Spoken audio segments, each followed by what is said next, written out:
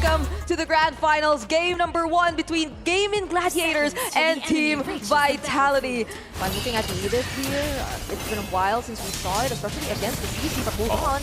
Nicolette's so close. She has the level 4 available. She's going to go and do the damage to Vivian. Gets the first blood. Looking for Vivol as well. One hit! And Ashley will pick up the kill. That's 2 for GG. It felt like Nicolette just knew they would get the kill anyway. Oh, Panda. Oh, okay. Oh, that was so close. Panda's the one doing it. Oh, Sumieko, that doesn't connect. Oh. Wait up! Oh! Nicolette goes back after doing a shadow kill. We're going to force the fight anyway. Vivian quite low. She has to get out. That's going to be a flicker burned. Again, the SOD won't land. The turtle is secured though. And Cindy now joining the fight.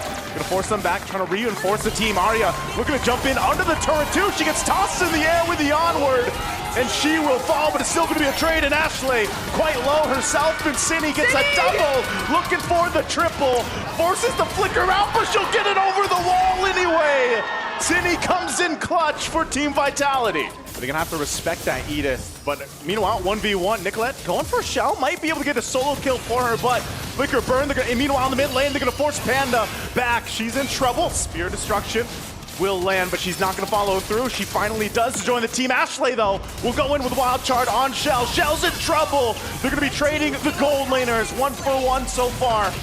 Still very close. This fight for this Lord is gonna be not anyone's sure win, but they're gonna initiate the fight anyway. Nicolette on the backside, she will find Cindy! So she shuts down Cindy.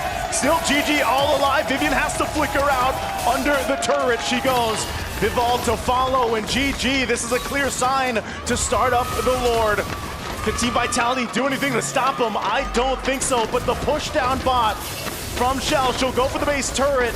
Vivian trying to be a distraction. Shell, somebody has to deal with Shell, the minion, she's with them. Meanwhile, the base is gonna be worked on. She's working on the base and Arya's there. They have to clear out the minion, but she'll take it in her own hands and they take game 1 for Team Vitality. No one would have expected that game to end in that moment. Don't necessarily have that hero who you could just assign to really look for the pickup onto the backside, but Sumieko jumping in. They're going to fight back. Heavy spin used to. Into the traction pulse, though. Ashley going to be in trouble. She doesn't have the level 4. Panda goes down, though. Meanwhile, still across the map, they're going for more. Vivian's quite low. Ashley can't hunt. Cindy just playing around the wall, and now Vivol joining the fight will swoop down and take the turtle. Team Vitality gets a whole lot that early on. The turret goes down up top, so they're going to be willing to trade an objective. Meanwhile, a full force of GG is going to start this turtle up. They're going to go for a traction pulse again. Heavy spin. Vivol's going to jump off, pops off the shadow kill, and Nicolette's gone. Turtle secured for Team Vitality. And now, GG on the run. Panda can't escape again as she falls. And Sayori and Ashley, no choice. They're left alone. GG is going to lose a lot more here. The way they've been playing majority of the past 2 games they had, and speaking of, they might just decide to go for it this time, but I guess they want to fight. Enough. They go in with a glorious pathway, but then they disengage, and now Nicolette jumping in. She's going to go in. Fumieko will catch her with the final slash, and Nicolette is gone.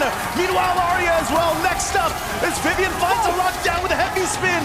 Panda trying to run away, but Cindy goes forward, flickers in, and will take turret shots. Ashley's responsible for tanking most of the damage. So how does that fall now? Ashley, oh no! Oh, this is trouble. They drop down the Zaman force, forcing the fight. Turret's gonna go down. Fumieko will flicker defensively. Nicolette joining the fight. They're gonna force them back into it. They'll find Vivian, but on the backside, Vivol goes into the turrets, into the fountain, and she'll go back. But on the hunt, Nicolette wants this one, but it'll be Panda that picks up a double kill. Gaming Gladiator is able to find something on the overzealous Team Vitality for that base. This major objective, the Lord, is up. It's going to be started by Team Vitality. Fumieko takes a couple shots. Conceal going to be used. They final slash in. They're going to fight it anyway. Panda unleashing on the backside. Not able to find Vivian, but they will get the flicker down and Shell the first to fall. Fumieko next. 2 down for Team Vitality. They want more. Nicolette jumps in. Vivol on the hunt, but she'll have to be forced back. So Gaming Gladiators just got control of this objective. If they can go ahead and secure it, Panda and Nicolette will start it up. But Vivol, she has the retribution. She's just around the corner. Is she gonna go for a steal? Arya jumps in, trying to cover them, but Nicolette will get the Lord, and Gaming Gladiators once again will turn the tide in their favor. You can already see the firepower is online for Gaming Gladiators. It looks like they still want to go down mid. Nicolette joined the fight too. She jumps into the backside, looking for the target. They get final slash though. Bivol trying to heal back up, join the fight. Fumi Echo will go down, but Cindy still unleashing, untouched in the mid lane as she picks up Ashley. And Ashley falls, and Arya gonna be next, and Cindy is untouched, unbothered, triple kill. Huge win for Team Vitality. Cine, the moment they weren't able to take out Cine, they thought they could go for the fight. There wasn't any heavy spin anymore. But they have to take note of the Sayori! Sayori trying to get the minions to focus on her. Flickers forward, but that's gonna be it. Team Vitality, it might have looked close, but Team Vitality will take game 2. Probably had to wait a little longer before showing themselves up that early because they were clearly at a disadvantage. The kick is true. Spirit Destruction, Panda sees it, she's gonna back off. But again, the initiation, again, a final slash thrown out from Fumi Echo. She's gonna be collapsed down on it. Shadow Kill's gonna be popped out. Fumi Echo one hit away, she goes back with a vengeance. Finally going down to Arya. Turtle for the taking, and Vivalt just around the corner, goes in, takes the turtle from under the noses. Now Nicolette on the run, she can't escape Vivian. The fight's still breaking out as Arya takes a little bit of damage, still force out, but can't run away as Arya falls as well. Team Vitality again finds the win. It was a great engage, but the follow-up might have been lacking. Here's a play, she goes in, Spear Misery there too. City in trouble, Panda, she's so low, she does find Shell. So she picks up one, Panda, gonna be okay, but Fumi Echo jumps in, gets her ankles broken by Nicolette.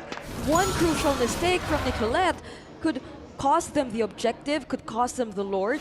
And you know how decisive Team Vitality is, but they go for Vival. Gonna jump in, Implosion already used, but it's Vival.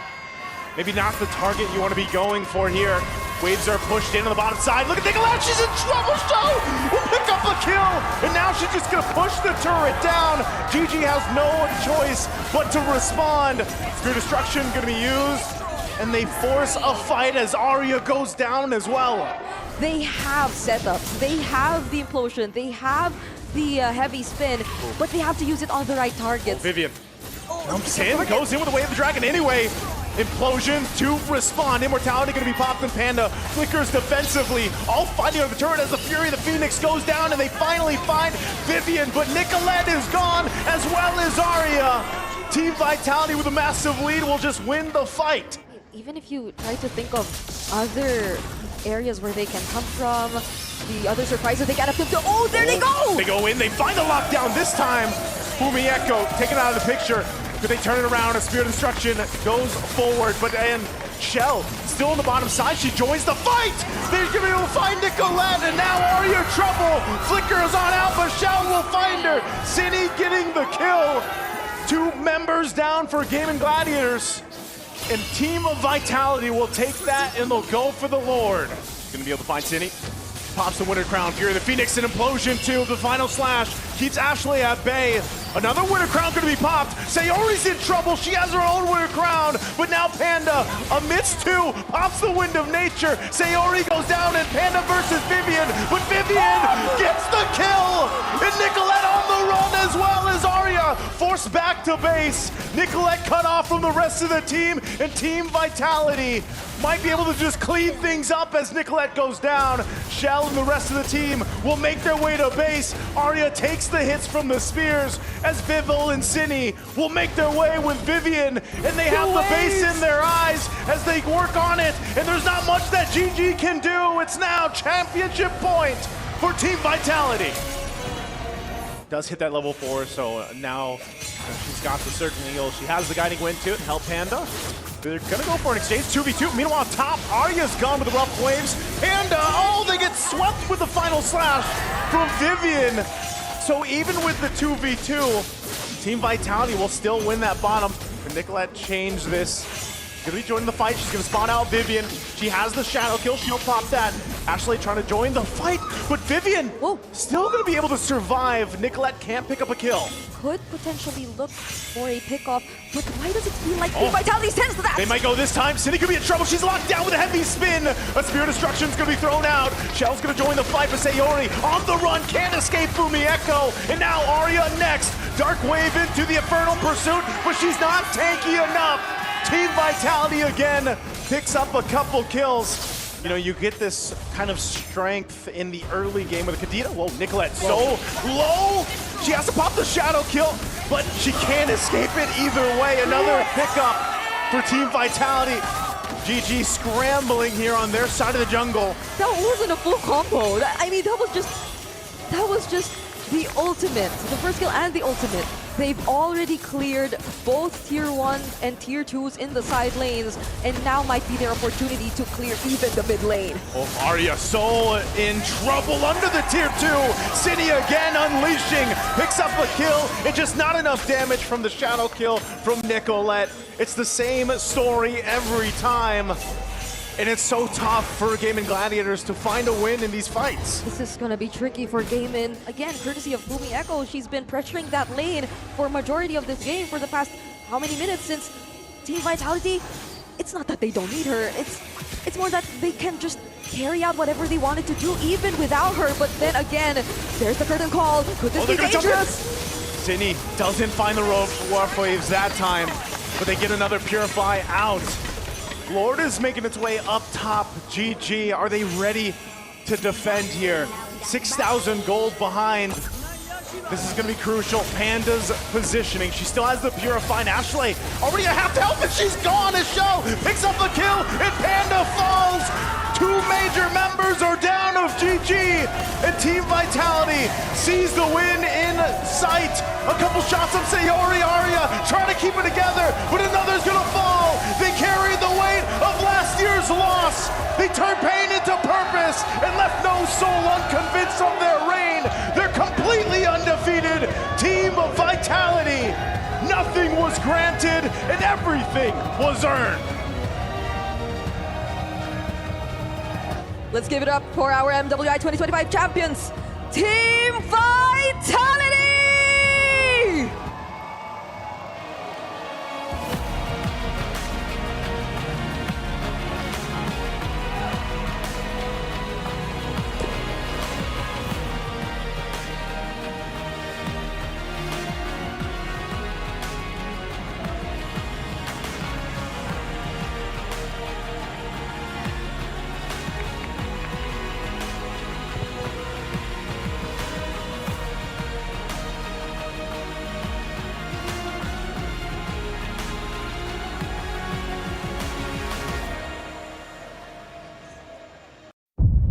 C'est la vie. Such is life. In the land of dawn, such is life when all that remains are dreams. We don't expect the loss last year, and the result is not like what we want. I know that we were capable of more. But MWI is where barriers are broken and queens are made. Vouloir, c'est pouvoir. To want is to be able. MWI is a chance for ladies to represent themselves because there were no opportunities in our region back then. Çoğu insan Türkiye'nin kolay bir yer olduğunu, biz burada bunun yanlış olduğunu kanıtlamak için buradayız. From heartbreak to hope, from doubt to belief. We only want to take revenge on Team Vitality because they were the only team standing in our way. То, что я нахожусь здесь, уже доказывает то, что мечты сбываются. I think the fourth title will be ours. Who will rise above? 2 champions, 1 game.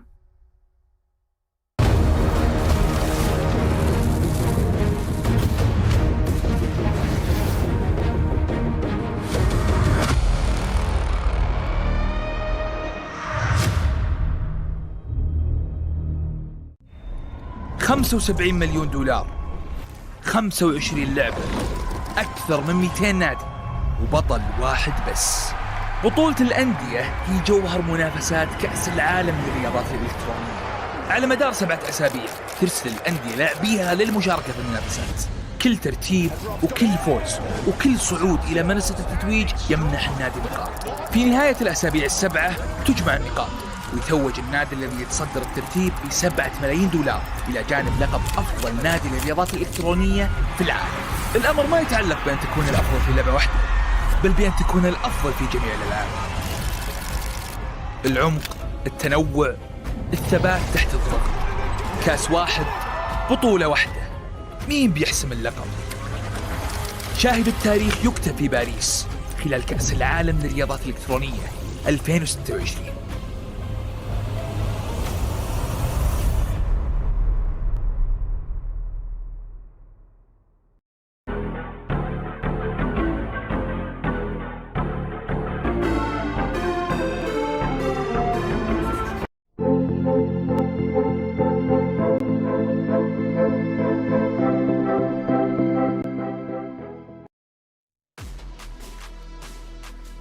Paris, France, the city of love, a gorgeous city with rich history. Unfortunately for a lot of the women of MLBB, also the home ground of the world champion for women's MLBB team Vitality. Welcome to day number 1 of MWI. My name is Renmar, and no, this is not MPL Philippines, but you are joined by the We Bear Bros. It's Leo and Naisu. Gentlemen, how are we? Bonjour. Bonjour. What a dream come true to actually fly out all the way to Europe for, the third Esports World Cup, and to celebrate women's MLBB, to maybe crown the defending champions once more on home. So what? It's crazy. Definitely, we're going to have some action-packed days ahead of us. It's crazy to even be here. I think even for us, all talents, if we got settled in, I was here a little bit earlier than you guys. We had our wild cards over for MSC, but now you've got to share the beauty here, and now we get to see the beauty in the land of Dawn for this MWI. Yes, women's MLBB has been on the up and up ever since, of course, MWI started. Now officially the Women's World Championship, now Women's International, no longer the Invitational if you're familiar with it. But yeah, a lot of stories. We've talked about Team Vitality, but there are so many familiar faces coming back, a lot of new faces coming in. So I'm really looking forward to seeing what MLBB has in store for us. Because remember, it's not just one champion we're crowning. We have MSC later on, but it is MWI. We are under EWC, the Esports World Cup, and the whole club championship theme. So a lot more to watch out for. First off, let's watch this.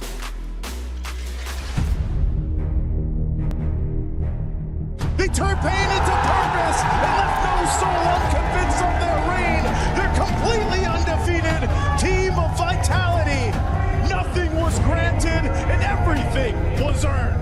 I just want to prove that no one can do it better than us. I think that it was meant to be ours all along. Winning MWI 2025 meant a lot to us because this is our first ever EWC champion title.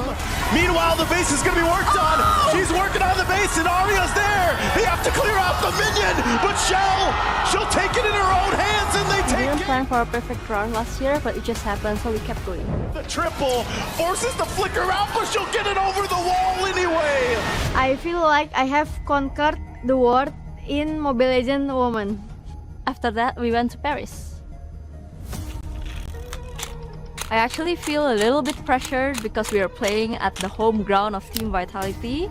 Now that we're here, all of our fans in Paris are able to watch us directly on site.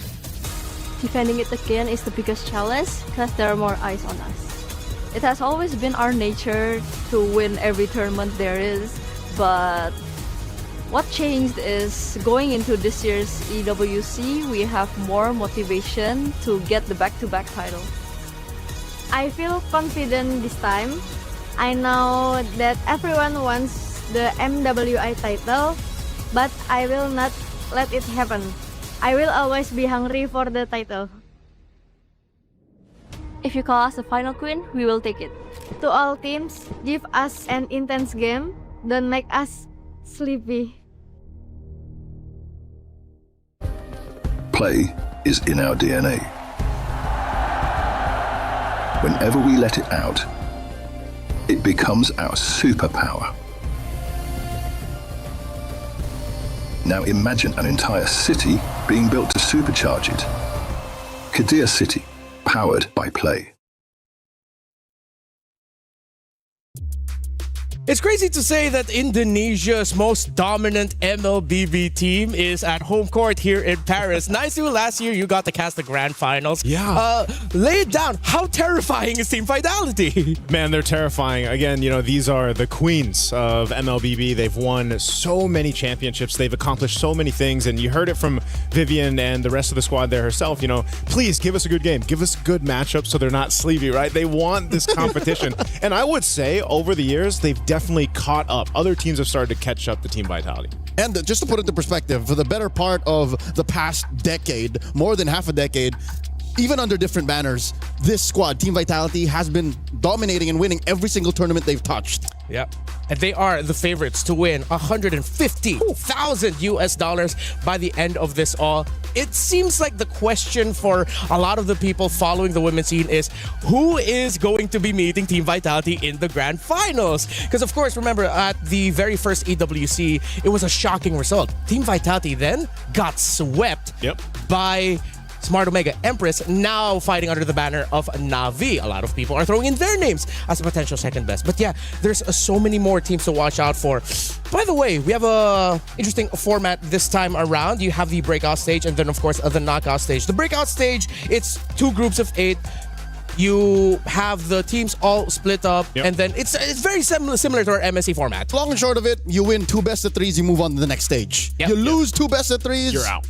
C'est la vie. Yeah, it's quick. It happens really fast. And then, you know, today we're going to be covering actually a multitude of games. We've got 2 streams going on over here on B Stream. We've got 4 matches ourselves. So, you know, even after day 1 concludes, a lot of things kind of already fall into place day 1. Yeah, pretty sure you have a lot more questions about our format. So we prepared a little video for you guys so that you could understand it a little bit more. MLBB Women's International returns to the Esports World Cup 2026 for its historic 3rd edition. And for the first time ever, the grueling battle heads to Paris. As the one and only all-female championship at EWC 2026, 15 teams emerge through qualifiers spanning over 60 regions. Only one team bypasses the chaos, Team Vitality, returning as the title defender with a direct invitation.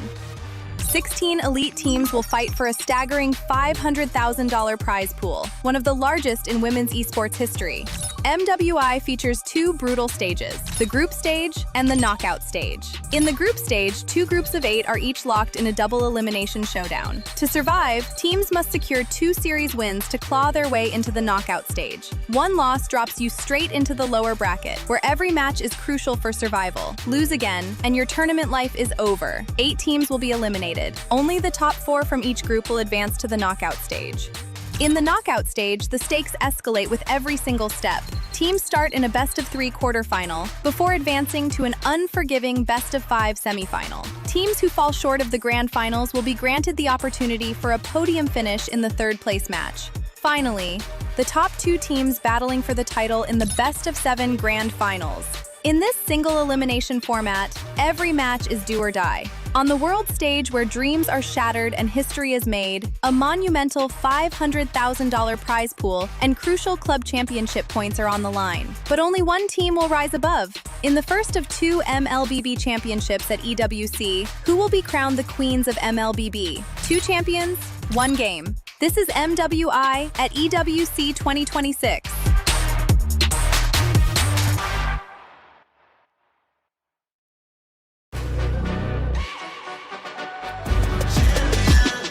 This ain't no regular thing. Came for the ring, you know what I mean.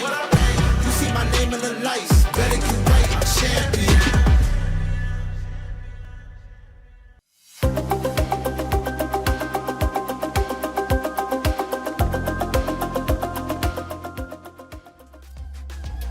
Three of the last 4 MWI titles have been won by the members that make up Team Vitality. Let's spend a little bit more time talking about them so that people understand why are we focusing so much on this team. Let's start with the roam. Vivian, arguably the best roamer in the women's scene in the entire MLBB landscape. And she's won apparently countless of titles in Indonesia if you consider like the grassroots tournament.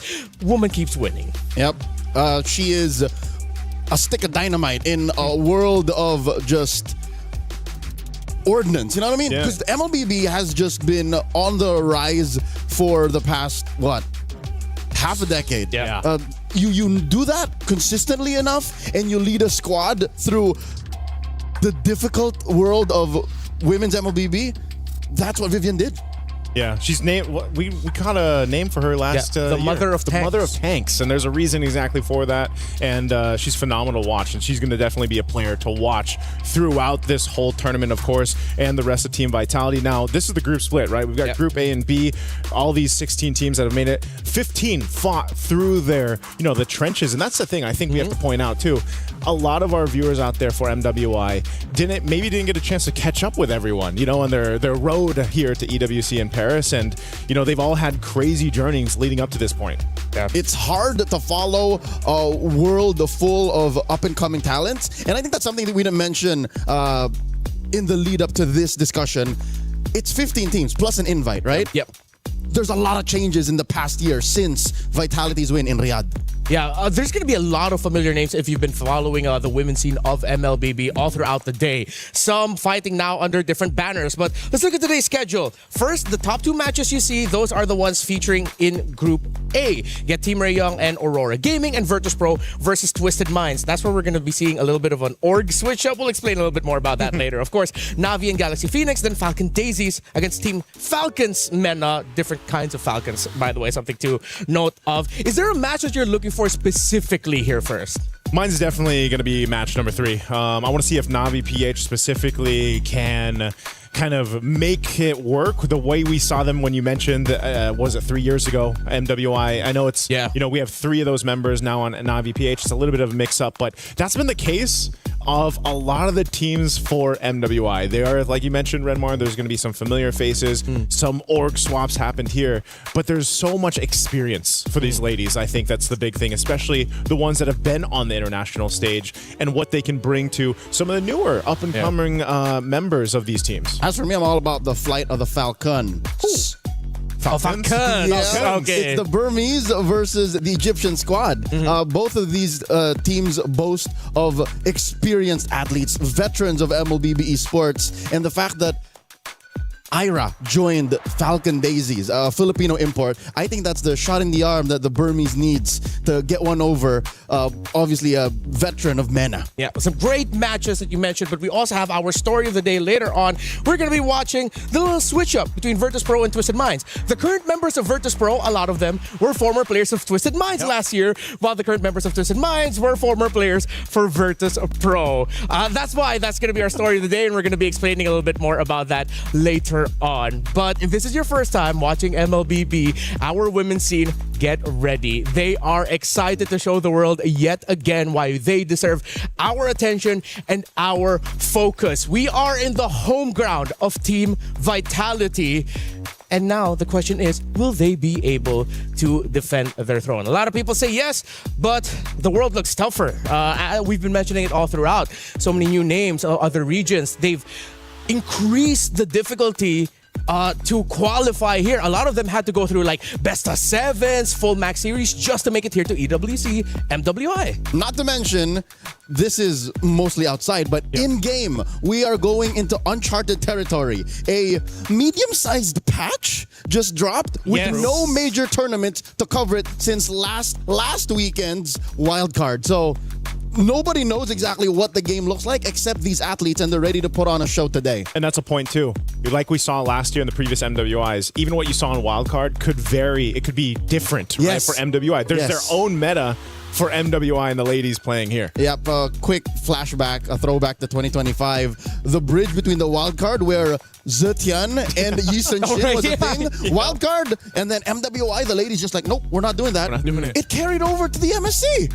Yeah. So who's to say? That's something that has been consistent with all the previous MWIs also. We've always walked around going, hey, man, the women's scene is so unpredictable in a good way because they're willing to try out more new things compared to the men's scene. The men's scene, it seems like once they have a good understanding of how things work, all right, this is how we're going to play the game. The women's scene say, no, we're going to do our own thing. And I love that about MWI. Yeah, that's why that was kind of the joke over on Wildcard stage. You know, we were mentioning, we'll see LaFell later on too. He was saying it's, you know, you get to MSC, a lot of the teams just look at what the tops are doing. They're just like copy and paste. I'll just do that. I'll make that work. MWI is a different beast. and I like that that's the case. Yeah, scientific, mathematical, optimal is what we end up seeing in the stages of the Mid-Season Cup. Yeah. But MWI, it's art. There's a little bit of molding going on, and the ladies are willing to experiment. And again, there's a full coaching team behind every one of these teams showing up. So it's not like they're just freestyling it.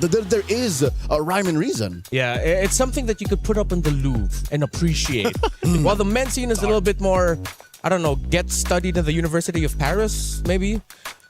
Yeah, that's what we're going to go for now. But not to undermine any of the two ways to play the game. It's just that expect that the women's scene is a little bit more shocking for us in a great way. 2 champions, 1 game. Yeah. Champions, 1 game. Champions, 1 game. We might see some good picks here. Yeah. Speaking of picks, I think we can touch just a little bit on the patch environment that we've been talking about. Scarlet Embers. Scarlet Embers. In Wild Card, it was tankier. Now it seems like Assassins might be coming back. They tweaked the overtuned tank junglers. Is what happened. It's Fredrin. Baxia. Yeah. It was more of, on paper, in case you didn't want to like dig deep into the details, it was more of a calibration. Yeah. It's not a full-on switch up. So I expect that maybe if it comes down to it, if some of these ladies aren't ready to, jump back into the Lings, the Lancelots, the Hayabusas, then they're more likely to try out something that's tanky but not exactly full-on big 3, like I'd say a Bamond. He's looking forward to the Ballman. Yeah. I'm looking forward to the Ballman as well. I think the biggest shakeup needed to not just be with what was happening in the jungle, but also like the mid lane picks. This is something that we were asking for, the shakeup. I'm still happy that at least Gord is he's meta now, basically. Yeah.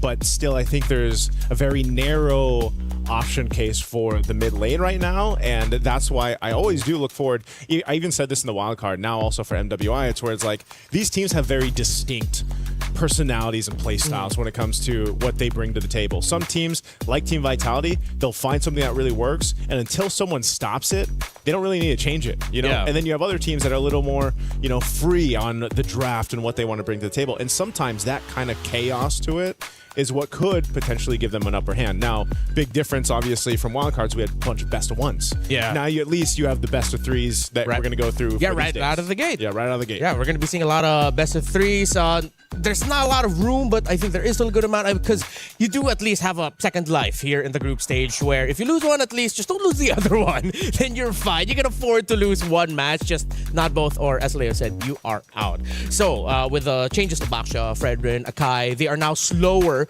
with clearing the jungle, and with jungle creeps now giving more gold.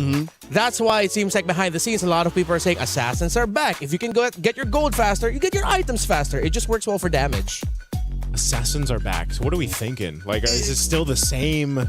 Here's the thing. It's not as simple as just because the jungle changed, that's what will drive everything. Because note, when you play a soft but damage dealer jungler, you have to find tankiness elsewhere. Yeah. Well, gentlemen, I am enjoying our discussion, but it's time for us to go on over to the main stage, see what's going on.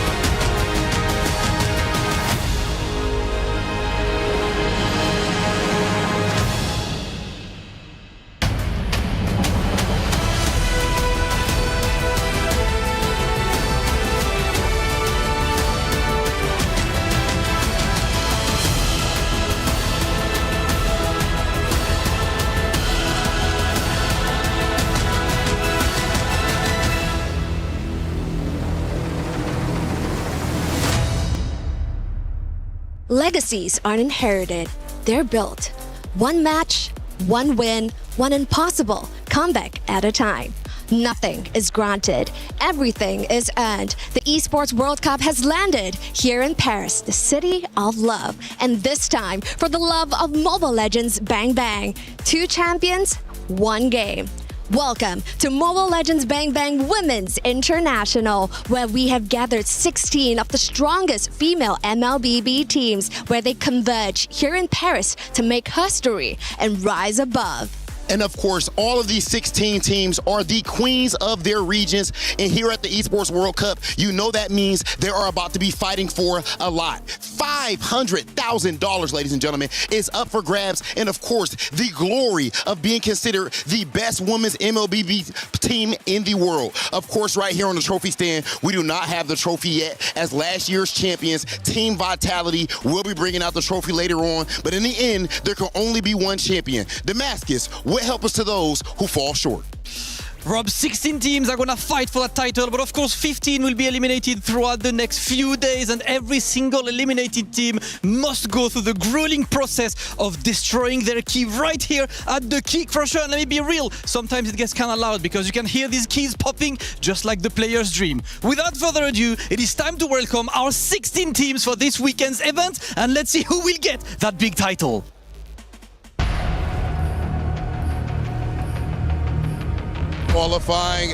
Qualifying out of Indonesia, Team Falcons. Qualifying out of Western Europe, made up of 5 countries, GK Esports.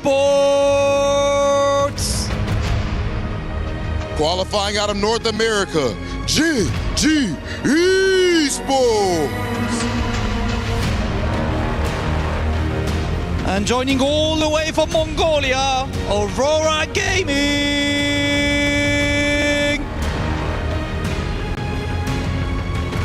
Powered by their jungler, Miss Meow, Virtus Pro.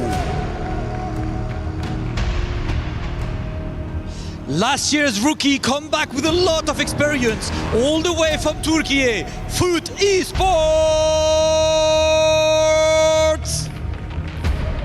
The newly assembled qualifying out of Myanmar, Team Ray Young.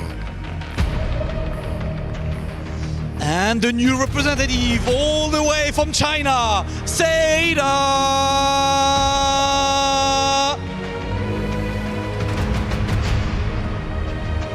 Qualifying out of Cambodia, Galaxy Phoenix.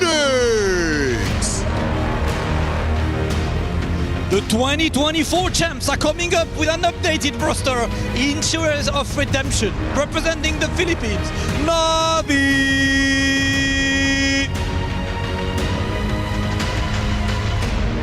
With the return of the Ice Queen, Galtech Cyber Team.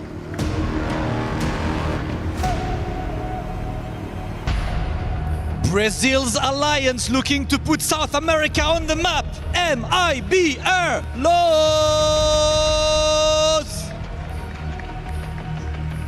Qualifying from Myanmar, Falcon Daisies.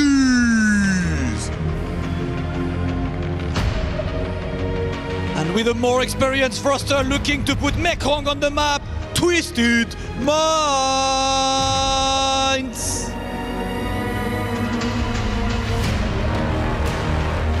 Sweeping the entire Africa qualifier. Put your hands together for Team Falcons MENA!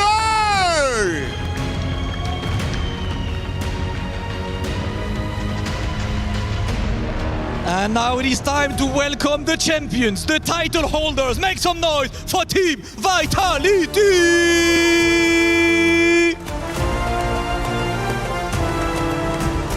Last year, the defending queens didn't just win it back.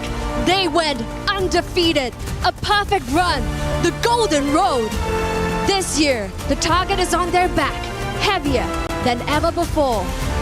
Every team came here to Paris for one reason and one reason only: to take the V-Hive down, and the crown from the Queen Bees.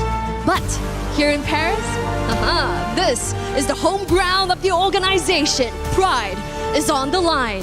Today, the question isn't whether Team Vitality still belongs at the top, it's whether anyone in the room can actually do something about it. To break it down, let's find out from the studio. An introduction. The ladies have taken the stage. Things start to get serious. And the trophy has been now placed in the center by on the stage. The women looking at them. That was a great intro. I love that intro. I got the goosies. I got the goosies. You got the goosies, Joseph? I got the goosies. You can't see them, but I got them. Yeah, I feel it in my veins. I think There you go. there we go. I think we should have like our own intro for us. And it's the We Bear Bros. Man, it's good to see the Baskets of Rob, of course, joining us here for MWI. So now that we've seen the ladies walked out, I think we can spend a little bit more time now talking about our very first match of the day, which is going to be Team Ray Young versus Aurora. So Team Ray Young coming in from Malaysia. Right. Yep. Of course, Aurora coming in from Mongolia. Also known as Aurora Avalanche. Also known as Aurora Avalanche. So starting things off with Team Ray Young, crazy road for them. They actually took down Navi MY on the way here. Yeah, I think that was a big surprise, for a lot of people that were tuning in to kind of the results from that. And I think there's also, you can say, for Team Ray Young, you kind of have an expectation. I think for a lot of people that have been following the ladies' journey up to this point, what they've been able to do, but also for Aurora, by the way, there's so many Auroras now, right? Auroras are everywhere. But they're a little more of a question mark, I feel like, for this matchup, right? Maybe the expectations haven't been set exactly just yet, but I hope for our opening match, at least here on Stream B, we get the full series, man. We get the full show, best of 3. Yeah, Joseph, you're not a stranger to Mongolia's meteoric rise. Yeah. They almost made it through. Just the region's performance here in the EWC has been something to watch out for, but they're going up against now Malaysia's powerhouse out of the women's division. Here you'll see the roster for Team Ray Young. I got my eyes on Chiboy and Quinn. It's a reunion. Chiboy took her time to go around back to the world stage, but Quinn, just 6-7 months back, won a gold medal. Yeah. In Thailand.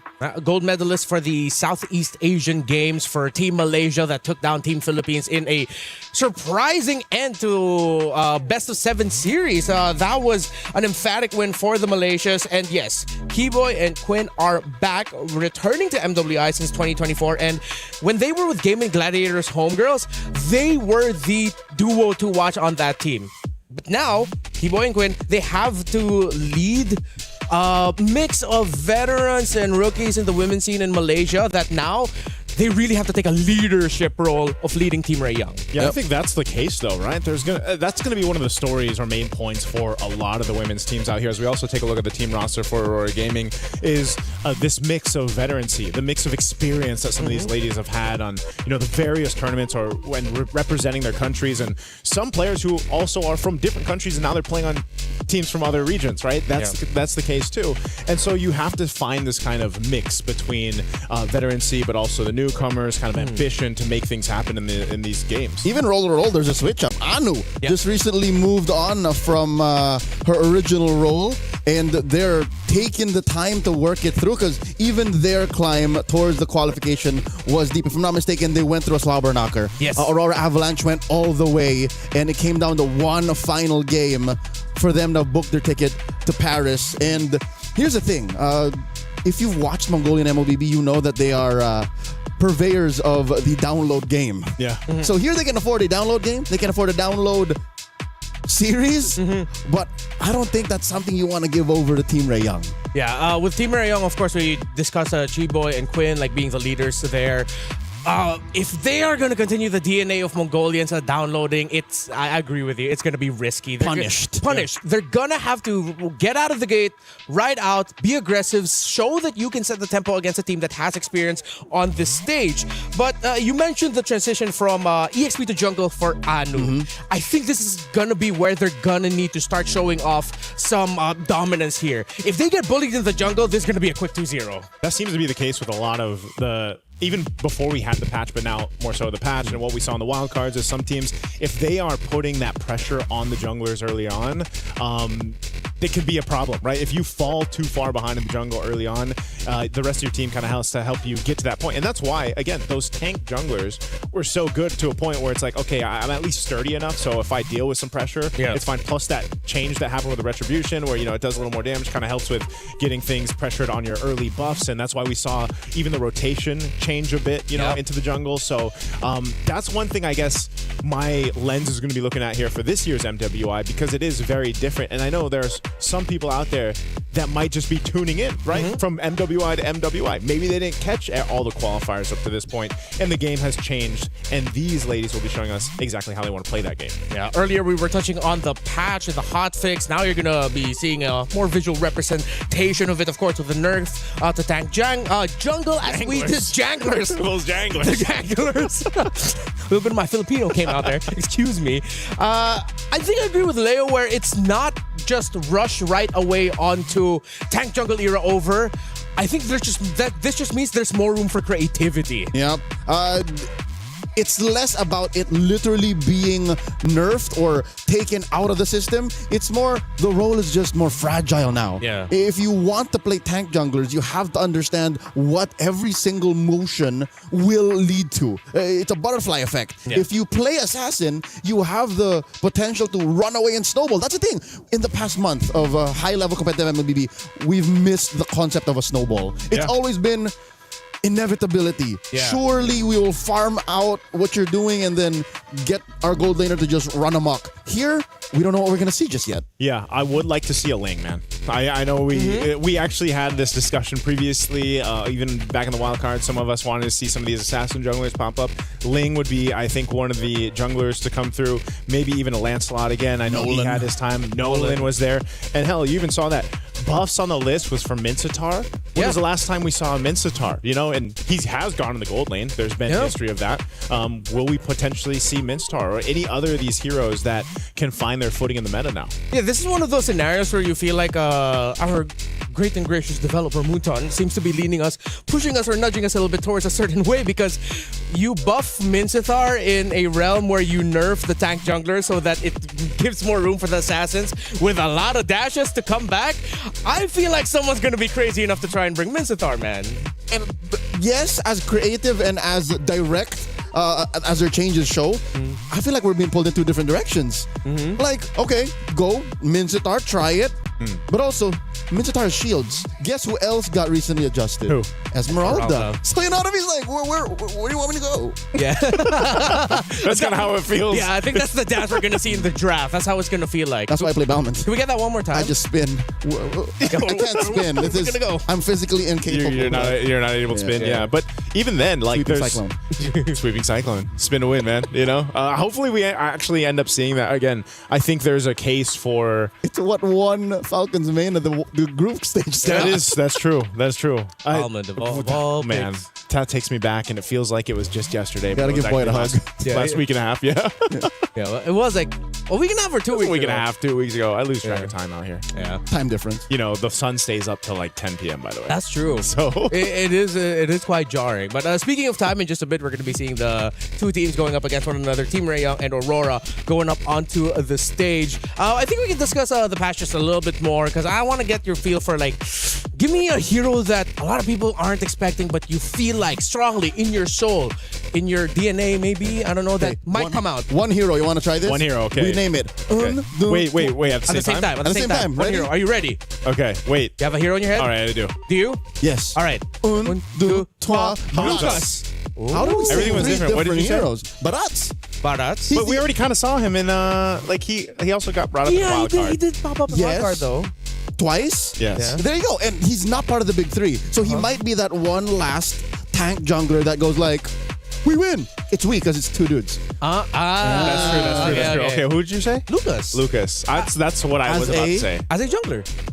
Yeah. I was about to say Lucas. I miss Lucas. Right. Yeah, exactly right. There's just something about Lucas. It's like, now with the adjustments to the tankier junglers, and we missed the concept of snowball, right? Who's more snowball-y than Lucas? Well, there's a few, but he's a fighter too. Yeah, like, he's a fighter. He can be as chunky or as damage-oriented. Yeah, and in his ult, he is difficult to kill if he gets a lot of spell vamp. Yeah. It's a nightmare. If he snowballs, kind of GG. So that's why I'm leaning Lucas. I went with Hanzo because I want I like more cool, edgy assassins. He's about as edgy as it gets, I think. Do you consider Hanzo a goth baddie? Whoa, hey. Is he? Technically, when he's in his form? Not for you personally, but just like in general. In general? No, I don't think so. No. Sure, I think Hanzo's inconsistency is going to be against him. Yeah. It's worrying because, yes, you can snowball with him. He got a little buffed. Yes, there is like this mid-game power spike that you can kind of hit, but you're never sure. I always wanted him to be good, though. Like, that's the thing. I've always wanted Hanzo to be, like, in the meta, just because the concept of him is cool. Sounds like Cope, Joseph. Yeah, that sounds kind of cope. You know what? And at the end of the day, I just end up playing the same old junglers. Alpha. Yeah. Actually, this might be the rise of fighters. Because in a realm of tank junglers were good, could still be good, and assassins are fragile. Yeah. What if you just hit it down the middle like a Goldilocks pick? Oh yeah, you just go for the balance. Maybe that might even mean like heroes like Matilda come in so that you can rotate faster with those fighters, right? True. Balmond. Yeah, Balmond for sure. Oh yeah, hey, maybe we might have just discovered something here, gentlemen. It could be fighters are the middle ground, and teams who might want to try to bring those picks out might be rewarded. Because, yeah, if tank junglers really are that much slower and assassins are still that vulnerable despite them getting their items faster, like it's a little bit more 50-50 if you're going to make it work, then why not go for the safer pick? Safer pick can work, It's been 2 years since we last saw fighter junglers be like the paramount pick, the apex predators of meta. Yeah. I miss that. Who is the biggest fighter jungler? Alpha, I think, is Alpha. This is on the top of my head. Because even the time where Lucas was viable, for some reason he was cursed. Yeah, he wasn't as like prominent there. Yeah, and he wasn't as consistent also with like getting good results. Most of the time it's just like, hey, Lucas is here. He didn't win the early game. GG. His time is as a meta pick is matched by the times he was meme. Like, oh, is that a wrong Lucas pick? Or teams get blamed because they pick Lucas. So like that's 50-50. There was a time in the professional league when he was picked up, and it was usually a question mark. Like, where is he going? Is this gonna work? But I think if there wasn't the Lucas, the Hanzo, Barrett's is kind of picked up. Other than that, I just had a thought. If we're gonna continue this train of thinking here for the picks. Oh, the ladies are here. Yeah, the ladies are getting set up on stage right now. Your thought? If you're wondering that maybe tank junglers are too slow now because of the damage reductions and all of that, what then happens if you decide to pair it with high damage roamers? Natalia, Jawhead, Hellcurt. A mid laner like Selena, Hellcurt, heroes that can help expedite the farm process because you can leash certain camps quicker. This is why I spam Cho. Cho does the same thing. Because technically, even if you like the way he's built up, it's not like you're building him damage unless you're in a solo queue and you're insane. But usually, his kit alone and his passive and everything else helps kind of speed that process up, I feel like. And there's a good enough early damage with a concussive blast and everything else where it's like he's a threat, So I think Cho he's probably going to pop up quite a bit. There's a reason why Cho, you'll see him in highlights from season 1 and the most recent season of MPLs. He's still he's an OG. He's relevant, especially with the new skins. Yeah. You know what I want to see? I want to see a Cho skin where he's an old dude. No, he doesn't need any more skins. No, come on, like he has like 18 skins. It's like 18. Give him the 19. aged one. Yeah, give him like an aged, like old man Cho. That would actually like with a long beard. He looks like a wise old kung fu man. I know Let you that love be your the kung collector. fu flicks, man. Yeah, collector. Right? Collector skin. Old Cho. Am I winning you over here, Leo? Do you want the old man? Here's the thing: you're not swaying me because I don't play Cho. I do. I'm agreeing with you. All right, okay, thank you. Like Old Cho. I'll take that. My diamonds are not on the line here. I'll take one of the two. I'm still waiting for Balon's 5th skin. Does he only have 4? I think all so. this time? I think so. There's definitely some heroes that still only have 2, by the way. All right, wait. So Nice did mention one damage roam pick. Is there a damage roam pick that you want to see? That you think might actually show up? Okay, so you mentioned the 3 or 4 good ones. Yeah. One that came up is Novaria. Right. She's sometimes swerved over as a roamer, but the thing is, if the goal is to expedite the early to mid, Novaria's not doing that. Yeah. She's a win more in the late game.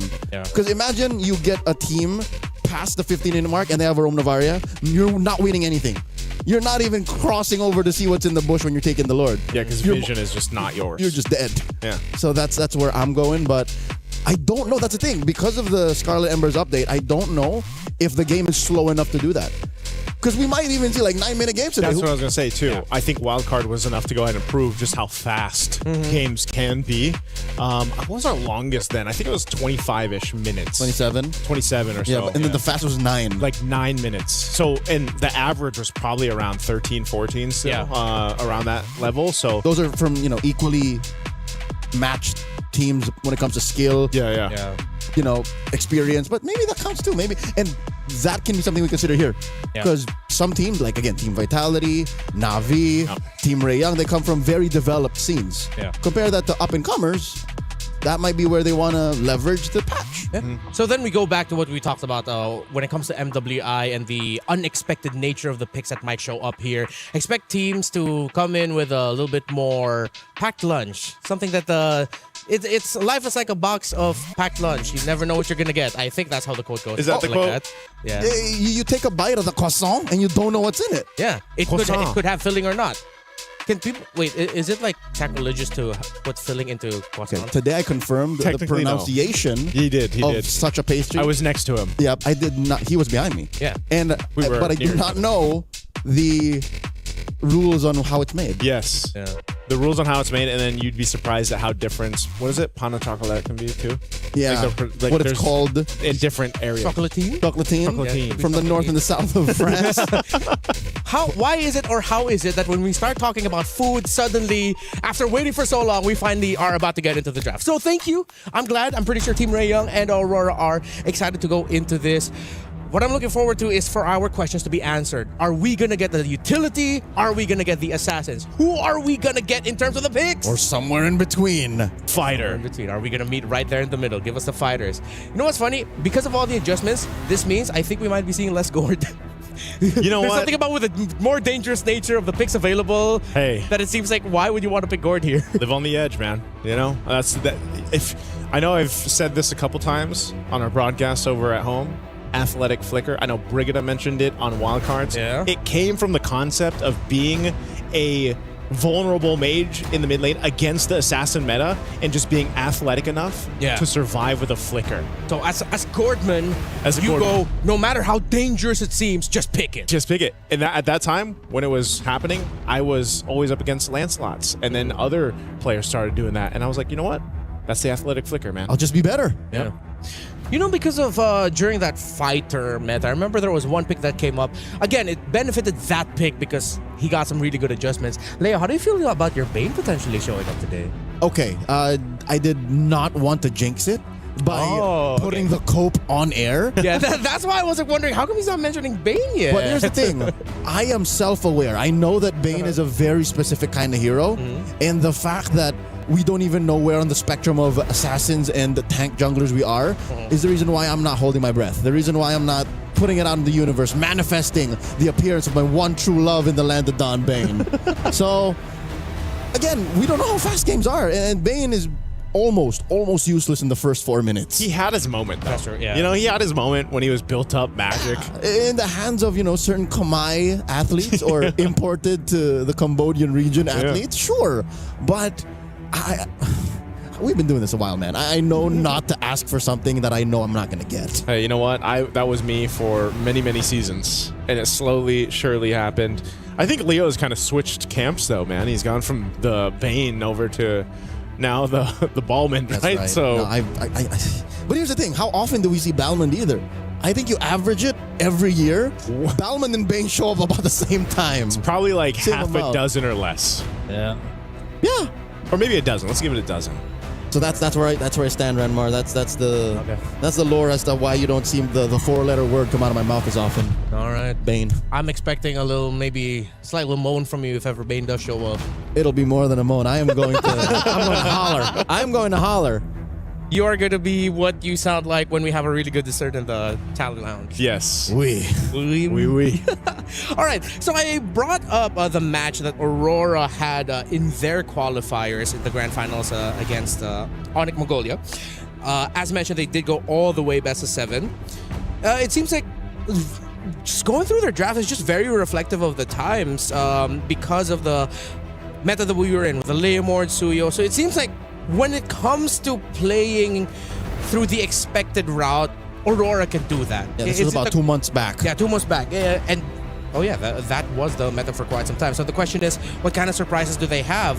They played in Akai Rome, and I think Akai Rome, maybe it's because I'm just biased towards it. I feel like there is a world wherein you could see Nika bring out a Akai Rome for the team. Akai Rome. Which makes sense because his nerf does not affect what Akai Rome wants. Yeah. That's what I was thinking, you know? And, At the end of the day, what you want for is the heavy spin. It's like the pushback. Yeah, you're not going to be as annoying with your pokes, but you are still annoying in the big picture of team fights. That could work. I would love some of the shakeup, man, in the Rome too, because in wild cards, at least for those that missed it, you know, there's a whole lot of priority on Atlas. And I don't know if that's going to be the case here or if it's changed a bit, but one thing is, you know, you need kind of that decision. Do we go with something that can set things up for, you know, the rest of the team? I think that's why we've talked so much too about the jungle kind of meta and where that's going to be going, just because Rome is such a good pair in that decision making. Yeah, you mentioned we were talking about Cho earlier. I just remembered here, Chiboy, it's named, that is her IGN because she's a huge fan of Kiboy, the player from Onyx Indonesia. And Chiboy did show up with a Rome when she last played for MWI 2024. So, based off of the picks here for Nika and Aurora Storm, it seems like Nika wants to play a little bit more slower tempo, slower control, just play for the vision. While Chiboy, remembering from how she played back in 2024, she was in your face. She was going into the jungle, and this might actually be a really tough job for Nika in Aurora Gaming. And I think it would be to their best interest to use the mechanical advantages that they have from TAN, their Indonesian import. I do think that's the dynamic we're going to see. It's going to be Aurora. Again, I hate to say it, but going for the download game. Just like see how much we can break through, see how much Ray Young is throwing out, and then Team Ray Young just stepping on it. Pedal to the metal, we'll win when we can. Sub 15. Yeah, and you know, this is the draft right here. This is what I was just going to highlight that point on Leo. I think it's great that you also have to highlight, this is Coach Ethan, right? He's familiar with us because former Lil Gun, former IHC. Yeah. And he's brings a Mongolian creativity. icon. Exactly, and that's why that download strategy concept is so apparent. And yeah, maybe they take one game. You name the Mount Rushmore of Mongolian MLBB athletes, he's there. He's Ethan. He's Abe Lincoln. He is. He's the Mongolian in MLBB. In MLBB. Specifically just in MLBB. That makes sense. Look at these Even opening the bands are different. Well, Even the bands are different. Gord. All right, Gord, Belleric, Marcel. I love that is a priority for Team Ray Young. This is just Southeast Asian efficiency. And the Jushin, at work. Despite Coach Frost at the charge here. So it seems like Team Ray Young, they understand how Aurora might want to play. We talked about Aurora playing the download, slower control. You do that with heroes such as Marcel and Juicin. Yes, they can be aggressive and very in your face, but because of their sheer amount of crowd control abilities, they are great controllers. Both teams, it's clear that through the draft, they want to have a straight line to whatever win con or gameplay status they want to have, because is it just the metagame that we have? Like, Belleric is such an annoying frontliner. Yeah. And he does what Marcel does, but in a little safer way. Yeah, it's kind of... Wrath of the Dryad is so annoying. It is annoying. He's just not as like... Whoa, Harara being picked up. This is... That's a wildcard Mongolian thing. I was going to say, this is very Something's never Mongolian changed. here. The first one to make the Harara work actually was ZXaura. Yep. So they're going with a pick that a lot of people saw work successfully for the first time. Also going on the Mongolian Mount Rushmore of MLBB. Yes, sir. Okay, Hirara, very happy that she is still showing up here in the drafts, considering that we were thinking that maybe she might not be the best hero in the landscape of the meta at that time, but she worked out really well in the wild card. Now, Team Ray Young, very unique picks here. Although I do expect that Glue might be showing up a little bit more in the priority if you want to talk a little bit more controlling and a little bit more bullying in the playstyle as the Roam. Slower, but still very Chiboy. And Lilia as well in the mid lane for Zulana. This is going to be a difficult Roam mid duo to find advantage over if you're Aurora. Yep. Their basements and ceilings aren't that high, but best believe when you're playing on the ground floor, the mezzanine against Team Ray Young, They're so comfortable. It's so hard to even, at level 2, get something past them. Aurora here, picking up the aforementioned Atlas. Again, this might pull out a Purifier 2 out of Team Ray Young. And of course, the Moskov. Again, late game is where they want to live. Late game because in the early game, there's that potential for the Aurora to be enough of a threat. She's the one who holds it down. Yeah. That's why I was saying, when we had the whole discussion leading into this about jungle, you see that. The Aurora is one of those heroes that can give you that pressure in the early game if she isn't punished as well. Snowball in summer. Yeah. But here's the thing. You need some burst. Yeah. So mid pick is going to be so important here for Aurora. Yeah.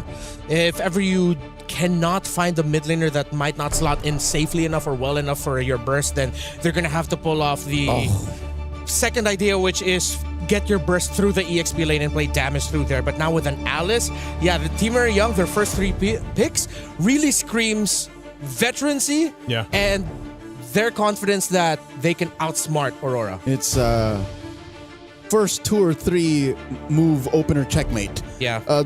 Many a team that played in the qualifier for EWC here, it's called the MCT EAXACL. A lot of teams fell there because of a 3rd pick, 5th pick swing Alice. It's just hard to kind of answer this hero when she finds a good position to be in. The bans for Team Ray Young, the Freya and the Uranus. Oh, there's the Hanzo Joseph taken out by Aurora and the Obsidia. Very interesting that Hanzo was actually banned out.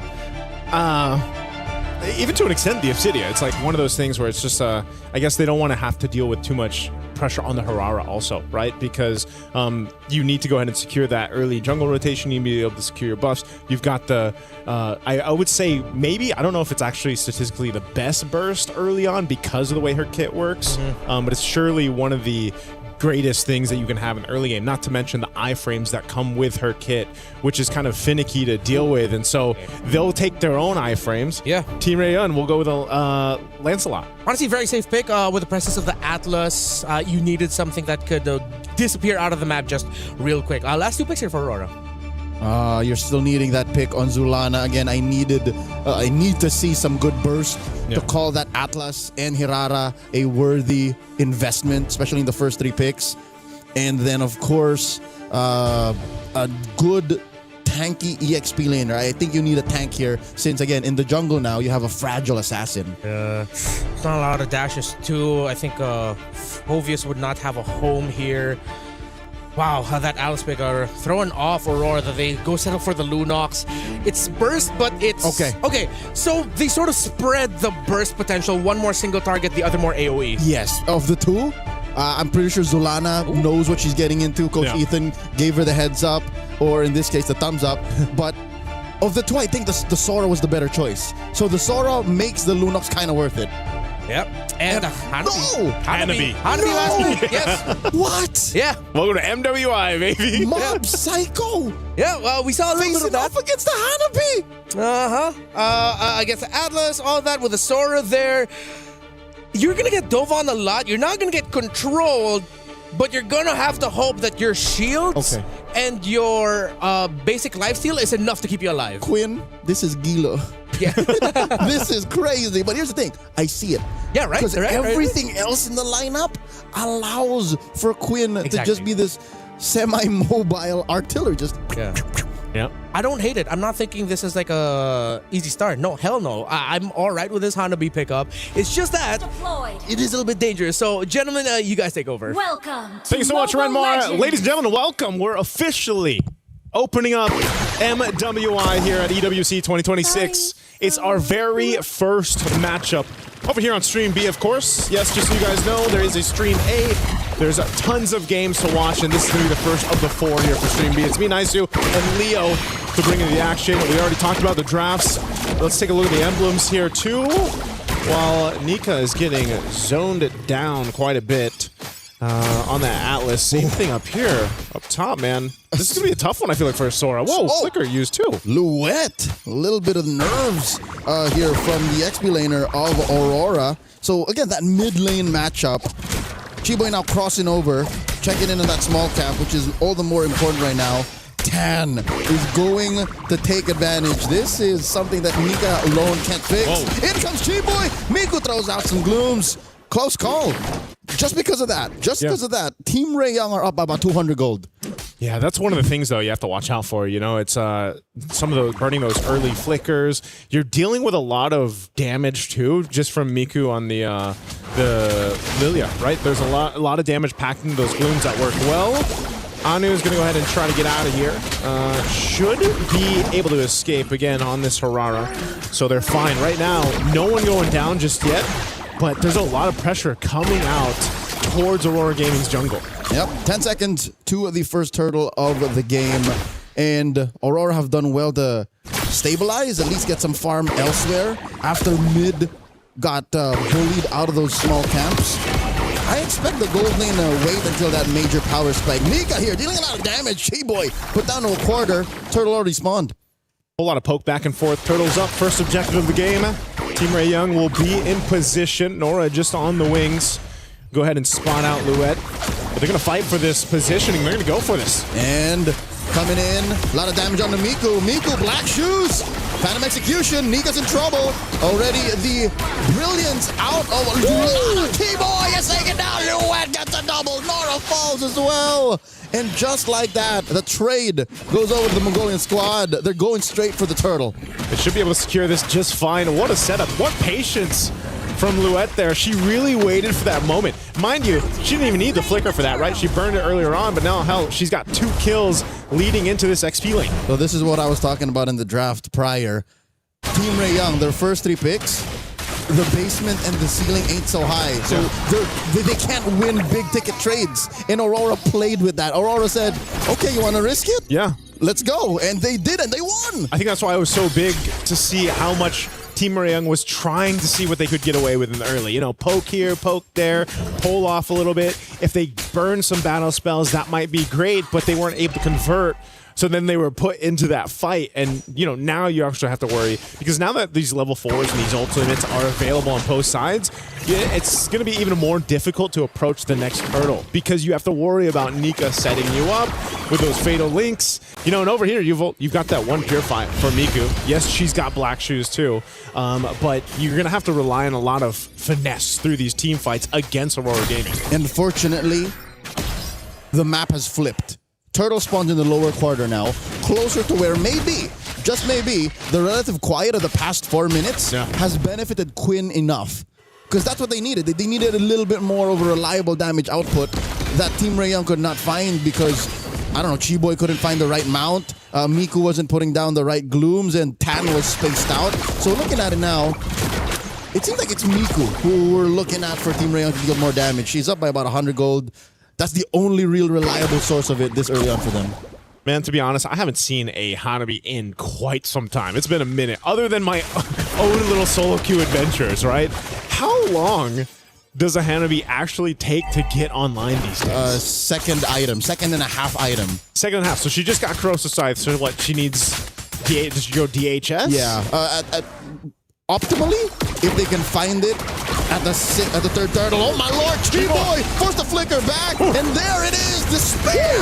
In comes the rest of them. Tan takes down Nika, and Luet will follow through. Double kill for the Lancelot, and now the turtle goes over to the Malaysian squad. And that's why you pick Glue right there, or Patrick Star in this case, because man, Chi-Boy surviving that is insane. And then off of everything, they'll get the turtle as well, a good equalizer there in this game up to that 5th minute mark, because they're also going to take down a tier 1 turret bottom side.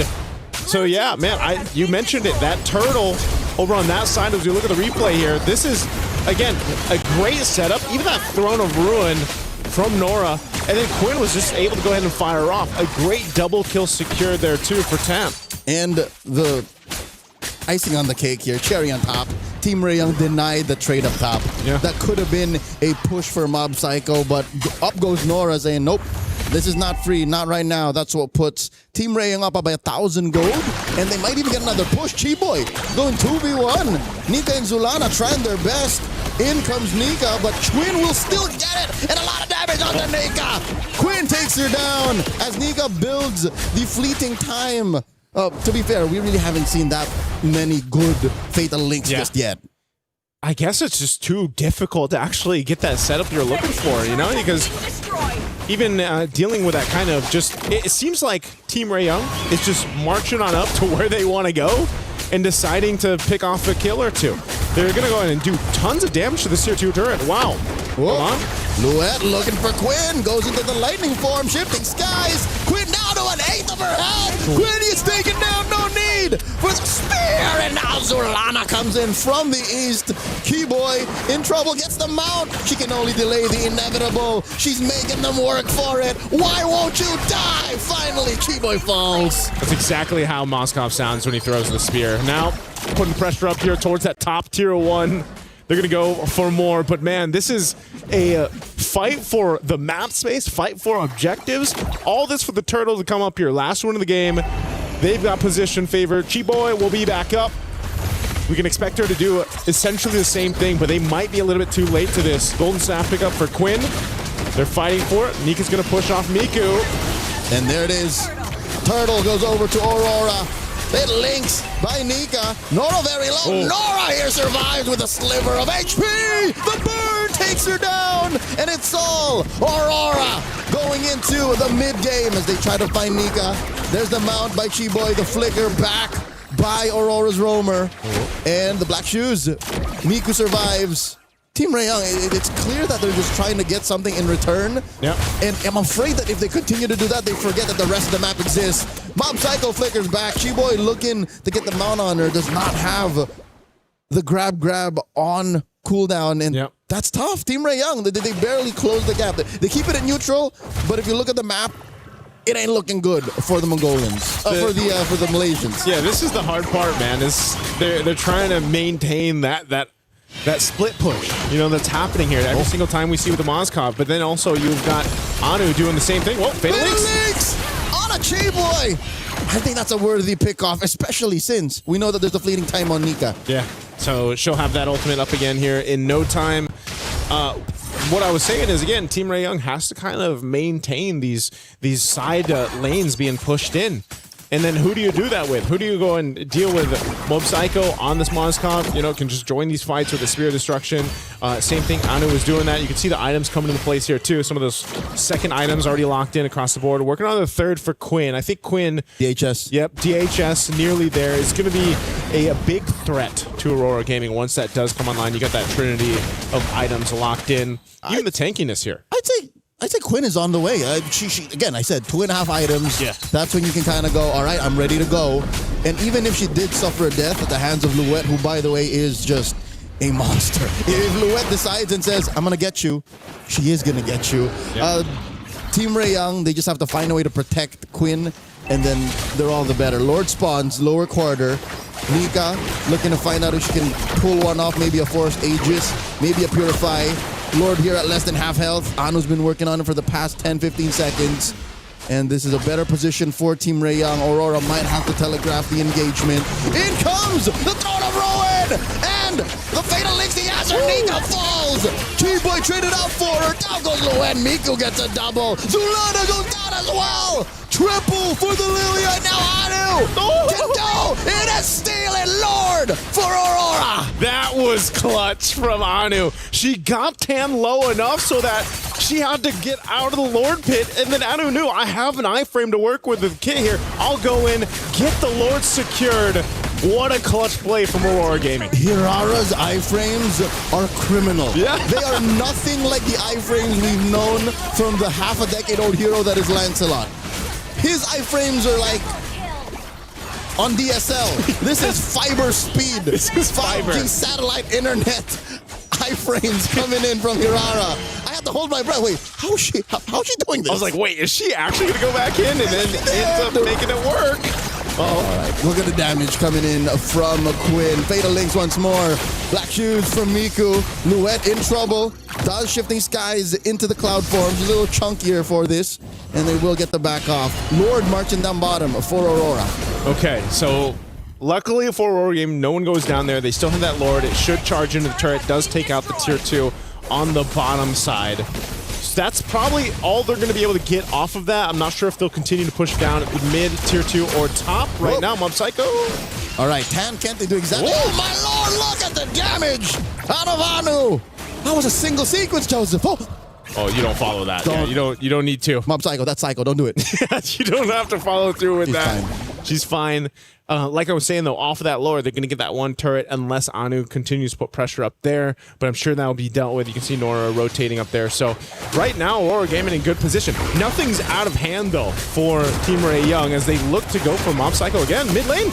And Quinn does find Louette. That's one natural predator that they're taking care of. Mob Psycho gets found out by 10. Zulana with the brilliance, not going to save her from Quinn's shurikens. And now, at least Nika and Anu will keep themselves scarce, but all right, the only thing that one could ask for as a fan of Team Ray Young is if this happened closer to Lord.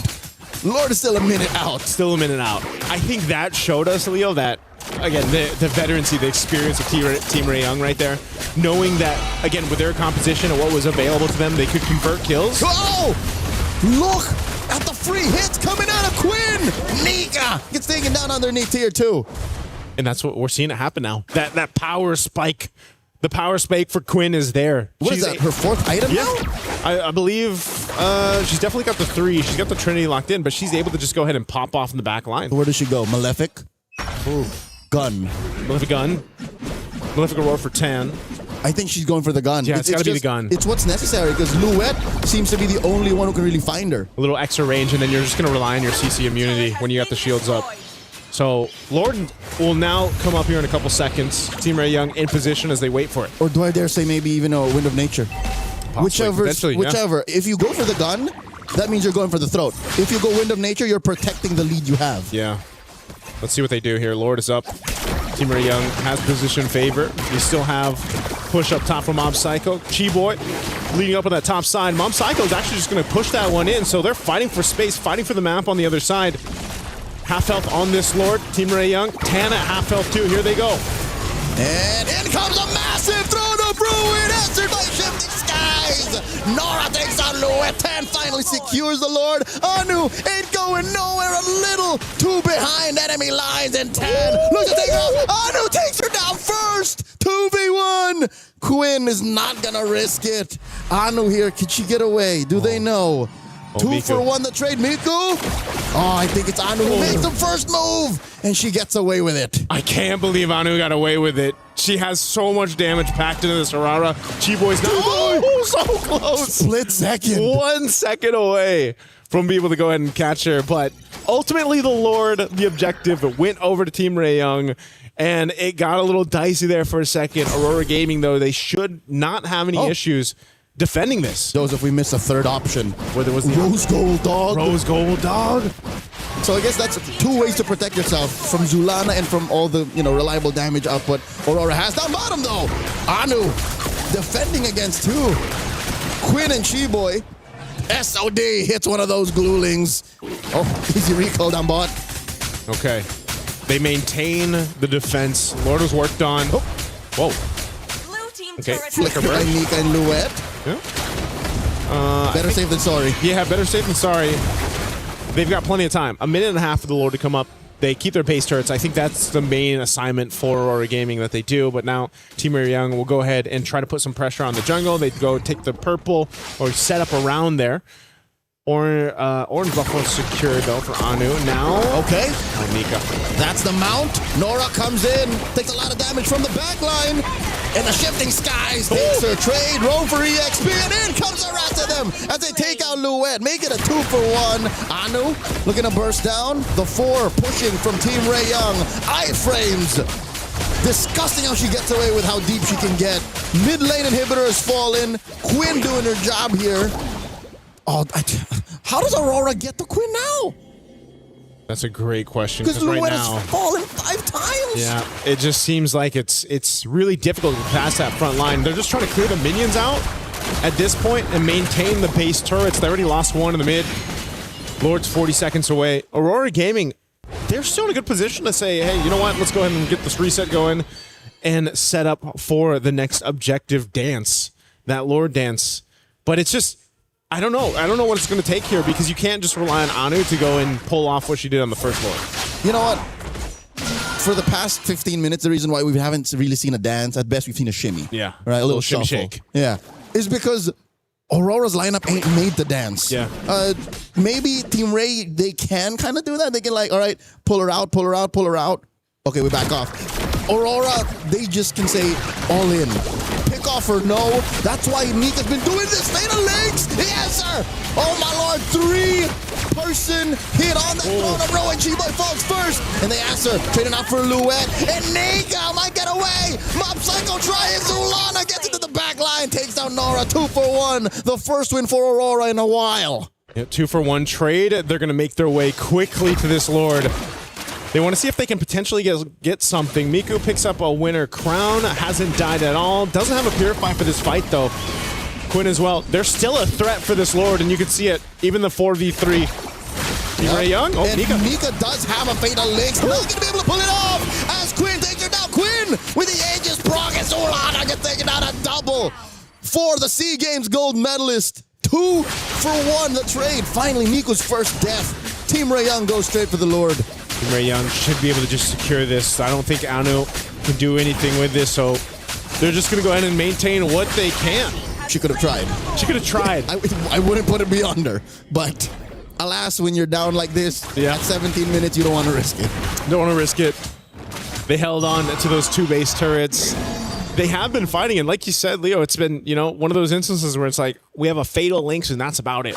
That's kind of what the fight process has been for Aurora Gaming. You know, it's been really tough for Nika. She's died 8 times, but she's been able to get, I don't feel like she's been able to just get one of those massive setups yet that we've seen with the Atlases throughout competitive play. Maybe in the defense, the base defense, that'll be the best case scenario for her to pull off. Yeah. Deep behind the inhibitors, you could use the extra firepower. Yeah. Because they're a 2-step team fighting team right now. The mount onto Anu, that's a rare sight. Rarely happens for Chiboy to find the Hirara like that. Anu using that kit to really clear quick. I think they gotta say goodbye to this bottom lane. Tan holding Nika down. Lord gets taken out with 1 more minion. Team Ray Young surprisingly aren't forcing it. Oh. That inhibitor stands. Yeah, stands for now. 1 HP, literally one hit away. Really good clear speed happening right now, too, for Aurora Gaming. So this isn't going to be a game-winning Lord push that we saw. Lord was already taken care of.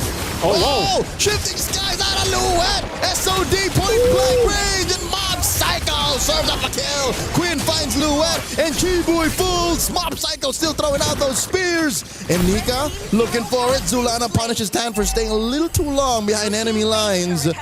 Aurora and Team Ray Young, man, they are taking each other to the limit.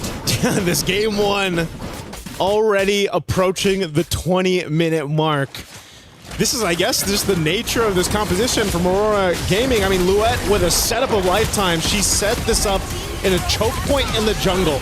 And Mob Psycho, she was unleashing here too, but she had to be careful because Quinn was right there, and that was an immortality from Chiboy. She didn't want to get caught any further.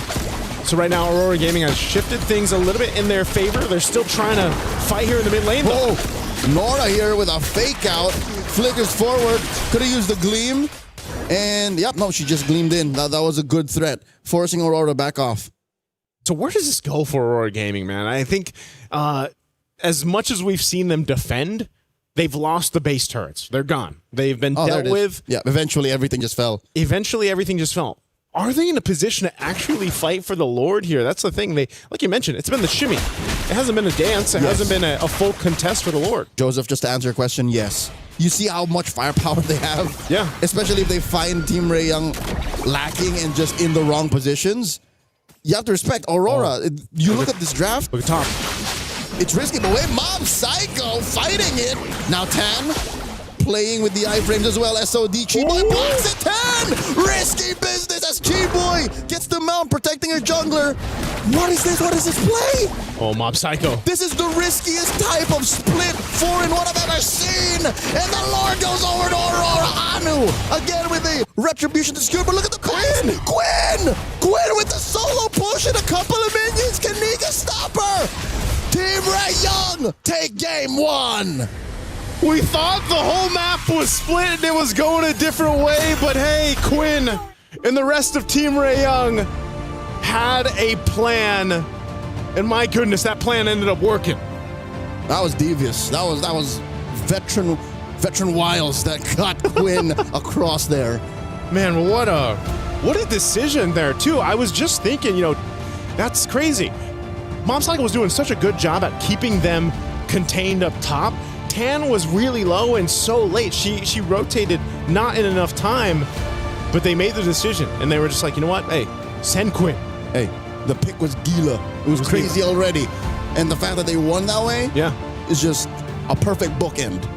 Yeah, man, that was a great game one in this best of 3. 20, what did we end at? 20 almost plus, 20. 21, maybe almost 21. A little past. Yeah, that was just great game one. Team Ray Young showing, again, this experience, this veterancy that they do have through the course of MLBB, and it showed here in this one. That is a great way to start MWI 2026 here on Best Stream B.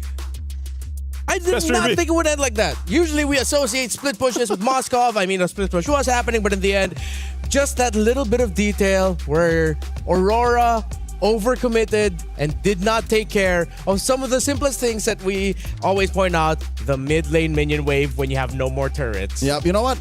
It's not that I didn't expect how it ended. You know what I didn't expect? How it went.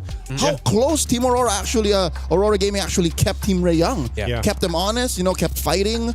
By all means, this doesn't feel like a download game to me. It looks like they played to really just win. This was a game that I feel like they were close to turning completely over. They had to catch up. They had to do the work, I feel like, and it was starting to be apparent, but at the same time, again, their base was dealt with. The base turrets were down. They couldn't keep that maintained. They weren't really able to, I feel like, compete in an objective fight, objective dance, and maybe that's the nature of their composition or just the way they executed it. And so, Team Ray Young was just able to go ahead and take that and continue to punish that kind of weak point, at least in game one. Yeah, 2 biggest learnings here. It seems like Anu is a student of the ZX Aura dojo of Hirara. And the second one being that Sora and Lunox's last 2 picks for Aurora, we were looking for that burst. In some moments, you were missing more AoE coming out of them, but I think just a pretty even spread between the Sora and the Fist coming out of the air and Zulana once you're able to Chaos Assault with Darkening up. It actually gave a lot of difficulty for the Alice and the Glue. It seems like a lot of the times, the Glue and the Alice were playing to the very last inch of their health bar to try and hold long enough for Quinn and Miku to deal damage. Which I think is a stroke of genius in the overall macro play of Aurora, because now we're watching the highlights, the replay. When you're in it, you don't really get the notice, but now in hindsight, I can appreciate how Miku, when she hits the Fatal Links, it's away from where Anu is. So Anu can take care of whatever's left where they started the initiation. Well, more MWI action coming towards your way. Aurora and Team Ray Young are going to be playing a second game. Will it go to the third? Let's see after this break. Play is in our DNA. Whenever we let it out, it becomes our superpower. Now imagine an entire city being built to supercharge it. Kadir City, powered by Play. That was a quick little shimmy of a break. We were talking about shimmies earlier. It was just like that. It's a DJ table scratch. Really good, Joseph. That was really good. Yeah. Good job. How did that sound? Wooka wooka. There you go. That was something like that. Yeah, let's just say that was you. So, again, going back to the discussion where you were talking about how Aurora seemed to also capitalize on the things that maybe are slightly overlooked. This is where I remember now why I hate going up against Lunox. Her animation for the Chaos Assault, it's so hard to spot with everything getting thrown out. You don't realize that you're getting hit by a Lunox until you get the notification that Lunox took you down. Yeah, the burst is crazy. And also, if you have a little bit of color blindness like me and my friend LaFell over there, sometimes you miss it too. Do you guys have the same color blindness? Yes, we do. We have the very same. Is it on a spectrum? You wouldn't know, I'm sorry. Yeah, we have, but I just know we have the very same. We play on the same settings in MLBB. Oh. Yep. Yeah, there is. There is color blindness. So you can tell your life box from everyone yeah. else's. Oh, yes. All right. Use your accessibility options in game, by the way, for those who are wondering, like, Yeah, it is very helpful. What was also very helpful here for Aurora is usually when we talk about teams that keep going for fights, there are times where we go, why do you keep doing that? Here for Aurora, not a single time in my head did I go, why are you going for that? It seemed like there was a lot of the fights they were taking, it delivered something. Not always a good thing, but it delivered something that helped slow down Team Ray I Young. had one moment. That's it. Oh, well, no. In hindsight, for me, I would be molding and questioning why they wouldn't fight. Yeah. I would be like, no, keep doing it. Yeah. I had the one moment. It was when Anu went for the Lord. And then you're like, oh, I see why she went for the Lord and she stole the Lord from There you Ken. go. So you had the question, but eventually it makes sense. Yeah. You know? The one time I questioned it though is because right before the win, right before of all the splits, why would you do Moskov split, fight everyone else? Apparently, something tells me this is Team Ray Young one-upping Aurora. This is their veterancy coming to play. It's like, all right, let them think they can get away with a 4-1 Moskov. Yeah. And then Quinn, you do the thing. Yes. It's unfortunate too that the thing that Quinn decided to do is something that, despite all of the great things that Aurora got to show off in that game number 1, you overlook one of the most fundamental aspects of the game at the worst possible time. Which I hope people don't overlook the good things that Aurora got to do because of the one thing that they didn't do, which was take care of the mid lane minion wave. Yes. In hindsight, what Aurora was trying to do was going to eventually win them the game. But what Team Ray Young did then won them literally that moment. Yeah, it was one of those things though too where it's like, I feel Aurora Gaming, it got to a point where it's like, okay, we can't take these fights to them. Like they wanted to do that, but they couldn't win them. So we might as well go for the game plan, which got them some of the base turrets and some of the space on the map, which was letting Mob Psycho push on that Moskov. She was going to win too. Yeah, she was going to win. She almost won that 2v1. And that could have, I don't know if she won that, if it would have really changed the course of things though either. Because now she did use the Spear of Destruction on Chi-Boy, and she wanted the reposition to get the kill on 10. Right? So what if, for some reason, she had used it towards the Lord? No, mathematically, she wouldn't have made it either way. Yeah. Because that means she would have had to make the call to go back to the Lord and then answer, do I take care of the Lord or do I take care of the inevitable push on Quinn? On Quinn. So you know what I mean? It's like, it's damn if you do, damn you don't, double jeopardy, catch-22, red herring, all of the possible metaphors that could explain what happened here, but a win is a win. Yep. Team Ray Young gets the win here in game number 1. So let's see if they'll be able to continue that into a sweep, or will the surprising start here for Aurora actually allow them to deliver a game number 3 against Team Ray Young. Overall, the team that seems like has more experience in the big picture of it all against them. For Aurora, gonna have to ask you guys this. Is it just me, or if you blocked out the names, I could have sworn maybe I'm also just watching one of the men's teams in Mongolia. It was a very Mongolian playstyle, and I mean that in the best way possible. Taking risk when you least expect it, because you know that it's going to deliver a result that either slows down the game for the opponents or rushes the game for you. There were just unfortunately some moments where Team Ray Young won more, but that was a very Mongolian game, and I appreciate that so much. I like their play style. Yeah. I think like that's the same thing I was saying, back in Wildcard. I think we have seen it. Like we've seen them on the international stages, whether it was the men's teams and now here for the ladies teams. And this play style, whether it's download or not, it's very distinct to Mongolia. It's very, I feel like they've embraced that play style. It's a little chaotic, it's a little hectic, but they somehow usually end up making it work. And in this case, watching them play, watching even, again, Harara, there's not many teams yet, I feel like, that we've seen make this hero work so well. Not the way they do. Not the way they do. It seems to fit this kind of concept of the way they move around the map, the jungle, the objectives even, that they're such a big threat. And you could see some of that pressure or some of that kind of quick response that Team Ray Young was dealing with Anu. The way she was utilizing the iframes even is what we were really highlighting through that game 1. I had to dust off my jaw as it dropped after the sequence. Like, how did you do that? Like, how is that even possible? Because I've played my hand full of Hararas in rank, both on my team and the opposing. None of them do it like that. So Anu, again, despite the role switch, knows the mechanical limits of this hero. So I think we're all on the same page, gentlemen. The fact that this seems like a very Mongolian coded team, given that they are from Mongolia. It's not like it's something new. It's just that we're talking about it and we're complimenting it because that's how we want to see them. Yeah. So I wish they don't change anything. Same. Hopefully they don't overthink and they start playing slower. I hope they just keep going for it. I hope they just play faster. Yeah. It worked out well for them. So from talking about and mentioning Anu, a former EXP laner now turned jungler, let's actually look at the EXP laners. Luet and Nora, I think, delivered most of the excitement from this game with how they were just so gung-ho and fearless with setting up with the Sora and the Alice respectively. Okay. Despite Aurora losing, I think Luet put on a better show than Nora. Yeah. Because Nora was a, sort of ruined machine. But Luet did, everything. All right, we're going to be discussing the EXP players just a little bit more, and of course the other players as well. We're just going to go on a really quick, short break. We were there. For every click, every clutch, every respawn. We were there for the years of grind. And we're here. Now. The proud founding partner of EWC. Powering the biggest event in gaming. Shoulder to shoulder with the world's best.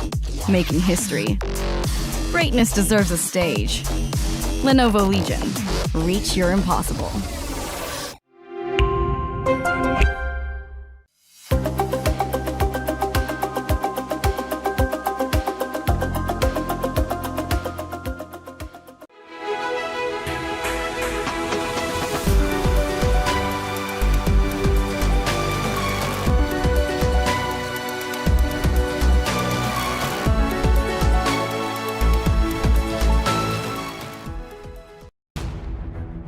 We're now entering game number 2, the draft of Team Ray Young against Aurora. Of course, if you missed it, Team Ray Young are leading 1-0. Gentlemen, I have a working theory of Mobile Legends Bang Bang.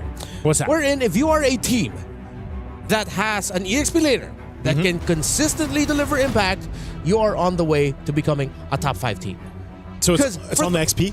Yeah, for the longest time, we've talked about how in the Philippines, Filipino teams are some of the best in the world, or the best in the world, because if you look at every team that won a major international or a major tournament, it's because an EXP laner showed up and went to work. So far, Nora on Team Ray Young, Luet for Aurora, man, they are putting in the work. That's what I'm saying. Yeah. When you have a hero that is as diverse and as, how do you say, utility as a Sora, she definitely put Team Ray Young on check. So if ever they wanted to force it to go to game 3, put her on a hero like that. Put her on a hero that sets the tempo for not just them, but even the opponents. Yeah. Impact. Yeah, I was impressed because if I remember right, Luet, she died early on, right? Yeah. And then she made like a crazy setup. She flickered in the first minute. Yeah, so like, that was the thing. It's like, whoa, is it a little rocky? No. You know, in the early seconds. Yeah. But then, boom. Yeah. No, she makes this great setup, gets a double kill. She shows up when it matters. Yeah, she continued to do that on the Sora in game 1. It's just, again, I have to agree with you. I think XP lanes are so pivotal right now. XP has been in a really good position for a while, man. Nope. Here's the thing. They were, but they were kind of down in the past 6 to 9 months. And then suddenly when Paquito came back, when Yu Zhong came back, when Arlo came back, that's when. Yeah. But I mean, XP laners still have always been this kind of concept of, okay, we have to either be there to alleviate the pressure on our jungler, or maybe set things up, sometimes sacrifice ourselves for the greater good, you know? And yeah, Paquito was kind of nuts. I think that's why he got slightly nerfed, right? For like 2 patches back to back. 2 patches. But that's one of the main things is just, I think XP lane, specifically, if you're an XP laner, is a really fun place to be in, you know, right now with the current meta. There was a time wherein, because of the Sora-Valentina relationship, EXP lane was just boring. And then it got fixed eventually, and now here we are. Sora's back. I don't know if Valentina is going to, once again, you know, haunt the draft amongst bans and first picks, but I like that we're going into MWI with an open meta game. With questions more than answers. Because imagine if we just came in and said, yup, this is the draft. The action between Team Ray Young and Aurora is still underway, but of course, it's 2 champions, 1 game. My Champions Pick event is now live from now until July 27. You can submit your predictions for the MSC and MWI champions for a chance to win 50,000 in-game diamonds and MSC 2021-25 tournament skins. Don't forget to leave your picks under @MLBB Esports post for even more chances to win. Log in your champions now and cheer for your favorite team. It's a lot of diamonds, right? There's a lot of great skins to spend diamonds on. Wow, look at that. The past half a decade of MSC celebrated once again in the form of your favorite skins. I remember I was having a discussion with our friends from Moontown back in the back. It's like, for some reason, there was a hero that we were forgetting for an MSC skin. It was Nathan. There was a year where he was an MSC skin. Yeah. He was 20... What does that say? 2025? Or 2024? 4 or 5. Because it was Claude, Farsa. Farsa was 22. No. Sorry, not Yeah. sorry. Oh, yeah. No. From order, it's Atlas. Atlas 23. Farsa. Yes. Atlas is 23. Oh, if Atlas is 23, then whoa. Yeah, 21's Claude. Yeah. 21's Claude. All right. Now we remember. So this is one hero that was banned out earlier by Aurora on the blue side. Now they decided to open it. Guinevere is one of the few utility junglers that were unaffected, generally so. So that's why I think they committed the ban, because she's one of the safe ones. Similar to why you mentioned Barrett's earlier. Yes, so I hope that they don't swerve this and put it into the hands of Nika. I'm not saying she can't do it, but most jungle Guineveres, I'd say like 9 out of 10 are not a good idea. It's a no-go. In recent memory, only Team Falcons PH were the only ones to be able to pull off the whole... No, not Team Falcons PH. Smart Omega. Out of MPL Philippines was the last one to go, let's try this. Yeah. Wait, sorry, Gwyn Rome or Gwyn Jungle? The switch up. Oh, the switch up. Yeah. When you for sure thought it was going into the jungle. And then it went wrong. It's rarely a good idea. But dang! Not only that, but there's a Minotaur, and then the Gourd comes through. All right, okay. This is what I like now. This is what we're expecting for MWI. New orders, new heroes. Minotaur has been a pick that we were looking for, even during the wildcard for MSC this year. So now, showing up very early on, day one, great. And we don't know where this Badang is going. There's a couple of flavors of Badang. Yeah. More than half of them are roamers, but then, there's a small group who just throw it into the EXP lane and make it work. Yeah, that's not me. Yeah, I'm looking at you, Diablo out of Ignite Gaming from Singapore. So here's one hero that, straddles the line between fighter and assassin. There's Suyo. Yeah, Suyo kind of fell off a little bit in the meta. I feel like this is maybe a start of where he comes through again. Certain teams, certain players still can really utilize the Suyo in the jungle. But I'm wondering what are they going to use to like beef up this lineup though from Team Ray Young? Quinn. Quinn is like red 5 queen right now. So it's just whatever they need, throw it on her. Last pick. Impressive. Who chose this? Did Coach Ethan choose to go blue again? Or first choice, blue side. Home side is Team Ray Young. So Team Ray Young said, let's go red. Yeah. Wow. So they have the choice to just stay here. This has got to be the MO for Quinn then. Because now that you asked the question, I'm looking at the answer. It's just whatever else they need in that slot. Yeah. And I like how Aurora still respected the Hanabi. Again, like no hate on the Hanabi from game number 1. You saw it and it did work out. And then Quinn, this is something that I wanted to say earlier. Man, how she play the Hanabi, she's really maximizing the sidesteps in between basic attacks. Yeah. There were some moments where it's like, oh, she's for sure getting caught. One little sidestep to the left, to the right, and it's like, how are you making this look like you're in the Matrix? Yeah, it's surprising. Or Footwork. maybe not so surprising that a Hanabi gets a win in day 1 of the MWI. Cassius Clay. It's like a young Muhammad Ali. It's just the move, the footwork. Yeah. No, it's like you said. Float like a butterfly, sting like Hanabi. Oh. I'm pretty sure the saying sounded like something like that. Something like that. But Leo did mention that Quinn was she's gonna have one of those moments, in game 1, like because you have the Hanabi and the rest of the composition, you could just kind of maneuver your way through those fights, and that's what we saw. But she's gonna get the Claude this time. Whoa. All right, some hard hitters here. And if this Freya is left unchecked, despite there being the presence of Badang and Lilia, a lot of Freyas can make it work. It's up in the air right now if Aurora do have a Freya that can make it work. Clint. It's an XP Freya. Yep. Okay, partially. Esmeralda, there you go. There it is. I think that's because they knew the trade was happening. It's Freya Esmeralda currently, especially something that was mentioned to us, by LaFell. Yep. So both teams have fragile front lines. Yeah. Because Badang isn't really even a front liner. Yep. And neither is Esmeralda. But they're both fighting off against, again, a better formation for Aurora because they have clear artillery. And then for Team Ray, it's more mobile. It's more, where can we get Quinn to go? And where is the best place for Miku to drop the reliable burst? Yeah. Weirdly enough, I feel like this is going to be XP dependent again. Luet and Nora really need to find their timing, because if you look at the other pieces, it's like really up in the air. If you're the Claude, you go in at the wrong time, you're going to get blasted by damage. Yep. But then if the EXP laners can go in and find their entries at the right time, whoever can live longer and deal more damage between the Freya and Esmeralda, the winner there will determine the winner of the game. What do you guys think? Well, we're going to find out here as we jump into this game at 2. We'll see if we get the extended series or not of Team Ray Young pushed with Quinn's Hanabi in game 1 to end it. We'll see if Aurora Gaming can bring it back, make things happen. Whoa, a lot of early aggression on Zulana. They're feeling the pressure. Man, that combo is deadly. Ooh, again, that's the Lilia and the Badang's damage output just being put on display here under the first minute. Luet and Nora, at least this is maybe one place on the map that Aurora can actually call the shots. Despite the Freya making shields and the Esmeralda taking it away, the damage output this early on from Luet is unmatched. Yeah, she, I believe, she did get the Purify out too from Nora. So Nora will want to be careful here. Look at this. And that's with the 15% damage reduction from the shield of the turret. Yeah, that's tough. That's why you have this response from Team Ray Young.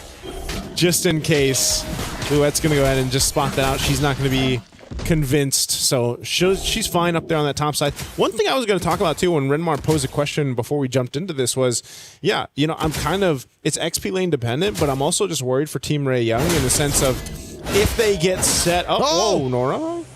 She's really threading the needle here, man. Yep. Whoa, look at this. A Requiem finds Chi-Boy. Flickers back. She already is missing one major resource. Tan puts Nika on check. Joseph, you were saying? I was saying I'm worried for the amount of crowd control that Aurora Gaming's composition can throw at Team Ray Young because I feel like they're almost relying on the amount of mobility that they have. Between, Suyo being able to kind of dash out. Of course, you've got Claude with BMI. Black Shoes as well. Let's see how this pans out. First turtle, it's going to go for a reset. Got some of these level 4s locked in. Chi-Boy, though. All right. She does find the break already. Anu gets taken down here. Damage out of Miku and Tan a little too much. With that free takedown, first blood drawn, Team Ray Young gets the green light, goes straight for the turtle. That's a win. I think Aurora kind of pushed themselves a little too far. Chi-Boy off camera, taking down Nika. And that's all going to the Malaysians. That's a deadly Chi-Boy on this Badang. 2 kills now on a roam like this. This is, and as aggressive as Chi-Boy has been throughout her, performances in MWI and the qualifiers even, this is not what you want to deal with if you're Aurora Gaming. This is what we were missing. Yeah. We missed her last year, and now she's back. She's like, I missed this. This is how it was. I want you guys to shout Chi-Boy, she's well on her way, having 2 kills. This is the thing, too, the threat. I'm wondering on the exact build path that she's going to go here. She's already a big enough threat, too, running that Quantum Charge and, tanky enough, Suedo tank, if you will. Here. Where's she going? I think she's on her way to a Thunderbelt. So once that Thunderbelt's locked in, even more of a threat. But I'm just wondering if there's a time where Aurora Gaming's lineup, now that they have this level 4 available, if that setup potential, the crowd control I was talking about between the spatial migration from Guinevere or even the Fury, right, from Nika, is too much, and it overloads Team Ray Young on their approaches in these team fights. Yeah, there is a world where Chi-Boy doesn't get the ideal initiation, wherein her punches and her cracks may miss. So we're looking for that. How is Aurora going to find that position? 4 minutes in, about half a minute before the turtle spawns. Nora here, about to face off against 3. Purify. Gets that Purify in, forcing out the Requiem out of Anu. Tan and Miku to the rescue. Impressive how she's able to cross over scot-free. Yeah, Quinn coming in, blazing duet. Forced to flicker back. Chi-Boy, there you go, does eventually miss with the crack. Backs off. She's going to back off. Nora's still here. Miku as well. They're going to wait for this. This turtle's coming up here in about 5 seconds, so we'll see how Aurora wants to respond to this. They've essentially got everything they need. It's just Mob Psycho has to be careful. She doesn't have a flicker so she's going to rely on it. Oh, Minoan Fury knocks up 2. Oh. Massive combo plus the Requiem takes down Tan. Chiboy backs off with the flicker. Luette gets pushed back. And now Team Rayon are trying to repair the situation. Turtle number 2 goes over to Aurora.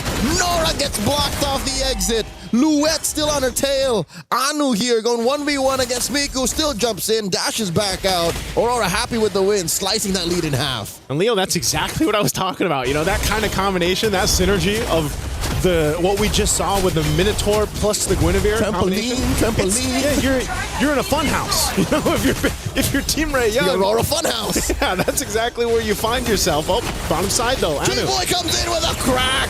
Nika in trouble. There's the gush. Chiboy gets punished. And that's a free pickup for Aurora. There you go. Aurora Gaming finding themselves the little wins here across the map. Team Ray Young, they need to respond to that. That's a huge presence from them, though. 4 players down bottom. 4 dudes. The rest of 4 girls. The rest of Team Ray Young was elsewhere. Yep. Hey, Zulana now, I was wondering when they'd get the anti-heal. But since she had a great start, you know, 2 kills in, you got a glowing wand already. And she's about to get the piercer. She's going to go for the piercer build. That's a piercer. Yep. That's exactly how you make it work, because you know that Zulana doesn't have to be up in the thick of things. She can just wait for the setup, the trampoline combination, if we're going to call it that, and then just gush. And if you start getting the Sky Piercer procs, you're good. The Mongolian bounty house. Yeah. You take them for a ride, man. Somebody's birthday somewhere. Nika here jumps in, engages, forcing Tan to back off. Chiboy gets spotted out of the pixel brush, drops the break, puts up the wall, denies Anu the entrance. All right, Turtle's coming up here in just a second. It's been pretty much quiet here after the setup that we saw from the last one, and then the play down bottom. Team Rayon definitely kind of slowing the pace a little bit to be a little more cautious on their entry points for this. Turtle spawning now. Little projectile. They do find it. Chiboy dodges the bouncy house. Flickers on to the right of the engagement. Does not have that, but instead will buy her team some time and space. Advantageous for Team Ray Young. Nika one-on-one with Miku. They score the turtle. Final one of the game. Turret almost gets taken down by Mob Psycho as Nora dances around 2, pushing him back. Man, Nora is just a menace with the amount of shields that she can get here, and you know, they pretty much bullied Aurora Gaming off of that turtle contest, and they really couldn't do much about it. So they have to rely right now on scaling for Aurora Gaming, and it almost seems like the perfect setup is what they need. Oh my lord, Chiboy finds Luette, forces a vengeance and a defensive use of the Valkyrie Descent while pushing that top lane inhibitor. That's what I felt like. It's just, it feels like they're just bullying Mob Psycho though. Mob Psycho. Nora walks in on her. Miku here looking to drop some damage. And there's no one Fury. No one home. Ooh. That's a 3v2. And Miku barely gets away. Big stun coming through, but just not enough damage to get the kill there on Miku. She did have to pop the Purify Black Shoes, so a lot expended. There's the Sky Piercer now for Zulana. So she's online. She's ready to go. A hit away on this tier 2 on the bottom side. And this is something, again, crowd control favors Aurora Gaming with this. Chiboy's got to be a bit more careful on her initiations, and I think that's why, too, you're just waiting for Quinn to hit that power spike. A little more discerning. Yeah. I think Nika would be more than happy. Oh my lord, they catch her! Some tenderized beef served up by Team Ray Young. Again, 30 seconds off. She will be there in time. This is space and time for Team Ray Young to actually repair the map. That was discerning, right? They're going to hold on, try to hold on to this tier 1 turret. They do just that. Tan making her way up here, too. Mom Psycho, this has been her memo from game 1 now to game 2. Go ahead and just continue to be a menace on the opposite side of the map of everyone else. Now, eventually, this Clint will be online. She's going to be pumping out damage. She's going to be able to go ahead and hit from a range, but that's the thing. You know, Luette's the one. She's got to go in with this Valkyrie Descent, the Vengeance too, off of the combination. Now we'll see it in play for this Lord here. I think you're saying what Aurora's already thinking. She has to show up at 0-0-1. She hasn't really been able to threaten Team Ray Young with what usually Freyas have been doing for the past 6 months. Yeah. Nora here pushing her back. That's a good amount of shield she wants to steal. All 5 members of Aurora near the pit. Purple getting secured first by Tan. Team Ray Young has everything in the kit that they need. Nora's given the information, and once again, they're going to push off Aurora Gaming from this Lord. Oh, Minoan Fury already. Anu looking for it. Finds the Requiem in Tan. Second guesses her entry. Luet takes down Miku. In comes Areza. Then Quinn with a blazing duet gets knocked up, backed off. I'm pretty sure there was a couple more seconds left in that BD. And just like that, the dance has turned into Operation Push. Aurora back. Zulana gets taken down 1-for-1. The eventual trade by Team Ray Young. And look at all the battle spells and ultimates and everything else that was used by Team Ray Young, but hell, was it worth it? They get a kill on Zulana. They push back Aurora Gaming. They won't be able to full commit to the Lord, but still, that's what they've been doing throughout the game. They've been pushing and pulling in these team fights against Aurora Gaming. A Lord delayed is better than a Lord stolen. So that is what Team Ray Young is telling themselves right now with about 1,000 gold up and the rest of the map looking relatively red. I'm pretty sure they want to push mid in more. I'm pretty sure they want to take care of that big fat wave up top. That's why they sent Quinn there. That's why neither team are fully committing to the Lord just yet. This is not as free as one might think. Okay, now it's Aurora Gaming getting into position, but look at Chiboy's positioning here. They might try to make a sneaky play after they take this tier 2. It looks like they're going to make that call. Aurora Gaming has to respond to this. They don't want to get cut off in a bad position too. So current balls. Another Minoan Fury. Miku, despite the black shoes, she was waiting for the Purify to come off of cooldown. Quinn, AOT stacks off of that mid-wave. Chiboy with a conceal. Who's she gonna find? Finds Luen Nika. Pixel brushing control. Lord with the knockup. Finds that crack. And will look for the break, but she gets knocked up and taken down first. Nika scores. Quinn finds Zulana behind tier 1. Lord still standing. A 16th of its health. Tan has a red tree.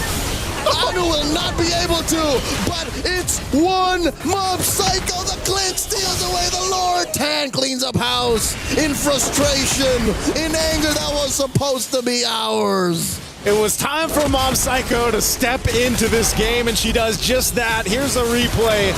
Great setup, and this Blazing Duet was held on a little bit longer. Quinn will capitalize the kill on Zulana, and then this was just a face-off, a dance for this one.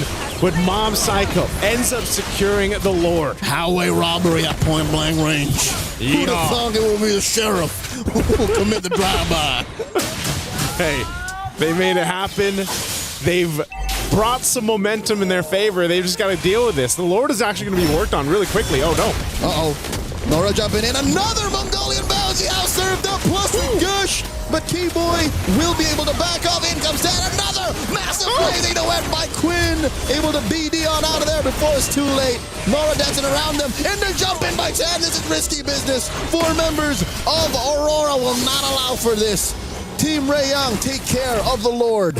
Okay, I think Team Ray Young's going to be happy with that. They took care of the Lord pretty much as soon as it spawned. They held on. They're going to clear out these waves. There is a big push up top, though, on that tier 2 turret. But Tan will be there just in time to keep this up. It does get brought down to a quarter of its health, but still, one thing they want to be careful of is Zulana, once again, on that Sky Piercer. Lightning Trunchet locked in now, too, with the Gourd. You're seeing the amount of damage that can come through with that burst. But Quinn also being a threat. She's going to go ahead and start being a big problem for Aurora Gaming, and that's why we're seeing the timing on these team fights are so important on how they approach them. And so for Team Ray Young, their job right now is just kind of wait. They can't really choose to just pick someone off of this. It's really been reactive to Aurora Gaming has been thrown at them, unless it's Chiboy. But I think at this point in the game, she doesn't want to risk that. Ooh, Miku here down to a third. Again, she has to protect herself more than once now.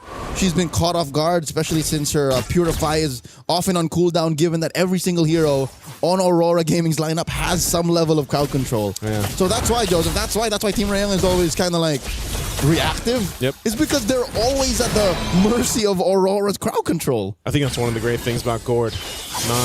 Just the Mystic Projectile, that little stun can only not only just stun you, but it can also check bushes, give you that vision with amazing like range. Yep, amazing range. Oh, Nika here, couches 3. The burst damage is real. Forced the flicker back.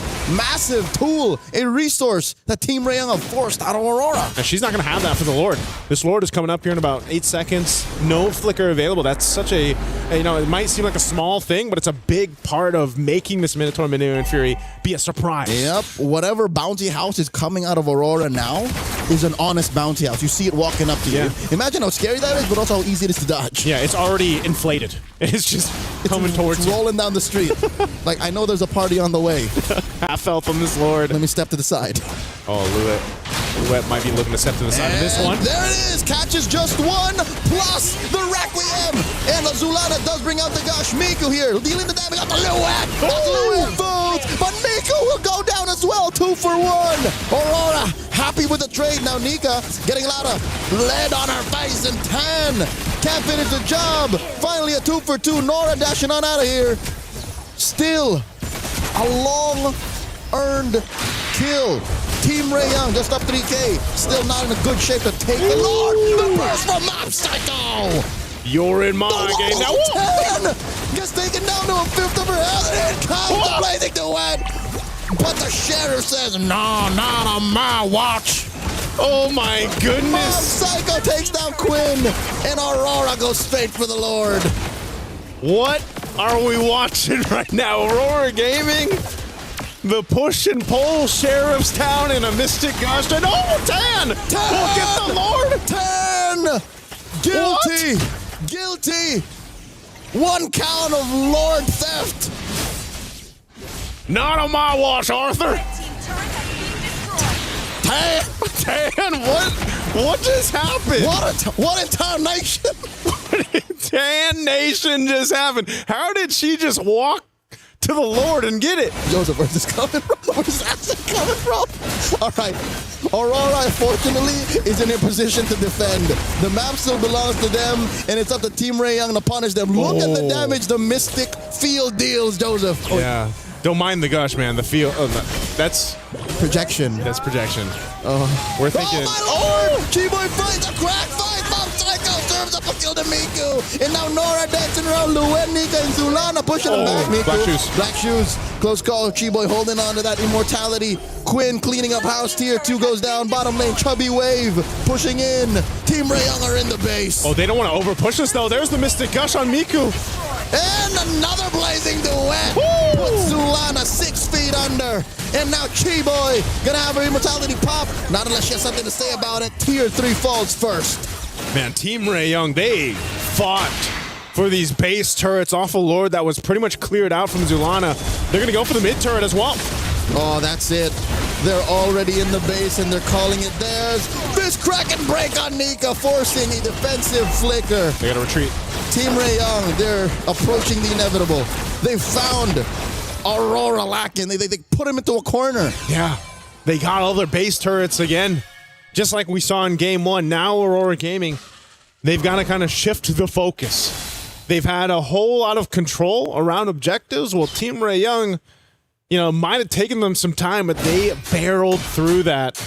And once again, we're approaching the 20-minute mark into this game. By the time we get to this Lord dance, it's going to be up to that point. So now, for Aurora Gaming, they've got to make their own adjustments. Oh, whoa, they're going for Luet to actually expend an ultimate for this, and now Aurora Gaming wants to fight. And there's the Requiem plus the Gush, and in comes the backline blazing duet from Quinn. Zulana falls. Big knock up a 10 looking to clean up house. Luet takes down Chiboy. Down goes Luet. 10 gets her. 2 for 1 now Nika. Quinn flailing away. Double kill for the Suyo. And now Mob Psycho goes down. Only pops an immortality. And now they're on the base. All up to Anu to defend. I don't think she can do this. It's too tall an order. Requiem to delay the inevitable. Down goes 10. Anu gets her immortality pop. Still a couple of minions there. It's a wipeout.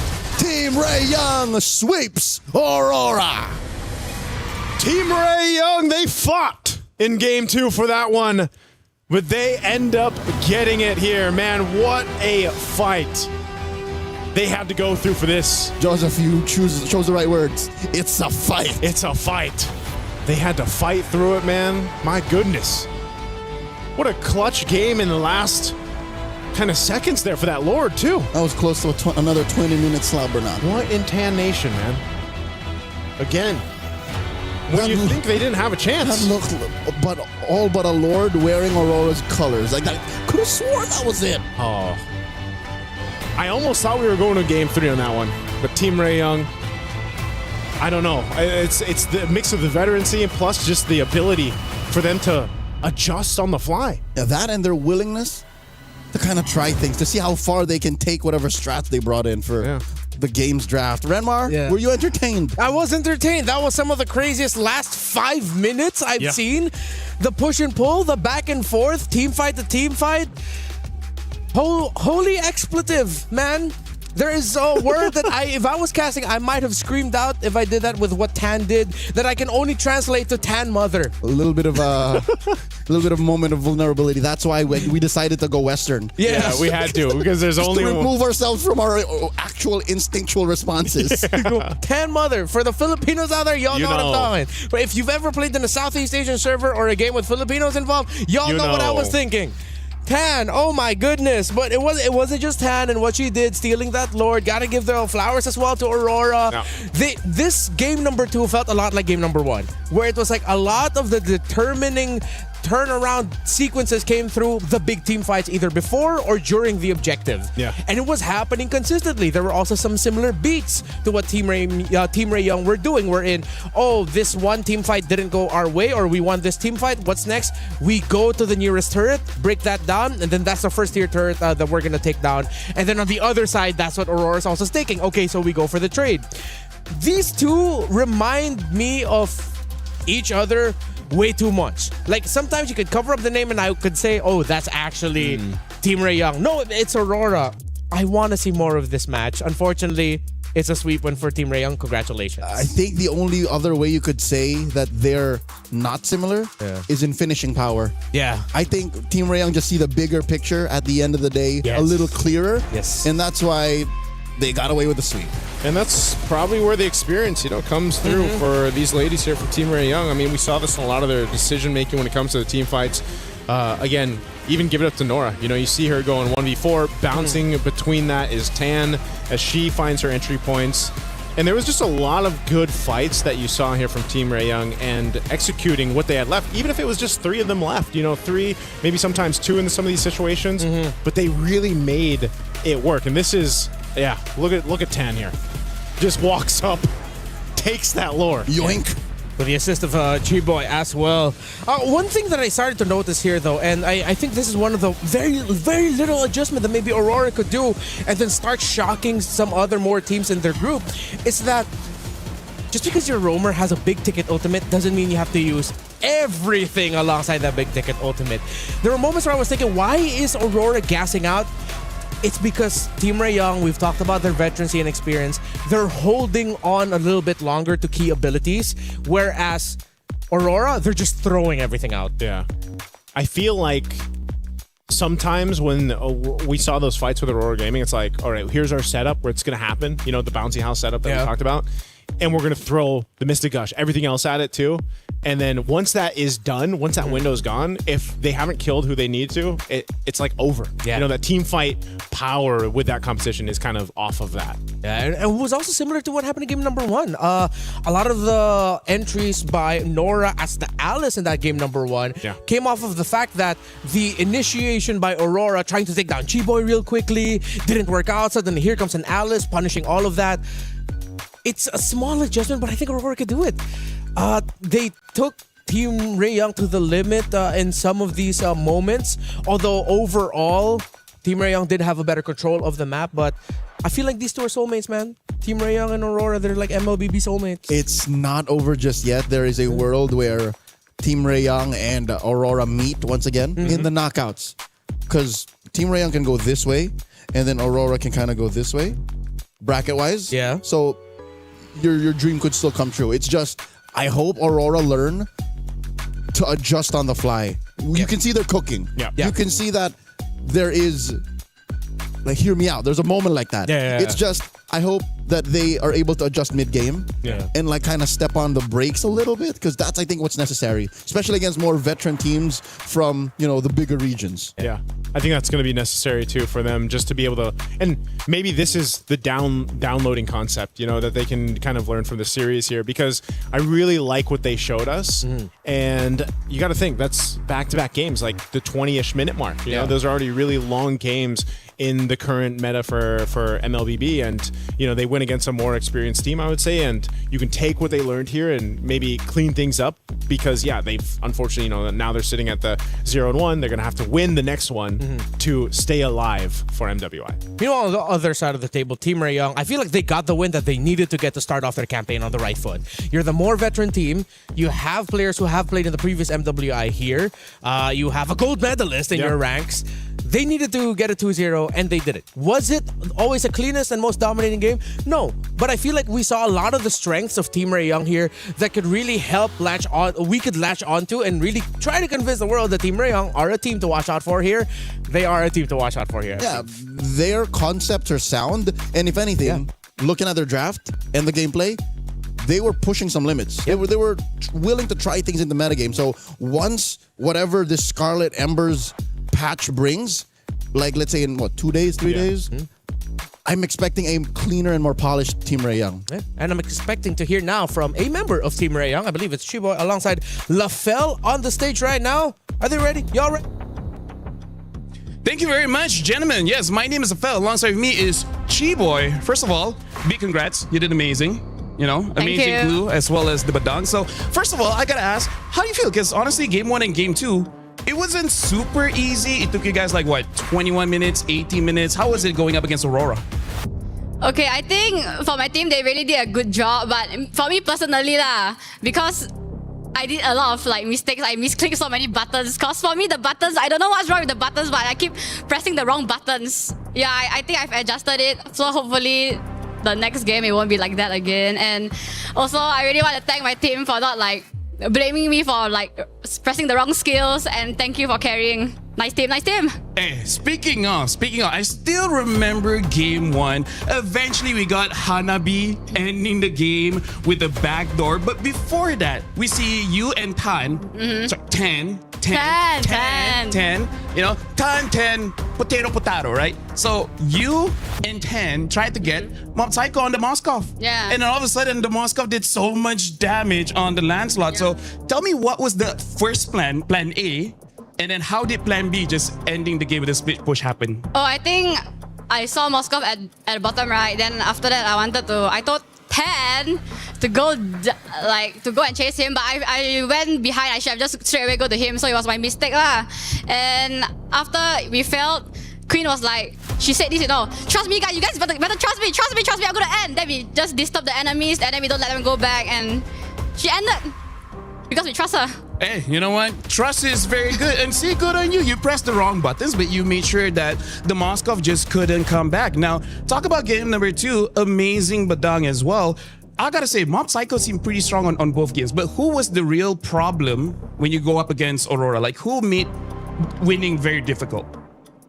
I think for first game, I think it's just Hirara, because oh yeah, I still don't understand the skills. So many skills.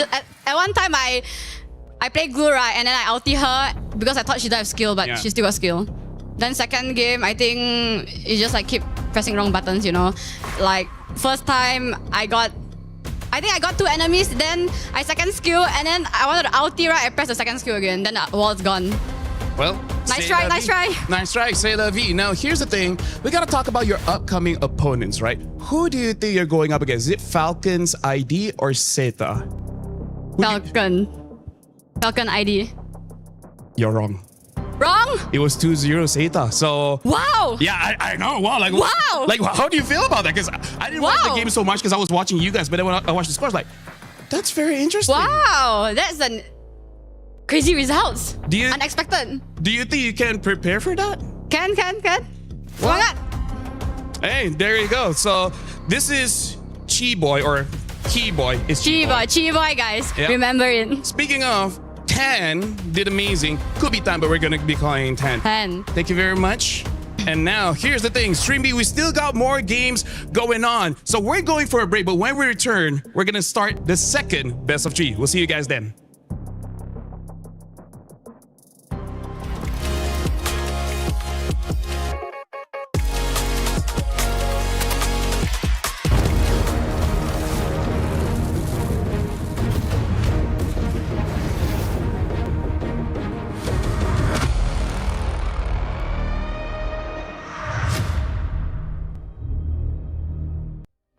Play is in our DNA.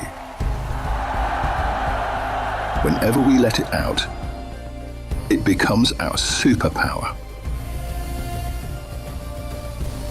Now imagine an entire city being built to supercharge it. Kadir City, powered by play. We were there. For every click, every clutch, every respawn. We were there for the years of grind. And we're here. Now. The proud founding partner of EWC. Powering the biggest event in gaming. Shoulder to shoulder with the world's best. Making history. Greatness deserves a stage. Lenovo Legion. Reach your impossible.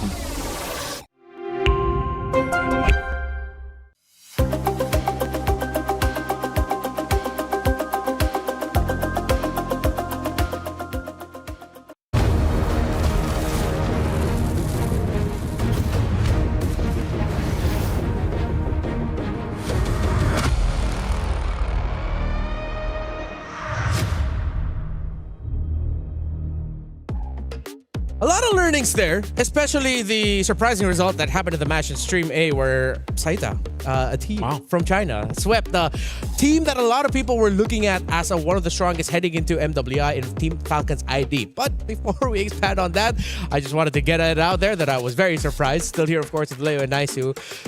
Let's share a little bit more about our thoughts with what happened with the previous one in Team Rayong versus Aurora. I think heading into this, we all had a similar feeling that maybe Team Rayong are the favorites. Yeah. Would you say so? Yeah. Yeah, for that matchup. Yeah, for I that put him in matchup, top yeah. 4. Yeah. Oh, Team Rayong. Yeah, he are did in his top 4. predictions. Oh, actually no, I didn't get to do my predictions, so I wasn't good. But a team that could beat Navi Malaysia definitely got to put them at least in the top 5. That's true. I definitely think they were favored. But I again, yes, it was a sweep.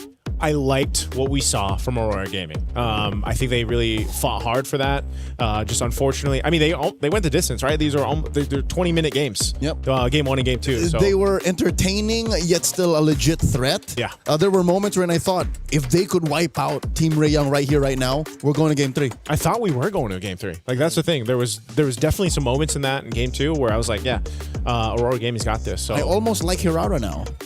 But as Chiboy says, sometimes I don't know what the hero does. So. Hey, I'm pushing the buttons too, Chiboy. You know, she's not doing what I want her. Yeah, it's one of the difficult things to understand about Hirara is she said the most. She said, okay, this is why Chiboy, especially after MWI 2024, she was one of my favorite personalities. She just says a lot of the most relatable things to everyone. Things you're thinking, but then she says first. Yeah, it's like with Hirara, it's like I thought she had skill, but then it turns out she doesn't have this. She does have her skill, and yeah, and she did like the face like a lot of us would do. It's like, oh, I thought I got her. Oh, no, I guess not. Yeah, it's just what you get when you're going up against someone like Hirara. How she was surprised by Saita's win. Yeah. As a sweep, because she was like, so who do you think is Falcons ID? No, but I think that's relatable too, man. You know, because I think a lot of people. I need to watch that. Yeah, now. we have to go back and see this now. Yeah. Again, Team Falcons ID, based on all the discussions that we've had with the players and the teams, a lot of them were saying that they were the strongest scrims-wise. They were looking really good, and then a lot of teams were putting up... there were even some teams saying that, they might actually be the one to give Vitality a run for their money and would predict that they'd win over Vitality in the Grand Finals. But then starting off your campaign with a sweep loss to Zeta is... Now I want to see Saita because what kind of team are they? I think this is less an issue for Falcons ID. Yeah. I mean, going through the lower bracket, being number 2 to Vitality for a majority of the year is something that's not alien to them. Yeah. But Saita out of China, they swept TLG, a name and a team that we're familiar with from MWI from previous years. Yep. They are. I think this is a bigger spotlight for them. Yeah. So now we put on the spotlight Virtus Pro, one of the teams going up in our second match against Twisted Minds. Rafa, Miss Meow, Livin, Minun, and Lunar. Rafa, Livin, Lunar, very familiar if you've watched. They were former, even Miss Meow, if I'm not mistaken, were former members of Twisted Minds in MWI last year. But they're bringing in this time Minun, who, if I'm not mistaken, the last time we saw her was in VSG in 24, or did we see her in 25? Yes, she is an ECA athlete. Yes, yeah. So she's been here. She knows what it's like to play on the big stage. Yep. And this being the mix of talents that we're getting for this rendition of Virtus Pro in MWI, I expect... I don't know, this is interesting because you have the macro of the Philippines in Miss Meow. Yep. You have the Vi gameplay out of the ECA. Yeah. And then you have that MENA balance. Yeah. Virtus Pro went completely undefeated. Didn't drop a single game in their qualifiers. 9-0. Yeah, 9-0. And if you're wondering, does that mean they beat Team Falcons MENA? No, Team Falcons MENA qualified through the African qualifier. Of course, a team out of Egypt, while Virtus Pro went through the MENA qualifier. So I'm excited to see Virtus Pro here because if they could go undefeated and if I'm not mistaken, the women's scene in MENA was inspired a lot by what Team Falcons has done globally. Yeah. It is competitive there. And then they swept it? That's wild. That's why I think I think this is the surprise of MWI. Like by the time we get to the end of it, the surprise is how impressive and how much has changed in improvement wise for some of the dark horses, some of the regions we're maybe not expecting, here for MWI. You know what a surprise is? The fact that they were able to make an all-star team under a banner that just got reformed. Yeah. You're able to get Maylane, Chin Chow, and then a majority of last year's Virtus Pro under this year's Twisted Minds. Yeah. This is a very trippy for me because, again, a lot of the names here just used to be in the other org. But, of course, Maylane and Chin Chow coming from Team Falcons ID. Falcons Vega, I believe, is the name that they're called. But, yeah, Team Falcons ID. I like how these two teams are quite international in their own right. Twisted Minds has a little bit more of a Vietnamese presence, but then you got an Indonesian presence. Meanwhile, Virtus Pro, you have an EECAN in Minun. You have a Filipino in Miss Meow. Although, as per our previous discussions with Miss Meow last year, she has been in MENA for quite some time. That Filipino story of growing up. She's lived there the longest time. So she can blend in very well with Saudi Arabian players that are also with them. So it's interesting. It really shows how global MLBB has gotten just with these two teams alone. Yeah. And we don't even have Geek Esports on yet, just yet. Yeah, GK is the most international of the teams that we have. Yeah. 5 different nationalities on this single team. Yeah, that's what makes these international events, I feel like, so special. Like you get a chance to go ahead and see players from all over the regions. And that's why we mentioned too earlier on. You got those mix-ups happening. I think even for me, when we were coming into MWI and preparing for it, I was like, man, yeah, there's so many familiar names. And then you have these shuffles happening, right? Some team members going to this team, and then of course, cross orgs teammates. Happening. Yeah, but it's such a great opportunity for these female athletes to go ahead and go through this. And again, competing on the biggest stage for, if not the biggest, or if not one of the biggest, the biggest prize pool on the annual calendar for women's MLBB. This is the place to be. It's the competition. Stream B. Stream B is the place to be. But now here we are, Stream B, wondering about what happened on Stream A, man. Yeah, I'm gonna have to pull this up at some point. Currently, they should be going through. Their second match. I think they've gone to Group A. Oh no, we already did Group A or another Group A matchup. I think it's AB, right? Yes, AB. Yeah, we'll see. It's like they got their own lives. Right? Well, eventually over on here, I think we'll also give you guys updates. Yeah. You do not have the issue of wondering like we do. Dual screen. You can just changing tabs. I wish we could do that here, man. I hope we could. Yeah, that's something that we can suggest. Like allow us to just quickly peek. Actually, I realize I should have that power too. I do have this. So. You do have yes. My bad. It should have been me. You have the technology. Yeah. Eventually, we'll all have that technology. Yeah. I'm not going to do that now. I'll set that up later. But all right, let's look at some specific matchups. For Virtus Pro and Lunar, I believe it was last year's MWI that there were some moments I remember Lunar. Her name did pop up. Was she the one that got some highlights on a rare Bruno pick last year, or was that in 24? I think it was I think I recall 25. 25, right? Like, Yeah. I remember Lunar, Bruno, that's just something...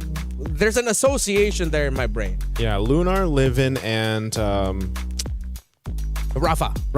Yeah, they Rafa. have the experience. Like they've each had like those moments. Yeah. In previous MWIs, I feel like for them, and I think that's why those three alone, and then of course the mix that we've talked about. Like you have so much potential for different highlights for the team, but also I hope that doesn't be the case where it's like the synergy is missing. You know what I mean? Like maybe it's lacking. Maybe they haven't had enough time to prep. Because I think at this point too, what we've already seen is like you can get really surprised here with the competition in MWI, not just from the drafts alone. Like think about the two drafts we went through. That was even the bands are very different already from what we saw a couple weeks ago in the wild card. Now, Not to mention chemistry. And the chemistry, yeah. The main skeleton of both squads, despite them changing teams, like just literally switching up, could mean that they're capable of pulling off weird strats that a team that literally was formed a month ago could not. That's what I'm expecting here. More than just the individual play and the overall macro and how they define what Scarlet Embers is capable of or what you can do in this meta and in this patch. I'm looking forward to how well they can use their own relationships, like how well they gel together. Because again, we've known them for a while. They've known each other for a while, which I think makes this, again, a perfect match like we saw in Team Ray, Young, and Aurora. They both have like 2 new members each. That's true. With the 3 members that are of the same nationality and have played together for a longer time. So we touch on Lunar a little bit for Virtus Pro, Twisted Minds, of course, on the other side, Chin Chow. For a lot of Indonesians, a legendary player in her own right, as her name's always been up there, alongside, of course, her sister Funi, against the Vitality ladies. Here's the thing. Even when she's not part of the competition, Chinchaw is on ground. That's how big and how important Chinchaw is in the world of MLBB esports. Yeah, we had her as a panel guest. I was gonna say, last year in MWI. Yeah, I remember. Yeah, I remember she was sharing some of the insights there from last year, and so it's great to see her now here competing. I do remember one thing. I believe it was Chin Chow who did mention she wanted to see a Nana last year.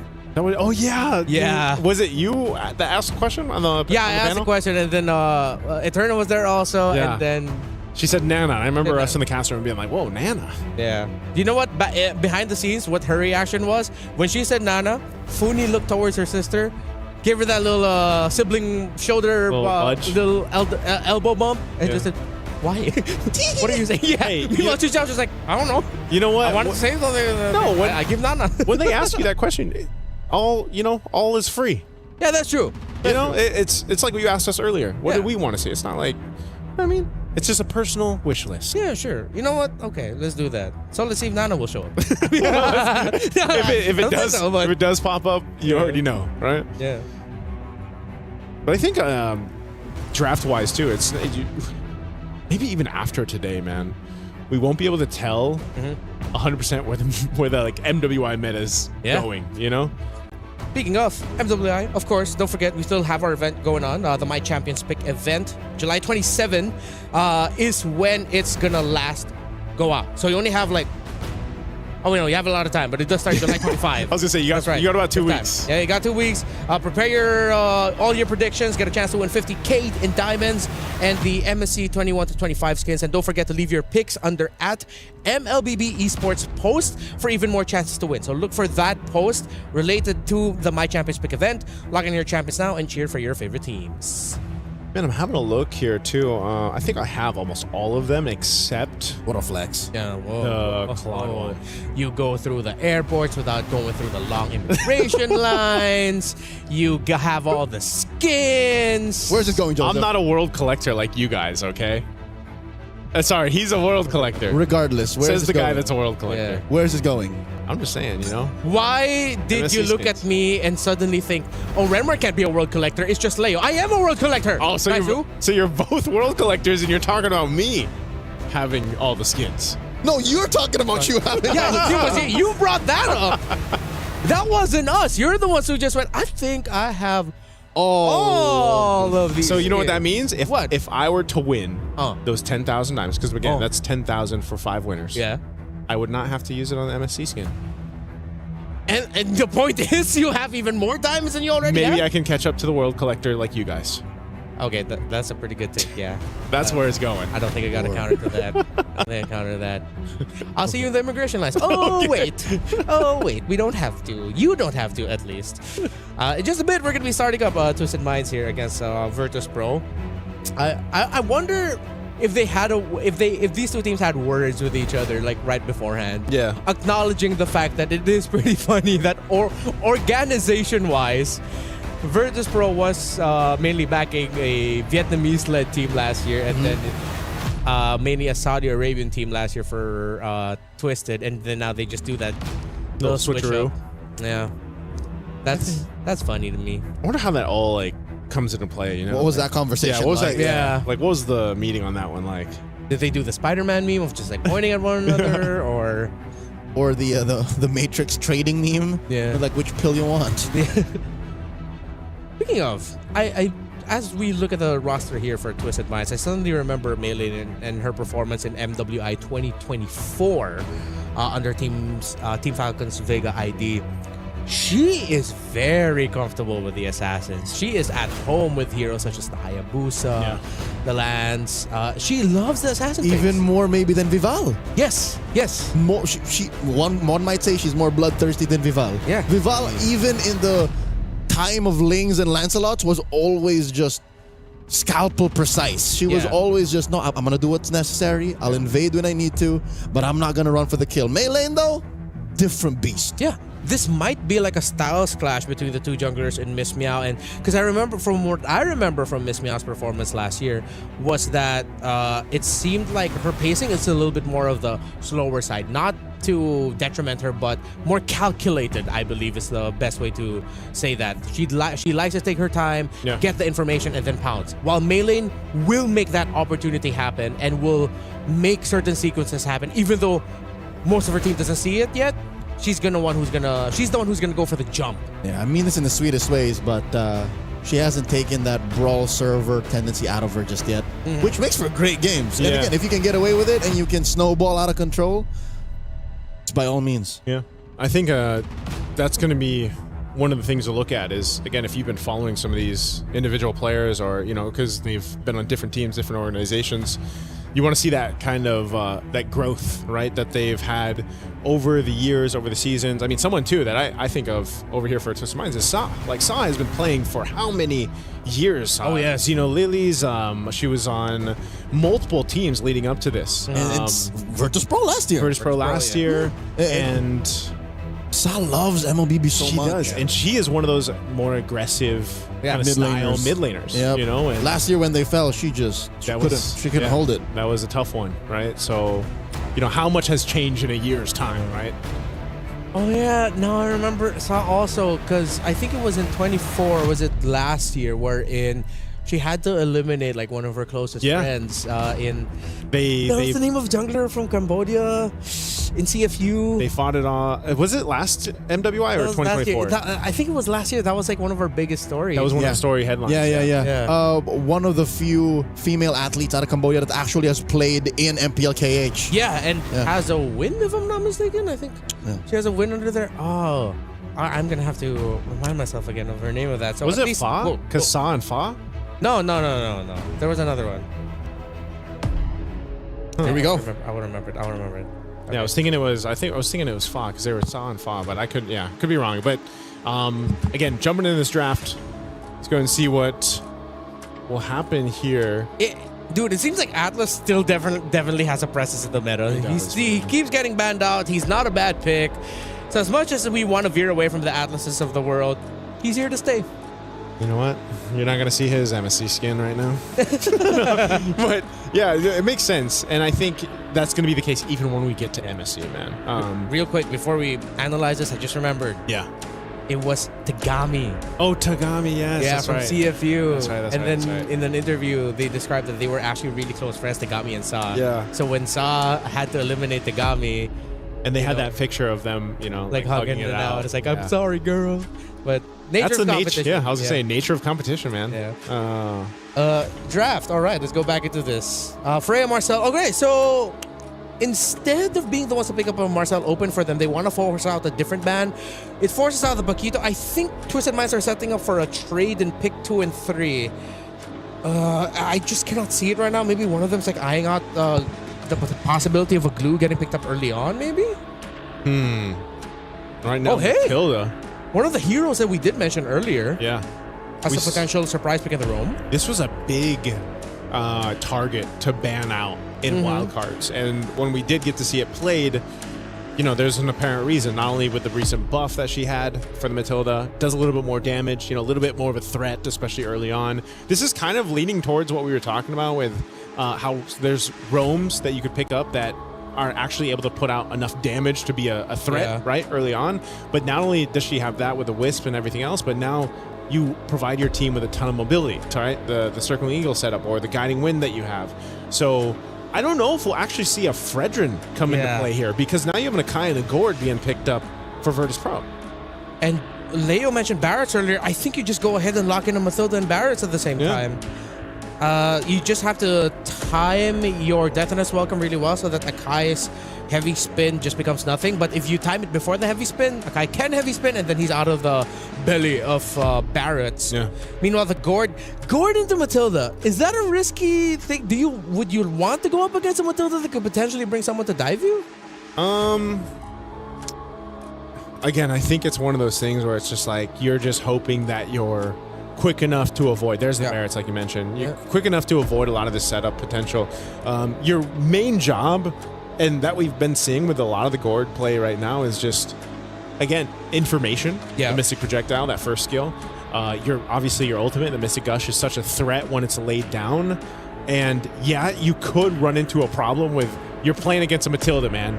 She's going to be kind of literally circling over you, and it could potentially be a problem for your Gord. But again, I think your job here is just, let me just be a glass cannon kind of concept. Okay, they close it out with a Moskov. If Twisted Minds play fast, and if they want to be really honest with this draft, which so far they are, they showed up the Matilda, we saw the Barretts come in, they picked up the carry so that they don't have to go up against it. I think they just lean in on the predictability of it, pick up an EXP laner that rotates hella fast, clears minion wave fast, so that you're constantly adding pressure to the map. Just play through raw speed, allow the Barretts to be the slower one, and maybe pick up a mid laner that could deliver the same thing. Fast rotations, fast clear, and then just constantly be playing hit and run.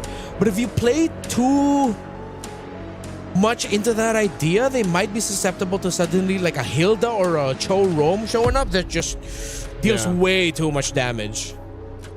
At that point, too, you're just matching, you know, the fire for fire. Especially in the early game with the roamers here. So I think we'll see what this the last couple bans will be out as they come through here. But you got a good mix of just the Matilda utility, the Barretts that Leo mentioned earlier on, and you know, covering a lot of your crowd control and durability issues on both sides right now. Remember, one thing that we learned also from wildcards is that Matilda, her pokes are really annoying. You don't think of it as much, but they're actually quite disturbing. We've seen maybe 1 or 2 Matilda kills. Yes. So it's real. It's not something that we're just saying for the sake of, oh, cool, Matilda's back. It's just, it happens. And again, when you have the Barretts, which you know, we spent a good amount of time talking about in the pre-show, it's gonna help. Are we locked in saying that this Akai is jungle? Or are we open to, you know, maybe the swerve? Swerving it. This is Miss Meow. Like it might go into the roam instead. Yeah, I think there's a world where that happens. Could be. I think it depends on what they'll show up here. If they show their EXP laner and it is someone tanky, then I think you just put Akai in the jungle, then your roam can be a little bit more nimble damage. But if they show their roamer, then yeah, for sure you already know it's going to the jungle. I think I'm okay with them leaving the option of Akai as a flex. Yeah, you want to leave it to the last moment. Yeah. So commit to the bit, show it in. Okay, never mind. No. Okay. It's for sure going to the jungle now. They go for the God Thought. Maybe committing to the bit might have been a little too expensive, so confirm this is likely a jungle Akai. So he's not actually dead. Okay. Ganakacha 2 was one of the picks that was kind of slept on during a wildcard. It didn't pop up, I think, maybe once or twice.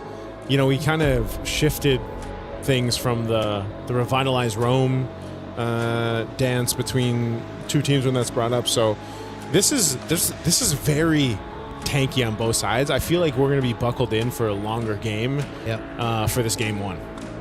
I think Twisted Minds needs more ranged pokes to pair alongside that Matilda. Will they go for range? Oh, they go for the Lapu Lapu. And hey, Kagura. Hey, okay, Twisted Minds really showing us some more picks here. I mean, it's been a while since I've said or thought that Kagura would be a good pick, but I'm not going to say it's a bad pick, but I think I have to stick with my consistency with the theme of Kagura this year, 2026. It's just it's that feeling. Yeah, it's that feeling. It's nice to see, though, because that's what I was saying. The mid lane is so narrow right now. Yeah. You know? At least we have someone trying new things. Yeah. I can't remember the last time Kagura was a legit like prio pick. Yeah, like a threat to. I remember more times when she was actually banned because of balancing issues. Oh. Despite the creativity of the Barris and Matilda, I think I might have to lean towards Virtus Pro here. With it being a little bit more with what we understand to work. Guinevere EXP lane for Rafa. Is that how heavy Kagura is right now? Maybe. That's what it looks like. Yeah. Because they needed a bit more setup also. They needed another hero to... Because Kagura has that built-in Purify, so... Interesting choices. Interesting choices by these two. Sound off wherever you're watching. Who do you think between the two more interesting drafts would be able to win this? Is it Virtus Pro or Twisted Minds? I'm going to hand you off now to Nice and Leo. Here we go, and welcome to the second match here for Stream B. Once again, there's two streams going on simultaneously right now, so you guys are joining us here for this one. It's game one in this best of three. We'll find out who moves forward. This is an interesting draft, to say the least, just because, you know, it's quite different from the chaotic compositions we saw set up in our first match. We are going to take a little bit of breather so we can talk about this a little bit longer here for this one. Even looking at the emblems, anything standing out here? No, it's pretty much standard. I love how both gold laners just picked up Master Assassin. Yeah. Like, we're going to fight. I think they want to fight in that gold lane early on, man. They don't want... And they don't expect rotations from anyone else. Yeah. So, I'm glad that both came... You know how it's like a game of rock, paper, scissors? Yeah. It's like, we both basically pick scissors. So we both just go for it. Yeah, and then it allows you to go again. Yeah. Because what if I went for the Master Assassin and then you went completely elsewhere? What if you decided to risk it and went for something like a mystery shop? Mystery shop. Right? It's like you greed out. Or again, you play a little more conservative and play Tenacity or something. Yeah. So at least now we know that that's going to be a dead lane. It's a full mechanical matchup. In mid... Okay, let me play devil's advocate. You and Renmar were a little more skeptical. I just mentioned the facts about Kagura. What if there's a reason why Sa picked this up? What if this is something that, they've been practicing for months now?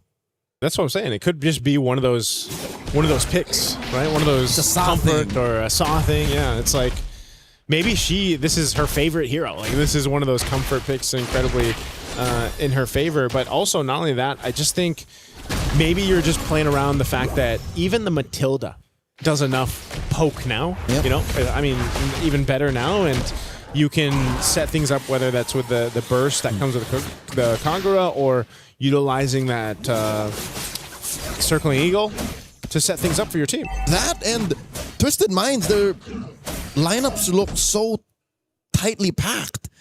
When you look at something and I like the way that's built. Yeah. I like when you put all of these together, especially with Chincha on the carry. Like, that's the icing on the cake. Yeah, Chincha, she's going to be able to shred through that tanky front line that we're going to see here from Virtus Pro. Again, the play here, this is what we were talking about. I guess we're seeing a preview of that in the gold lane. And they're going to poke back and forth. Turtle will be up here in a second. And so Twisted has control of this area. Daisy, level 4. On her Lapu Lapu. Still trying to get there for the Guinevere over here for Virtus Pro. Minions going to go ahead and charge in, but they might be a little bit off for this fight here. Okay, in comes Miss Meow Daisy with the bravest fighter, the flicker to re-engage, finds Livin. First blood drawn by Twisted Minds, and Maylane, despite the heavy spin, gets the turtle. Free kill and major objective. Sa with the flicker forward, pushing deep enough to threaten Grand Theft Orange. Twisted Minds just a second away from being called guilty. Rafa backs off. Maylane wants it. Maylane's gonna take it. Maylane just got a whole lot And this is, I don't know, maybe this is one of the things. You are a threat enough in the Barretts, even if you don't get any kills, but just roaming around, being that threat of I've got a Daytona's welcome, I've got the Matilda with me. I have pretty good damage, too. I think that's the surprising factor with the Barretts is you've got a good enough damage in your kit early game that you can be a threat with the rest of the team, right? Look at that little moment. Chincha just laughs it off. Did not expect to see Minun come out of that wire brush and yoink the crab away from her. That's priceless. Yeah. Hey, Whoa! Whoa! Oh, close. All right, Daisy's fine. This is what I was expecting, Leo. Like a bit of a slower paced game, just for the sense of the compositions on both sides. But look what's happened here. Twisted has pretty much built up, 1K lead off of a turtle and a kill. Yep. This is up to the MO of how Maylane wants to play. Sure, you're looking at Chincha as the main core, but the first 8 to 9 minutes, it's on Maylane. Yeah. This is her version of her aggressive self. In this new Twisted Mind V and Shell. I think I'm okay with it too. This Barrett's coming back into, I wouldn't say the forefront of the meta just yet, but like it's popped up now a few times. We'll see if that's still going to be the case, but it's more so I feel like it's one of those things where it's just paired up with Matilda and a Sky Piercer for some. Yeah, and I could be mistaken. I will see it as soon as the item check comes up, but Maylane picked up a War Axe? Yeah. Huh. What do Barretts usually go, right? Brute force, more tanky items, but this just means she wants to put the pedal to the metal. She's stepping on it. That's what I was thinking. Whoa, Flicker already used by Livin. Saw a little too deep, gets pulled back. Livin pops the gush, cancels it just as quickly. Daisy against 3. Rafa goes down. Saw finds her. Maylane secures the turtle. The Revitalize will not keep them up long enough. That's popped by Minun, saves them. Now Minun versus Sa. Sa backs off, and it looks like they're going to continue to starve Virtus Pro. These Grizzlies, these white Grizzlies are hungry. Daisy was hungry, man. She just jumped in and kept Virtus Pro busy for how long? She jumped in without a flicker. That was all just her kit. That was just the bravest fighter, man. She knew what she had to do, and that bought so much space for Virtus Pro off that. They're actually going to get a tier 1 turret down bot too. And again, just playing the map, playing to their strengths. Maybe that's also why the War Axe. These polar bears are on thin ice. Yeah. After every major objective, sure they got a trade, but it's now 2,000, Joseph. It's 2,000 and a half. Yeah, that's a lot at this point in the game. So she'll be just fine. That's what the Kagura does really well. Gets out of situations just like that. It's a free cleanse. Yeah. You're relatively mobile. You can burst if you want to. Sa might be onto something. Again, I want to see if this Kagura picks up more. I want that flexibility in the mid lane, man.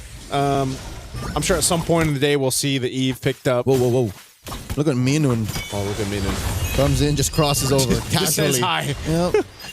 Knows you're not going to be able to catch. It's a dangerous position, though. What if she did that and hung out there in time for the turtle? That's true. Now, maybe Twisted Mind's going to pick up on that. But that's the thing, too. She has a Purify. Cal's going to be fine, I guess. Look at this. Just forcing Miss Meow back. The rest of the VP out of the turtle pit. I mean, they still have plenty of time for this to come up. I think one of the missing components here, Leo, is for Livin's positioning on the board.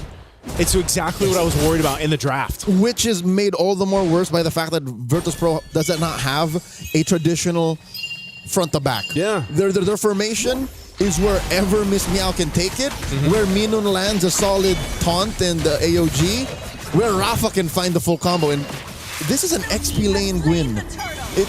I don't expect it to build full tank. Livin here, down to a 10th of her health, very low. AOG defensively used. They find her, but the Revitalize keeps Livin alive. Miss Meow pushes back Twisted Minds. They save their skin, taking Cow on the way out. I am so surprised Livin lived there. Like, she survived, and I think Cow's just like, I want to go for this. This is my moment. And she got stopped in her tracks. Revitalized diff. Yeah. They pressed the winds too quickly, and they couldn't close the gap, deal the damage when it was necessary. Yeah. You see that too. Minun picked up an early. I feel like this is an early Guardian Helm to deal with some of that kind of burst, and you know that she's just going to be in the whim of it. Yeah, the damage is a little too spread out. Twisted Minds, if I could say, oh, wait, look at this. Full combo on Sa, didn't even get the cleanse. Oh, I guess she did hold that brush a little too boldly, but I was saying, as the Gatot, I get why. Because look, physical, magic, true, it's a little too spread out, so she's just like, what if I just get HP? Yeah. Might be the best case scenario too. Again, it's it looks like Virtus.pro, they are gonna have to slowly crawl back into this game. You're talking about a 3,000 lead up to this point.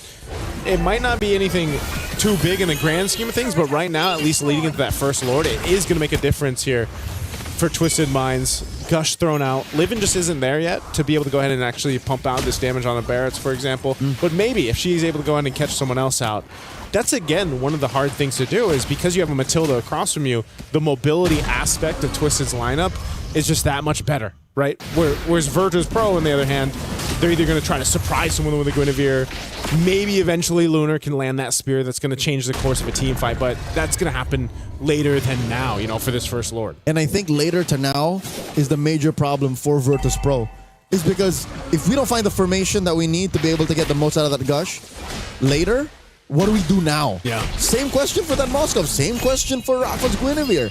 Because Twisted Minds, they're living in the now. They're going for the Lord here. Less than half health. Daisy and Chincha putting up quite a wall.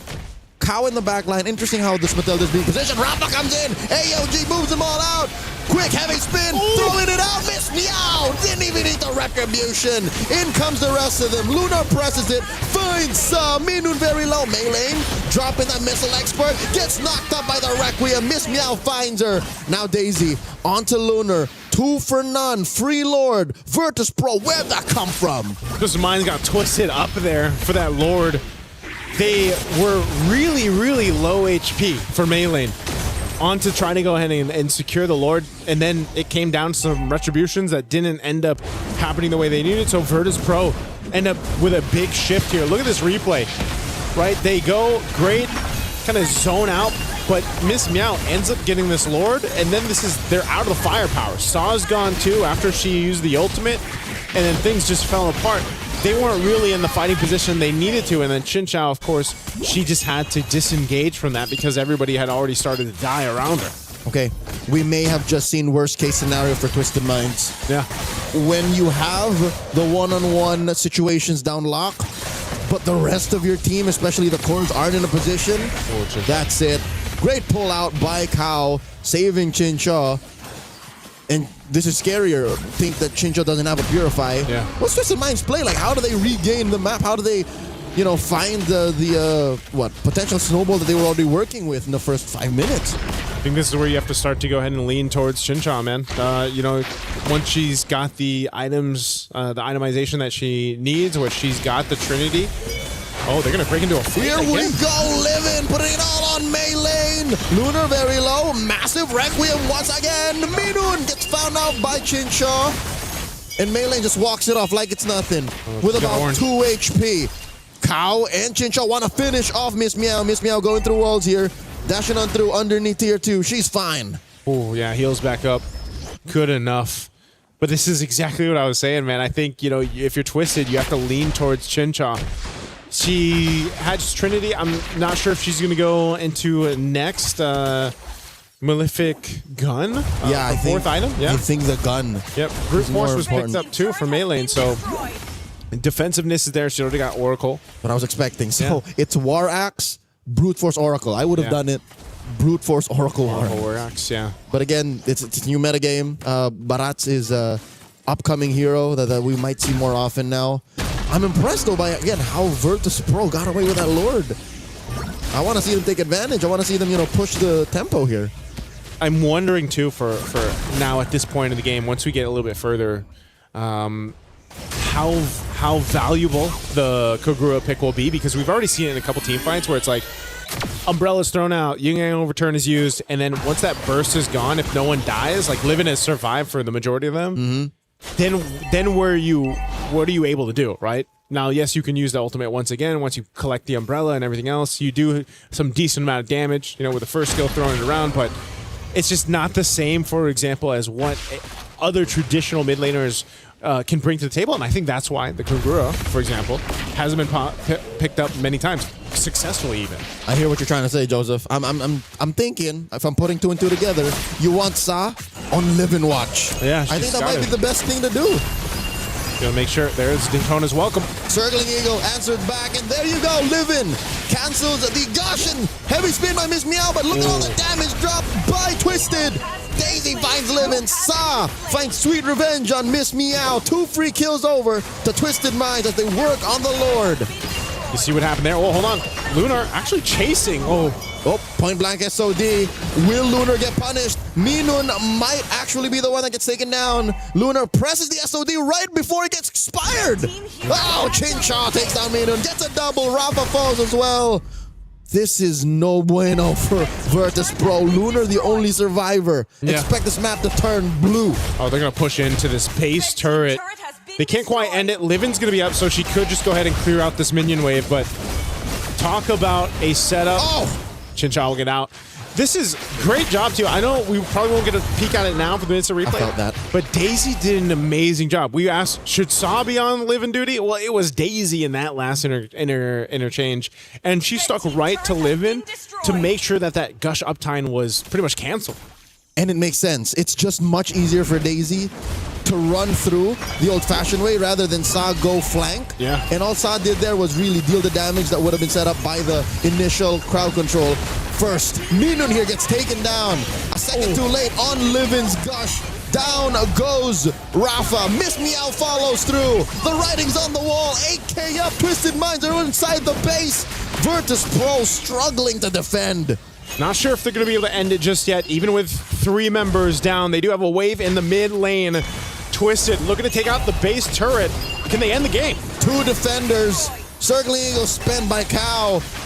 Wave still up. SOD Gush all thrown at the wall. Seeing what sticks, but Twisted Minds ends under 15 minutes. Game 1, match point. There you have it. Twisted Minds.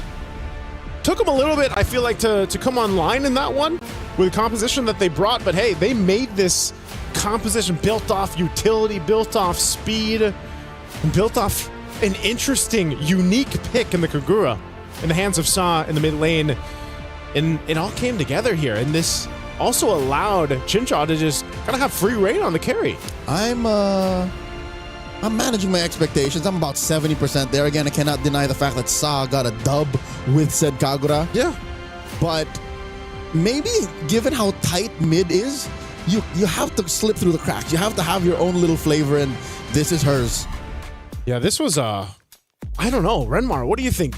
Were you surprised, especially with the Kagura pick here? Well, yeah, the Kagura pick to me was just... We were talking about it. Gideon, Lafell, and I, we were just all looking at the Kagura pick. It's like, wow, you guys really leaned in towards honesty for this draft. Yeah. But it seems like honesty is the best policy. The Matilda first pick, showing it up right away with the Barretts and the carry. Clearly, they made the choice and they rushed the carry because they know that if it was the Gordon carry together in the mid to the late game, then that Barretts would not have a good time being able to hold the front. I think what we saw here was Twisted Minds, like John Wick-esque focus and sheer will of just, we want to play this lineup and make it work. And they made it work. The Barretts and the Matilda together somehow just could not allow VP to play comfortable at any point in the game. Yeah, this was it was a mix of also and in this game, not just the Barretts, the Matilda, and like we said, Sa, but I think Daisy did a great job here. Oh, yes. On just playing, whether it was live in duty or if she had to peel sometimes, but especially towards the end when it became that Mystic Gush was a threat, Daisy had to be the one to go and lock down and make things happen here. Which kind of works because given how deep you already went and halfway through getting to live in duty, you would have used the majority of your damage reduction to even survive and threaten killing the Gord. So it's just perfect. I'd say if we had an MVP here, I would personally give it to Daisy. To Daisy? Yeah. On the Lapu-Lapu. Yeah. Well, I mean, if you do look at the Romid trio of Twisted Minds, they need an enabler. That was one of the things that we suggested. Well, to be fair, we suggested fast rotations. But that's in another way, you could look at that as an enabler pick. And Lapu-Lapu does that. I thought personally that we'd see a little bit more of a match that highlights individual skill. But Twisted Minds as a team were quite flawless here. It was less about the one-on-ones. Maybe that's why we put so much pressure and impact on the Kagura. That wasn't it. It was more of what can I do so that the other four can do their thing. Yeah. And then we all just converge and come together, which is the complete I want to say complete opposite, but it's the antithesis to what Virtus Pro did. Because Virtus Pro, when you look at it, it's like, yeah, Moskov can do that. Yeah. Yeah, the Akai can do that. Yeah, the, so-and-so. But that's not what they needed. It was so hard to pick him off one by one. It was not working. Yeah, and I feel like that yin yang overturn, that window that I was concerned about from Saw, ended up being enough. Like, there was enough damage throughput, enough. I don't know how many stacks she had on the Skypiercer, but I know she was enough of a threat to actually keep some of the important people at bay from Virtus If Pro. I were to just eyeball it, she didn't have many. One or two, maybe. Yeah, it was more the threat of, again, the Lapu-Lapu, more the threat of just the Barat sitting in front of you, and why is it not dying? And of course, Chinchong. This is going to be a difficult spot right now for the Virtus Pro, where they are going to be looking at this like, what do we do? How do we deal with this? They're honest with their picks. It's surprising, and we're going to have to think about something new here, a new strategy. Let's see if Virtus Pro can deliver that to Forza game number 3. Speaking of new, there is a brand new interactive effect for Rhino Day now available. Check it out and join the celebration. It's Happy Rhino. Have they finally made it official? Happy Rhino Day is the day we all turn epic again. Is that what you call it? Yeah. Is that what you call it? I've always called it just Rhino Day. Where is that from? Because it's the Rhino logo, of the Epic is a symbol Rhino. of the Epic is Rhino. So now they've made it official. It's Happy Rhino Day. Happy Rhino Day. I'm happy about that. What is Legend a lion? Yes. Legend is a lion. And then Mythic is a dragon. Yes. Mythical and Immortal is just Glory and Immortal are just variations of a dragon. Of said dragon. That just becomes more and more blue crazy. and then gold dragons. Yeah. I'm gonna have to go check those out. Yeah. I love interactive emotes. Yeah. My personally, my emote is our big old bee friend from the Philippines. It's just funny. Oh yeah. The little jingle going. Yeah. No, I'm still on the Get Ow. Okay. Me too. And Patrick. What I love about Get Ow is it's a regional exclusive. Yes, it's a regional exclusive. I'm wreaking havoc as a Balman in the EU server, and I'm killing everybody's like. And they're like, "What is this emote?" And the Patrick. For those of y'all who are unaware, it's a cultural phenomenon in the early 2000s. It's a Filipino girl group. Yes, I think every region has a region exclusive. Plenty for sure. Yeah, there's plenty of like it's just region ours exclusive is ones. pretty wild. Yeah, that's true. Yeah, if you've missed that episode of MPL Philippines, Go I back. feel sad for you. Go back. Watch. It's probably out there. It's out there. It was I believe it was like an Onyx Aurora match day. Yeah. And then in the middle of it, we just go for 12 minutes. We just celebrate. It's the SVG. ladies and gentlemen, it's the international rivalry, and it's this what's taking over. Yeah. Get out. Oh man. I just realized how this table is so Filipino right now. Hey, I mean, I love you guys, but I think even like we need some Malaysian. Here's the here. thing. Hey, we'll have a We didn't choose Malaysian this. here in a bit. We didn't choose this. It just happened. It just happened. Can we just remind the world that we do have a Malaysian? Lafel, can you just show up right here and wave? Just to remind the people that this isn't like an all It's not Filipino just- stream. Yes. It is still the Women's International. And we got There Lafel. it Yeah. is. He'll be joining us later, and he is doing interviews. The fourth We Bear Bro. Yes. Yeah. He is that's true. He is the fourth Weebear bro. Ever since This whole time. He's a part of the crew. Yes. He is. He's a whole party. What kind of bear would he be? You know what? We'll think about that question of what kind of bear Lafel is while we go on a really quick short break.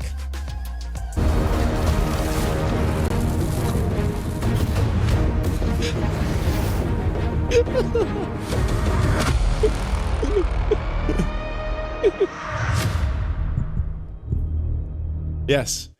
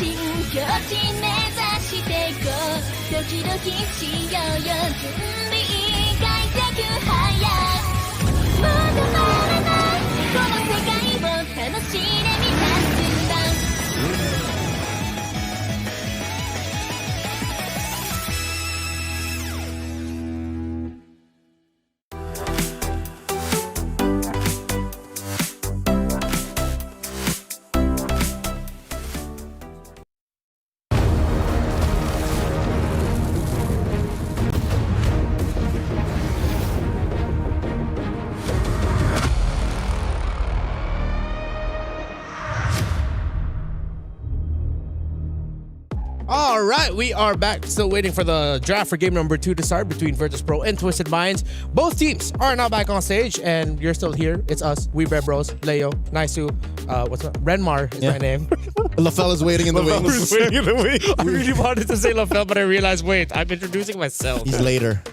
Who am I again? You're Renmar. Speaking of identity here, it's unfortunate that because of the dominant nature of Twisted Minds in game number 1, we really didn't get to see enough of the identity of what being Virtus Pro right now really means. Yeah.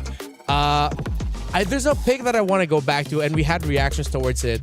You think that Guinevere XP was too much?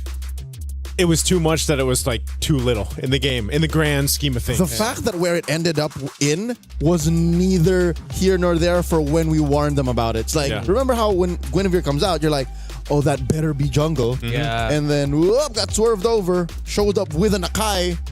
What is this? And then it ends up in the EXP. So, yeah, this might have been a situation of, you kind of overcooked. Yeah. The overcook, I think they were also left with the lesser of all the gold lane options. Moskov is great, and clearly Virtus Pro, it seems like at one point they shifted towards, let's just build a strong front for the Gord and the Moskov. But because you're up against Matilda Barretts, it's hard to play that Gord into that. There were some moments, but clearly you're playing all in for the Moskov. That's why. Yeah, most of the Gorge's gushes were always like halfway through. Yeah. And that's what we talked about in the first few picks of the draft. We were like, this is like, because your first question, Renmar, was, do you want to pick the Gord into this? Like the Matilda? And then the Barretts came up. Yeah. And then even more so, I was like, oh, yeah, this is not going to be a fun time. And it wasn't even just that. They actually had a lot of tools from Twisted Mind to deal with canceling out that gush early on. So then if you actually cancel out that gush, then what do you mainly have? The Mystic Projectile to get some information and stuns off. Yeah, 5 out of 10 Gords experience Limp Gush, and it's not a good time. Yeah, that's not a good time. Get that checked. Especially in the draft. That's how you get that checked. Check that you have a solid front line. Check that if you're going to get doved in, you're ready with that athletic flicker. It's got to keep the flow going. There's many ways to address it. It's not over just yet, so that's why I'm hoping that Virtus Pro get their wits about them and just double check, make sure that if you do want to Gord, you're ready for it, On the screen right now, I see Melee having a very animated conversation with her coach Nasduk of Twisted Minds. Of course, on the other side for Virtus Pro is coach Bulat, if I'm not mistaken. I hope they pronounced that right. There you see Virtus Pro. Again, it's like, I'm trying to put myself in the shoes of Virtus Pro, but then because of how they lost and what they lost to in game 1, it's like, do you throw drafting fundamentals out the window? This is the equivalent of having a tummy ache but not knowing exactly what's wrong. Yeah. So it's like what to take. Yeah. It's better that you know what's wrong and then you adjust to that. Here, I'm not even sure where to begin. Yeah. It's one of those things where you can't even really take that game 1 and like, there's not too much that we got to see from Virtus Pro, basically. Yeah. Just because of the nature of the composition. And I think that's why, too, are we going to see a shifting of sides? Because home team is Virtus Pro, yeah? Twisted Minds won from blue. Yeah. So does that mean Virtus Pro goes blue? Because I know usually they put the home team on the left side, like stage-wise. Yeah. So Virtus Pro should be home team, right? We'll see if they end up changing sides here or is not. it different here? Do we do things differently here? Actually, I should have checked that. That's on me, John. That's a great question. Yeah, I should have checked that before we started. I think it's the same as wild card, so I think... How was it? I think it was the same for wild card. So whichever team home picks game 1. Yeah, home picks game 1. So should be similar. We'll see. Okay, Virtus Pro is going red. Okay, so that means in the wake of this new metagame, teams just want to have that reactive shot. So they're once again. No, wait. No, that means Twisted Minds chose to go blue. No, I'm looking at it weird. Yeah, no, right. So Virtus Pro chose to go red this time. Yep. And then Twisted Minds chose to go blue in game 1. Yeah. Partly, I am getting confused because I'm still thinking Lunar, Livin, Rafa are Twisted Minds. Yeah. It's cool. It's all good. Looking at the bans, Hirara and Paquito. So Virtus Pro are taking out some power picks. But then because you take out power picks, I feel like you're leaning into Twisted Minds showing up more unique takes. However, I will say this. I think if Twisted Minds try to lean into the Matilda Barretts thing again, it's not going to work out this time. Virtus Pro would be ready because they know now that if they see Matilda gets first pick, then you have to pick the carry early. Oh, do they ban it out then? Like, is there a ban potential for a Matilda? Or I feel like it's an overthink if they do. For me personally. Yeah.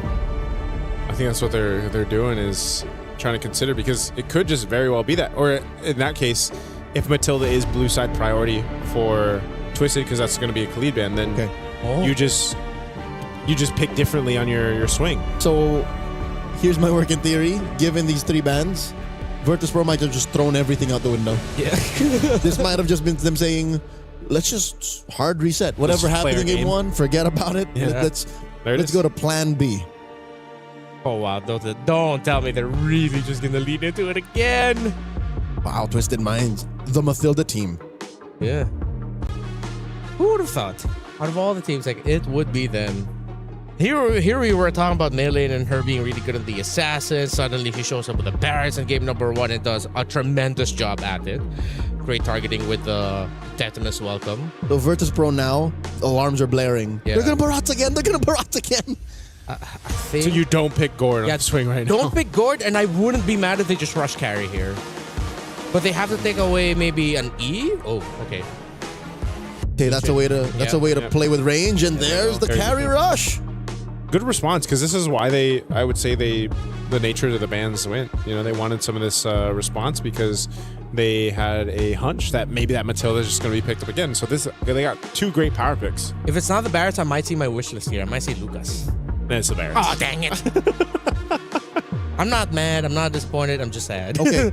Oh, and that's how they checkmate them, because that's why I was thinking they'd pair the Eve with the carry. Yep. Because, oh, man. Now, Virtus Pro again has to play to Twisted Minds rules. Yep. These 2 picks on red 1 and 2, are just answered by a singular mid hero.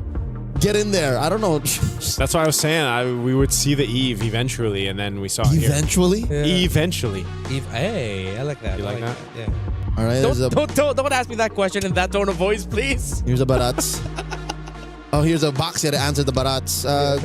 A victim of the Scarlet Embers nerf. Yeah. But is it going to be Rome or Jungle? Another big question. Right? I hope it's not XP. I think because of Barretts and Matilda being faster, I think I'm okay with it going Rome. Yeah, there's a world where it's okay Rome, but yeah. But why? Just enough of a flex pick right now currently. So Moskov taken out. Would Chincho play Clint? I see it. It's just missing in the damage profile, no? Yeah. Like burst. If they want burst, I wonder if they're willing to stack just like a field of magic damage and just go like Harith Eve. Just play for big team fights. But then your XP lane has to be like a Terizla, which they have on Matilda, and that's good. Then you don't have to worry about the Valir because there's the juice in. Or is it just like a Lapu Lapu again? Actually, well, yeah. I mean, with how good Daisy was. Daisy, yeah. Just continue that vibe. That spans that Granger. We might see that. Okay, again, you're looking for burst. Granger provides that, if that's the train of thought we're going with to build up the Kandra. That lineup. So that's a couple of pick-off heroes. Yeah. That's the answer to the Matilda, so that you take away the Matilda or the Eve. And then you lose a combo. Yeah, you lose a combo and you lose a big piece. Okay. Red 4, the pick for Virtus Pro now. They are still lacking an XP laner and what seems to be a roamer. I'm thinking maybe Alistair use on the EXP. This is going to be Esmeralda. Oh, all the shields. Yeah. A lot of shields. Not a bad pick. Yep. Solid choice there. Esmeralda recently just got a little bit of buff too. Yeah. And now the suggestion of bringing out the Harith, I wouldn't want to do here. Yep. More shields. You just settle for something like Yura is lacking. Yeah, Alice or Yu Zhang maybe for Twisted. I would use Zhang. I like the Yu Zhang. Just go carry hunting. Yeah. Nice Petri, but then in the long run of it, the Esmeralda might just be too much for Twisted Minds. Whoa! The Wan. Whoa, Twisted. You are really flexing today, huh? It's been a while. And then the Sora. Okay. Sora EXP. There's a lot of set potential here for Twisted. Yeah. Wan's not what I expected, but maybe in the sense of just duel it out, get that airtime. You've got your own little form of Purify. It's so jungle-wise, the options are tough. Okay. Because now even looking at it, I think the Baksha in the jungle will have a hard time. And then if you put it in the roam, it's gonna poke to oblivion. Oh, what? Rafaela. Okay. They decided to match the little speed and trying to buff up the Baksha. For Virtus, I think the Esmeralda is the X-Factor pick, but in the big picture, I just prefer Twisted. And we know how Twisted plays with a lineup like this. Yeah. So I can see the recency bias at work, which again just makes sense. They're at match point. For Virtus Pro though, it's so honest that the response to that Eve, the response to the 1-1, okay, let's deny the real world. We're gonna have to cross the threshold, but it's fine. Deny the crossbow of Tang. Let's just get on out of here. I don't think they have enough burst to stop the 1-1 before it flies up. Yeah. Unless they somehow catch her early, get the needles out, and then are still able to follow through. What is the damage profile? It's literally just a carry. Because the Esmeralda, you kind of have to walk into that. Yeah. I don't know. Let's see. Interesting draft here, but also another unique hero in the sense of Twisted being pulled into this game of two. We'll see if we go the distance for game 3. Will Virtus Pro be able to take one against Twisted? It's a unique pick per side. Per side. The Rafaela, it's been a while. The 1-1, again, for a year or two in recent history, was #1 ban. Like, you just got to get rid of the 1-1. That's how bad it was. I like this too. You see Lunar. She's got tenacity this time, right? Yep. Little different choice on some of the emblems here instead of what we saw previously, yeah. Play it safe. You know you can't win every single duel. Yeah. Melee here. Trying to double camp. I'm pretty sure that's not how it works still. You could try, but miss me out. Crossing the threshold here. Helping score that early Little Wanderer. So even with the changes that we've seen on the jungle and some of these tankier heroes, seems to still be the main way to go. You know, pick up the Bakshas, pick up the Barretts, pick up... Eventually we'll see the Fredrins, It's not like they're completely dead. It's just they were cut down a peg. Yeah. I don't know. Maybe they're going to be cut down a little bit more. Are you thinking they can still get nerfed? Yeah, I don't know. It's such a weird thing to be back into this basically tanky meta in the jungle. I mean, there's still room. There's still room for flexibility. We saw it already in the wild cards. But I'm just wondering if that'll end up being the course of, the MSC and MWI as a whole, where it's like, yeah, we find ourselves in this once again. We gave the MSC skin to Baxia this year. So it's part of the plan. Yeah, it's Moonton's at work. We see the grand plan now. Turtle spawns in the upper quarter. It's clear that for Virtus Pro, it's no problem for them to quickly rotate. Again, you have a Baxia, you have the Rafaela. They started up. It's Maylane pulling it slightly over to their side. Sa holding onto that RWM. Rafa with the jump in. And the crash. Shifting skies. Look at the damage. RWM miss me out. Secures Living with a Crimson Beacon. Maylane very low gets pulled out by the guiding winds. Ooh. And there is first blood. Double kill for Maylane. Miss me out falls. Rafa flickers back. Sa flicker 2. Void Crystal takes down Rafa. And down bottom, can Chincha win the duel? Chincha already took to the skies. Both gold laners have already used their ults. Yeah, they've both been used. Sa's there, though, and Chincha, they're going to go for Lunar. Sa drops it. He's a little bit more. Minu to the rescue. Lunar's fine. Yeah, she's got the heal. The timing was just off a bit. Whoa. Uh-oh. Did she get it? Cow got it. Cow got it. Okay, it went from worse to bad. Yeah. Cow gets the orange buff away from Miss Meow. Denied. And Twisted potentially almost got a kill on this bottom side Lunar, but good thing Minun's there to go ahead and heal her back up. She will go ahead and get this reset going. But yeah, you already saw that fight break out. You see how much damage potential too comes from a Barrett's early game. Like that's crazy. And there isn't even the War Axe built up. And I'm thinking, is she going to build War Axe first? Yeah. Is this going to be a different build path? Looks no, like it. It's the same. It's the same build. first item war axe, and she gets it at 3.5 minutes. Yeah, and she comes. No, she did not steal it. It's Miss Meow who gets her own buff, but Detna's welcome plus the RWM. Crimson Beacon won't save her. Miss Meow goes down. Minun falls as well, living back it off. But Chincha wants more. Chincha gets knocked up, cleanses, and she's fine. They're backing off. You're seeing it, man. You're seeing this Leo in action in a lot of these early skirmishes where Virtus Pro just unfortunately cannot go face to face when there's a stacked up Barretts like this and the rest of the squad. There's too much even slowing them down to like get away, you know, whether that's with the real world manipulation from Saw or not, or trying to run away with having a Matilda chase you down and bring back one of the members of Twisted. Virtus Pro just doesn't have a plan to deal with that, and now they're gonna have to watch this second turtle go in the hands of Twisted. Yeah, they got the first one, but Twisted will easily get the second turtle of the game. My lord, are we seeing a Vietnamese Ube, Joseph? 3,000 gold up.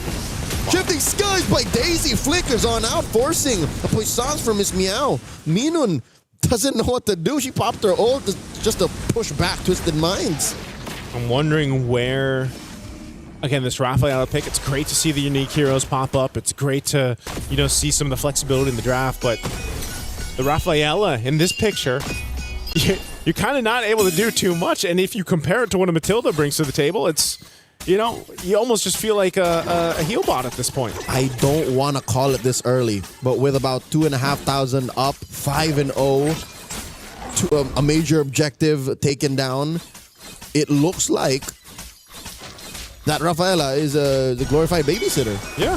Nothing is quite like the love and care of the actual parents. So yeah, that's why I'm saying, you know, this is one of those instances where you're just like, just heal me. Just heal me. That's because I mean, eventually, you know, you've got the rest of her kit too that can help, but it's a while until you get there, and not dying and winning are not the same thing. Yeah, exactly.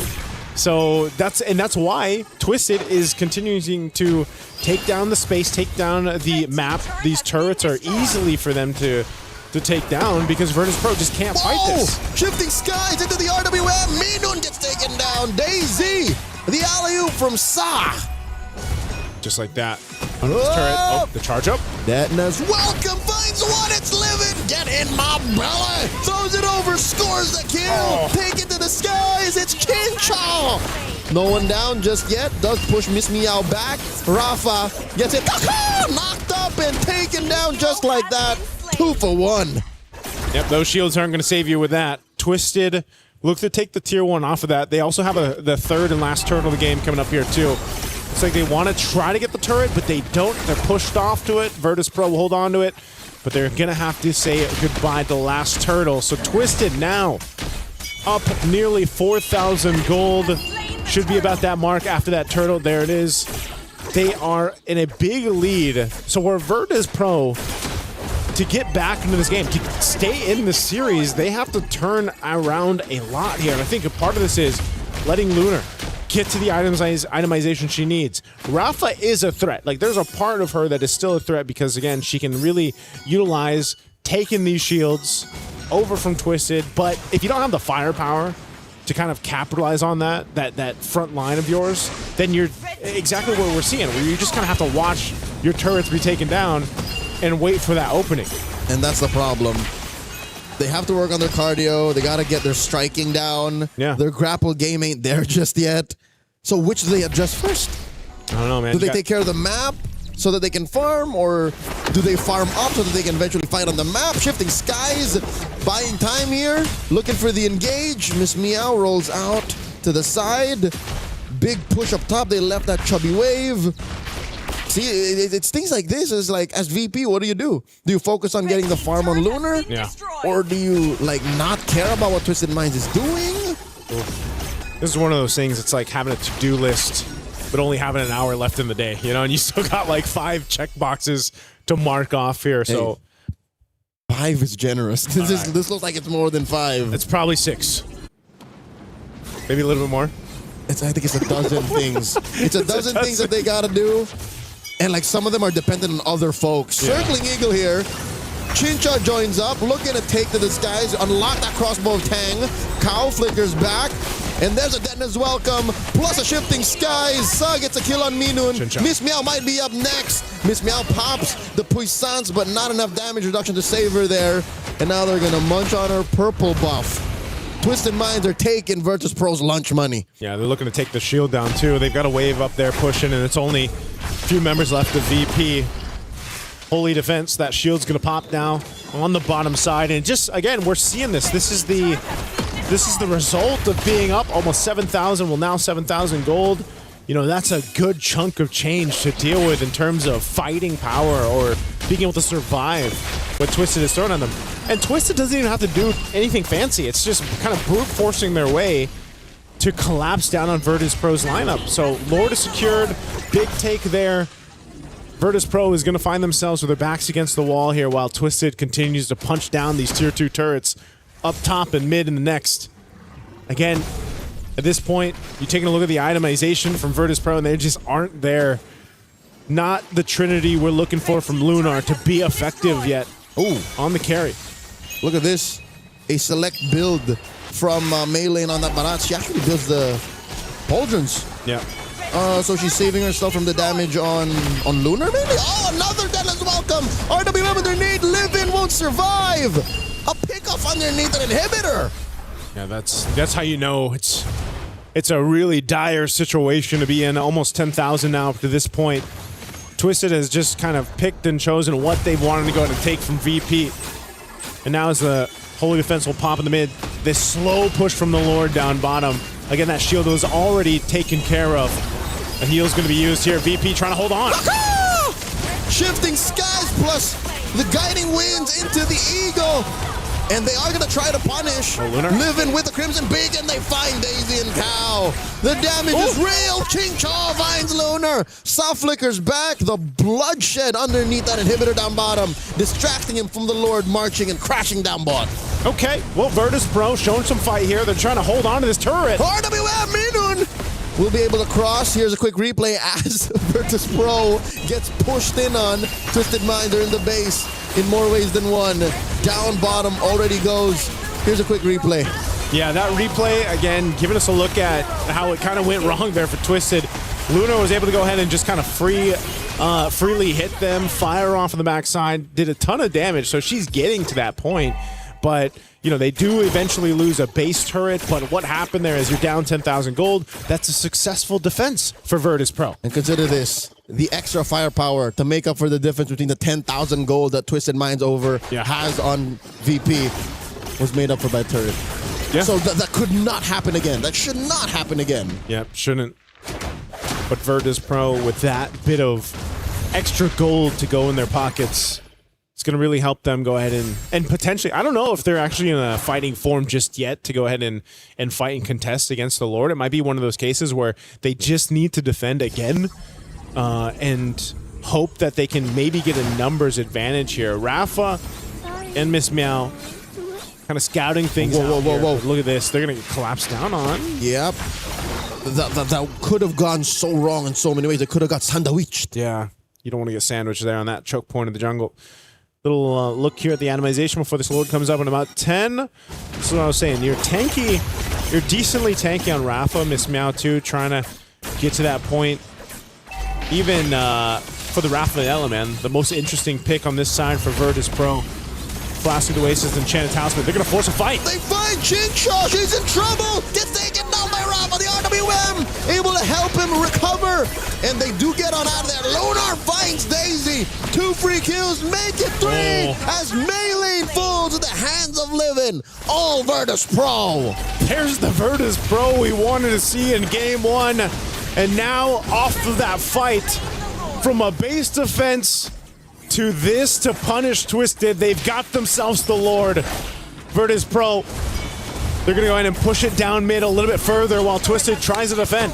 They did not respect the damage output out of Virtus Pro. Chinshaw put herself literally in the middle of 3 members. All Virtus Pro. And as soon as that happened, that's a non-starter. Not the position you want to be in there. Chinshaw, she's going to have to make the adjustment for the next one. Oh, they're actually going to be quite aggressive towards Miss Meow. Good backup here from Livin'. Virtus Pro, man. Gotten themselves now pretty much 8,000-ish gold off of the deficit we saw them defend against towards the base. They have a Lord with them up top. not evolved just yet. We're just nearing that 14-minute mark into this game. Whoa! They force Daisy onto the lightning form. Helps her dash on out. RWM, look at the positioning, the angle that it's at. And now the Dent is welcome. Get in my belly into the wall. Miss Meow falls. Serving up a kill to Cow.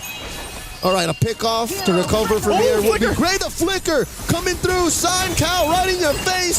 Circling Eagle knocks up Livin. In comes Miss Meow. The Rafaela revive is working wonders as Cow barely gets away.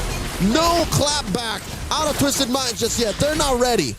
Oh, man. Now, the healing for the Rafaela, I think, is really starting to play a part in some of these fights, man. They go for this engage, and then when they think they've got the upper hand, whoa, Daytona's welcome on the defense. Oh, no, Chincho gets caught again! The speed from Virtus Pro playing a huge point to this lineup here. Joseph, it's more than just the healing. I'll tell you what it is. Imagine every hero is like Faramis. It's the free revive. They were allowed to make the mistake, and then they were allowed to go again. Go again. Virtus Pro has been going again now for a while. In this game, the last maybe 5 minutes or so. Dude, they lost the lead. Twisted Minds. Oh, talk From about about it. 10K? Yeah, 10K. Down to not even one. Essentially gone at this point. Mingwen picking up the wings, too. Just more speed, more healing. How do you fight against this? Whoa, Daisy jumping in, going to spot them out, just push them out of there, but they want to just take this tier 2 before that Lord's up in about 30. Okay. This is tough, man. Chinchaw get caught once, sure. A second time? Yeah. I don't know. Maybe it's, you know, this kind of this choice to pick up the Wan. I know you've got your own little kind of built-in cleanse of the needles, but I think once that's gone, you know, you just don't have as much versatility to get out there. You might have to be the one now utilizing your guiding wind from Cow. A lot of times it's been melee, but you might have to shift things over here if you're Twisted, especially when it comes to this Lord fight. It's going to be a slow one that's built up. Right now, Virtus Pro has control of the space, while Twisted is looking for their own angle. You've got Rafa up top, pushing up that wave on the top side. And this is going to be a slow one, but I guess the one plus side to this for Twisted is they got that long lane, that big wave pushing down bot that Rafa's got to deal with. They send her home.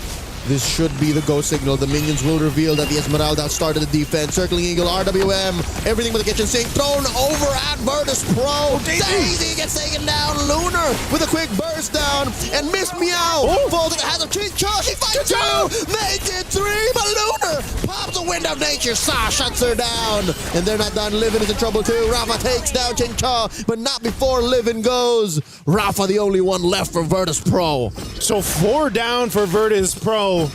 Chincha, if she would have survived that could have been a game-ending push there, but they will get the Lord off of this. So Twisted Minds fought hard for this team fight, this objective, and they'll get it. Game's not over, and Twisted Minds barely got their wits about them, put themselves in a position of power once again after back-to-back blunders. But I gotta say, if there was an MVP in this game, if Twisted Minds were to take us home in a sweep, I'm giving over to Sa. Look at the stat line on this Eve. Yeah. And watch about half of the RWM she drops. Works of art. They belong in the Louvre. They do, man. She's gotten how many multiple stuns when she's locked them down with the real world manipulation. Last minute, right? It's yeah. like, whoop. Yep. Saw definitely locked in here. Great to see, you know, the versatility from a Kagura to now the Eve that we've seen pop up many times, and now they're on the base, knocking on the door of VP. Another RWM underneath, tier 3 in mid, forcing a response out of VP. They use a lot of their ults to just try and defend safely. Mid lane inhibitor has a fallen. Top lane inhibitor seems to be the next up on the docket. No minions, just a matter of time. VP will not be able to save their last turret. It's a bear base for the Grizzly Bears. In ice. Thin ice. They got back on their polar bears. Better ice for a bit, but then it's been stopped in the tracks, man. Why do I Twisted. keep thinking they're not polar bears? They are polar bears. They are polar bears. Yeah, they are polar bears. Whoa! Oh, missed me out. And they keep going. Here they are from the back. From the back. Which way? From Chincha and Daisy. Mean and fall. So does Lunar. And that might have been it. They've cracked the code. Virtus Pro have lost their core. And now it's just Rafa and Livin left. Miss Meow has fallen. Another RWM. Rafa flickers back out, running to the safety of her base, but there's nothing left there to save her. Rafa down to a third of her health. Down to 0 now. As she falls, Livin the only one left to defend. Circling Eagle knocks her up. The base is going to be up next as Daisy takes her down. Twisted Minds with a sweep. Took them a little bit longer in this game too, but Twisted Minds with a sandwich play at the end collapsed down on the hopes of Virtus Pro to make it to a game 3. It was close. It was getting there, man. The Rafaela was a whole lot to deal with, but Twisted Minds figured it out. They dealt with it exactly how they needed to. Oh my lord. This one was closer to our first match, like the Aurora Team Ray kind of suspense. Definitely. But, okay, can we now say that we've met the Virtus Pro that we've been expecting to see? You know, I would say we saw the shades of it in this one. We saw a glimpse. We didn't see everything, but definitely if we go from game 1 to this here for game 2, this is the Virtus Pro. We saw shades of that come together, but it wasn't the execution to get them the win. Congratulations, Twisted Minds, ending the series with a sweep. Once again, bringing out the Matilda and the Barretts, being honest with it, and that little bit of decision-making in the draft, picking the Juice in instead of the Eve, when we were suggesting pair that Eve with the carry. Because of that, team fights were difficult. However, as you mentioned, that Rafaela and the Constant Revives were keeping Virtus Pro in this game, and I was surprised by it. I think that's when that's when we started to realize the value of the Rafaela, besides the heal and besides the extra movement speed. It's just that you have a little bit more room for mistakes. Yep, the macro timing has changed. Yeah. It's like, imagine if you live your life and you only need to sleep 4 hours a day. How much more productive would you be? You'd have so much time. Yep, and that's what allowed for Virtus Pro to kind of in the late game buy things back. In the early to mid, for sure, it was the healing and the movement speed. Yep. But as soon as Miss Meow died and then they revived her, it's like, whoa. Yeah. I think not only that too, but like you called out, Chincha was picked out of position a couple times, but also I think that was just the nature of also being on a 1-1, for example. You only have so much, you literally have like one tool to get out. And I think, we saw the shift of guiding winds being used by Melee, and then eventually it was also Chincha or like the rest of the squad to kind of make use of that, because Virtus Pro was really good at utilizing their own speed potential to try to collapse on Twisted. But there was a quick answer, and once that positioning from Chincha was fixed, you saw how much of a threat. It's been a while since we saw that, man. The crossbow of Tang changed with like tides of some of these fights, and you're taking down 2-3 health bars with that one ultimate. Not as deadly as I remember Crossbow of Tang being. Of course, there's been a lot of adjustments to Crossbow of Tang over the past few patches. Still something to respect when it happens, but it wasn't the instantaneous reward that I was looking for from before. Still though, Twisted Minds played this really well around their comp, and to be fair, so did Virtus Pro. Lord 2, when they were able to get that, it's because I believe this was Lord 2. Yeah, just watch Lunar here, even though it gets caught out a little bit, actually was able to sidestep, get stunned, but still able to free hit. Meow and Minun collapsed around their carry really well to add a little bit more bodies to help defend, and it worked out. They were able to get the Lord of that after that. But every team fight after was just a reminder of how difficult it is to fight under the box of the Eve. Yeah. Leo said it, man. Saw's Eve here, just phenomenal. Multiple real-world manipulations, multiple stuns on multiple members of Virtus Pro, I think.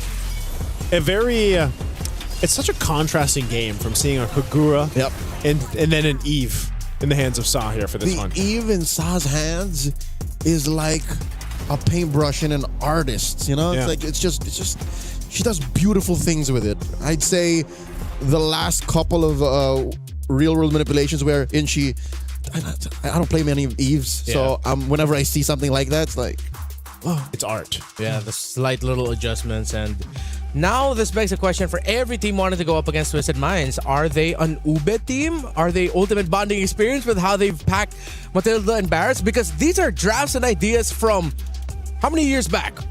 5 years. 4 or 5 years ago? If you're talking about like OG Ube, Yeah. it's been 5 years. Yeah, 5 years. And because of the shift of the meta that we've had recently, it's like, hey, we can bring back these old ideas. That's wild. We didn't even posit this possibility earlier. And this is perfect because the originators of the Ube, Blacklist International, the M3 World Champions, they didn't care when patches happened. They just always played the way that they played. They played their game.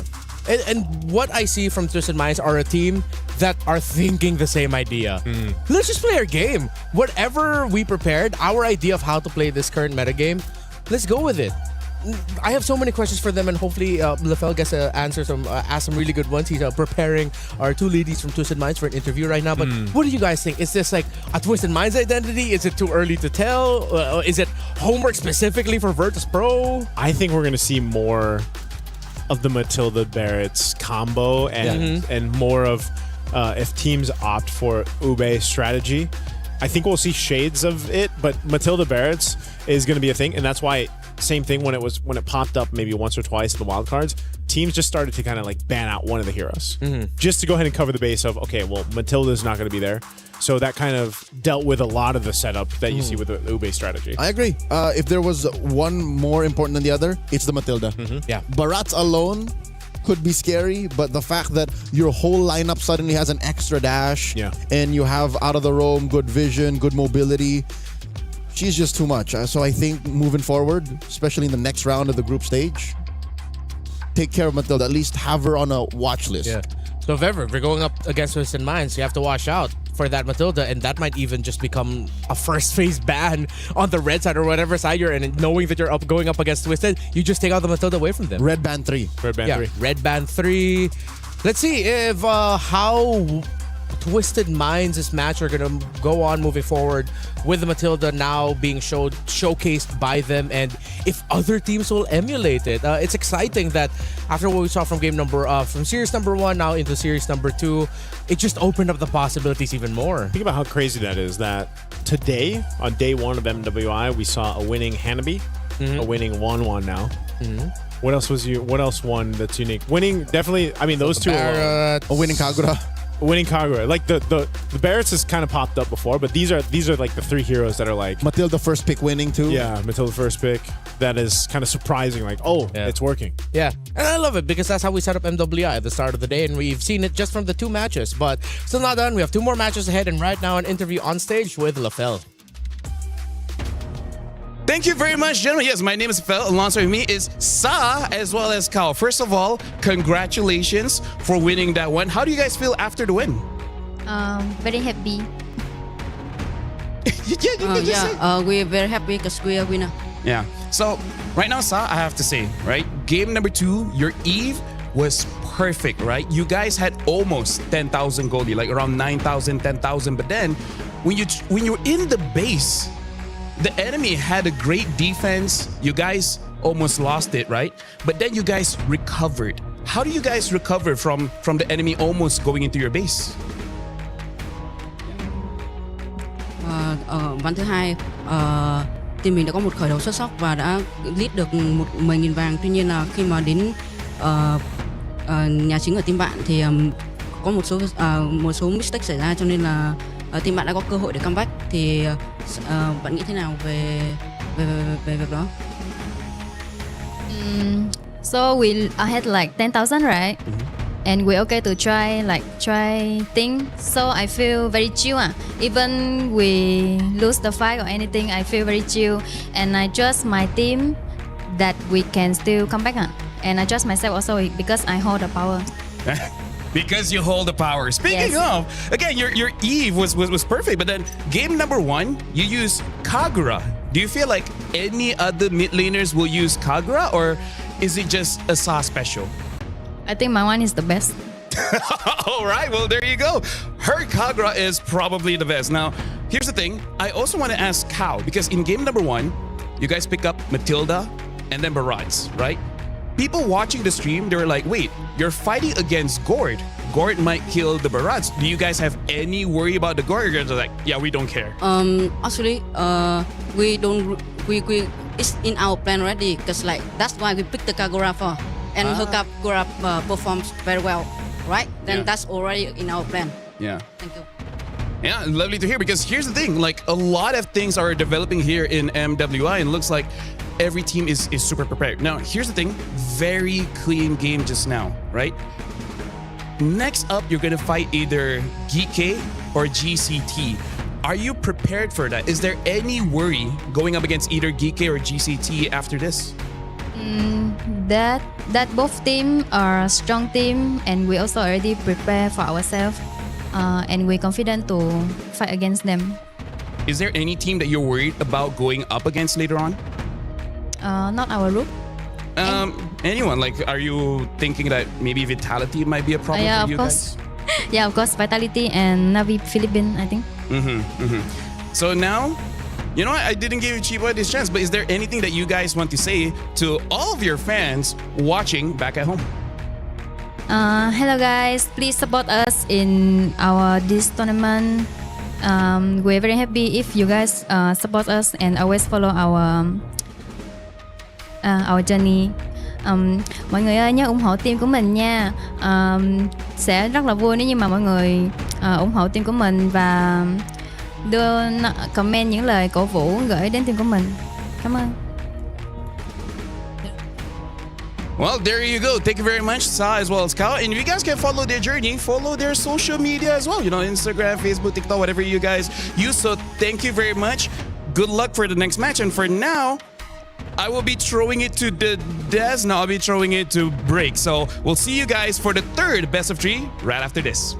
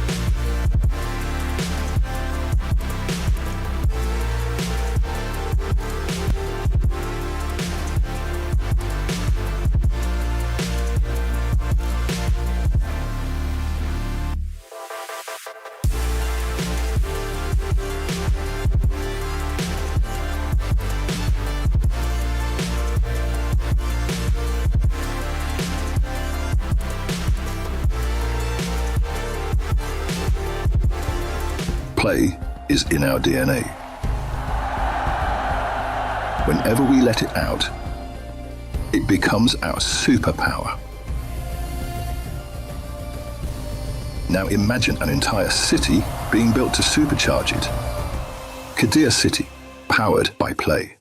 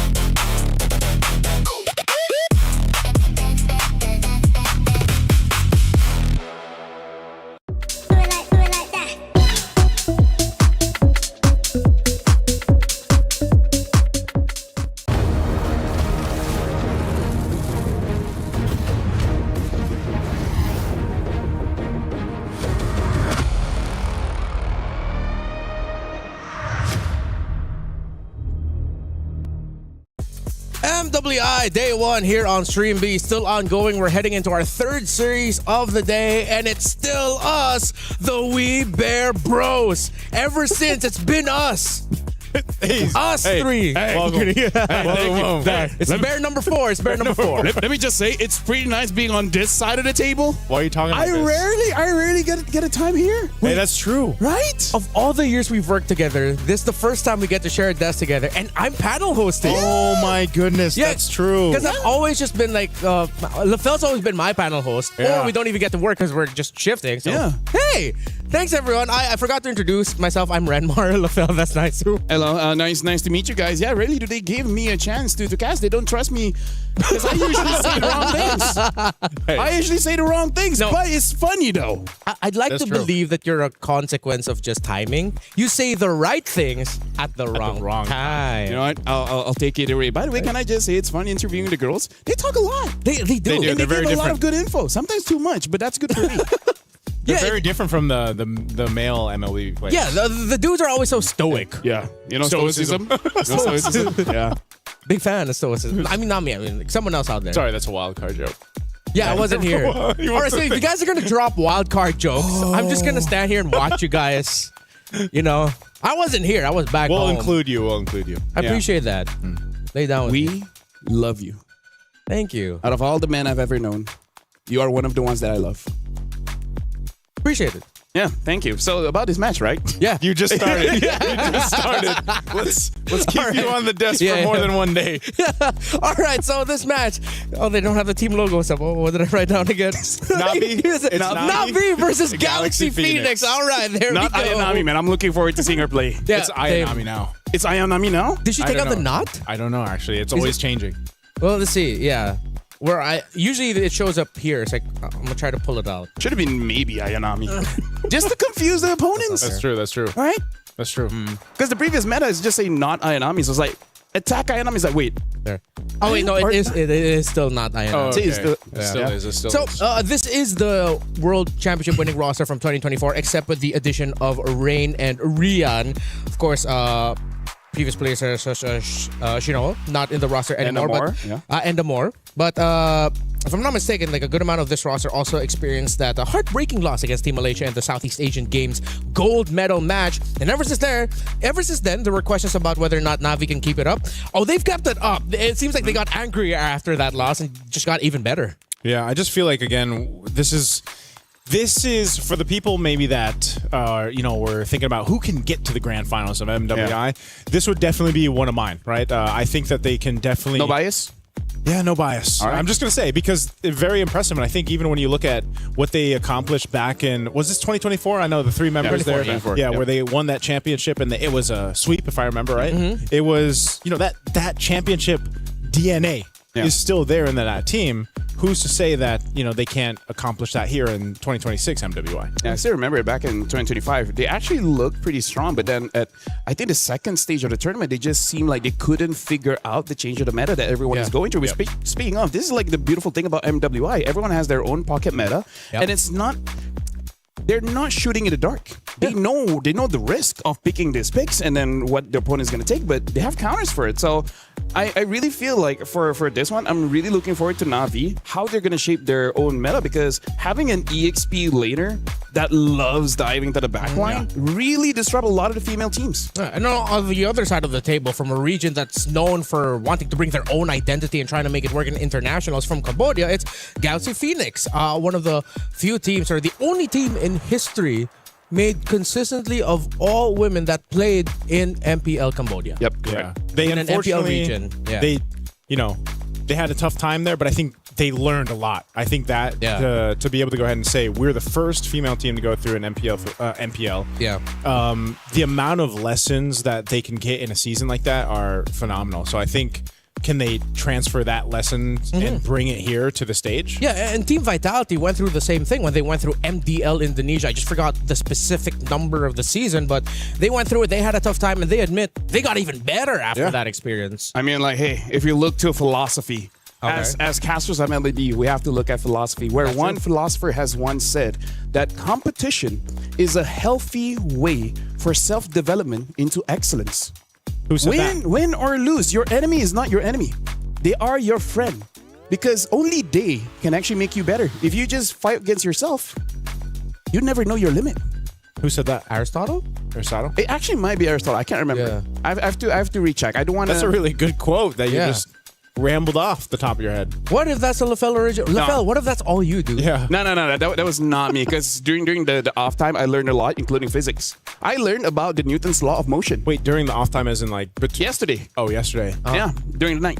Which law? There's a lot. They have the law of motion, because I was interested about sound. Like, the law of motion is about how particles expand as well as contract in the disturbance of air, water, or even solid objects. The law of motion dictates that the disturbance in the air particles is what creates that sound. And the reason why I wanted to learn that, because of the question, if a tree falls down in the forest, does it make a sound? I would love to look at your search history on your ChatGPT. Yeah, go ahead. I guess I won't show you, but yeah. What if he asked nicely? All right, now that nice is gone, we can just talk. Dude, I love the transparency. Dude, I love Stream B. Yeah, we are a fun bunch. We are a fun bunch. Speaking of, I really want to see how the Phoenix really respond here, because I like the name Phoenix, considering their org. For I believe the last time they tried, they were nowhere close to the grand finals, and now having some new additions into their lineup, boom, champions. Yeah, and we're talking a lot about the Assassins at the start of the day. I think they might be the first team to finally show up with a Ling, considering they came from Cambodia, right? Yep. But okay, I got to ask the boys this question earlier. I want to hear what's your surprise pick that you'd want to see? Something that would be like so unique. You're at a disadvantage because we've already gone through like 2 series, but what's yours? No, honestly, it was Rafa, because I was talking to some teams, and they were gonna use Rafa as a potential counter towards an Atlas. Right, because the Atlas tries to chase after you. Rafa has a way to slow down and speed up, and the first ability is very good against the newly buffed Conceal. Oh yeah, that's true. All right, and we got to see it once, so maybe it's not a one-off. Yeah, it didn't work out. Yeah. Maybe it's not a one-off for Virtus Pro, and then we might see one of these two play it. I think because of how we understand like Na'Vi, the region that they're from, they're Filipinos. We already know what they're gonna do. That comes from a Filipino, by the way. Please don't come after me in the comments. But for Galaxy Phoenix, I think they'll be a little bit more of the wild card here. Yeah, because I remember my time in Cambodia, even in ranked games, during the time where it was all tanks, man. The good old Fredrins, the good old Box, and there's nothing else other than that. In their region, it's all Lancelots, it's all Hayabusas, it's all Lings. And honestly, that's also a part where if a Ling is there, we gotta see whether they're willing to double down and have an Angela as well. Angela honestly is not that bad, but one problems is that if it's a mid lane Angela, you just don't have that firepower in first and second turtle. Yeah, and then you'll have to put that firepower elsewhere, which would mean that would pressure the EXP laner, because that's how you substitute for the lack of like burst in the mid, or you get really greedy and just go for like an Angela mid and then like, I don't know, like a higher damaging row maybe, which is just too much. Yeah. So let's see which route that they're going to be going for. For Galaxy Phoenix, I'm trying to think, what other heroes would I want to see? I want to see a Jawhead. Yeah. Around. I think Jawhead might be okay. If you're going on that route, something that we've seen in the Asian games, but this is very specific to certain players, which is the Selena.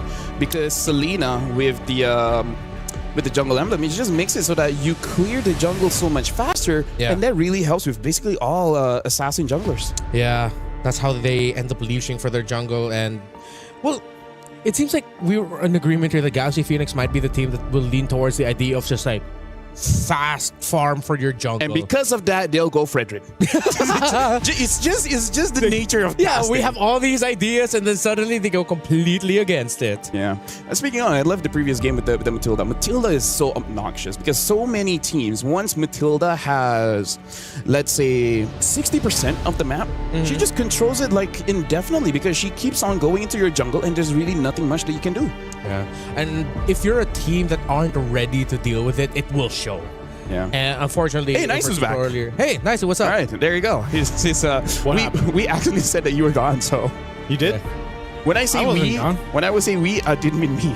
Yeah. I just said like, all right, now that Nice is gone, just. And what'd you say?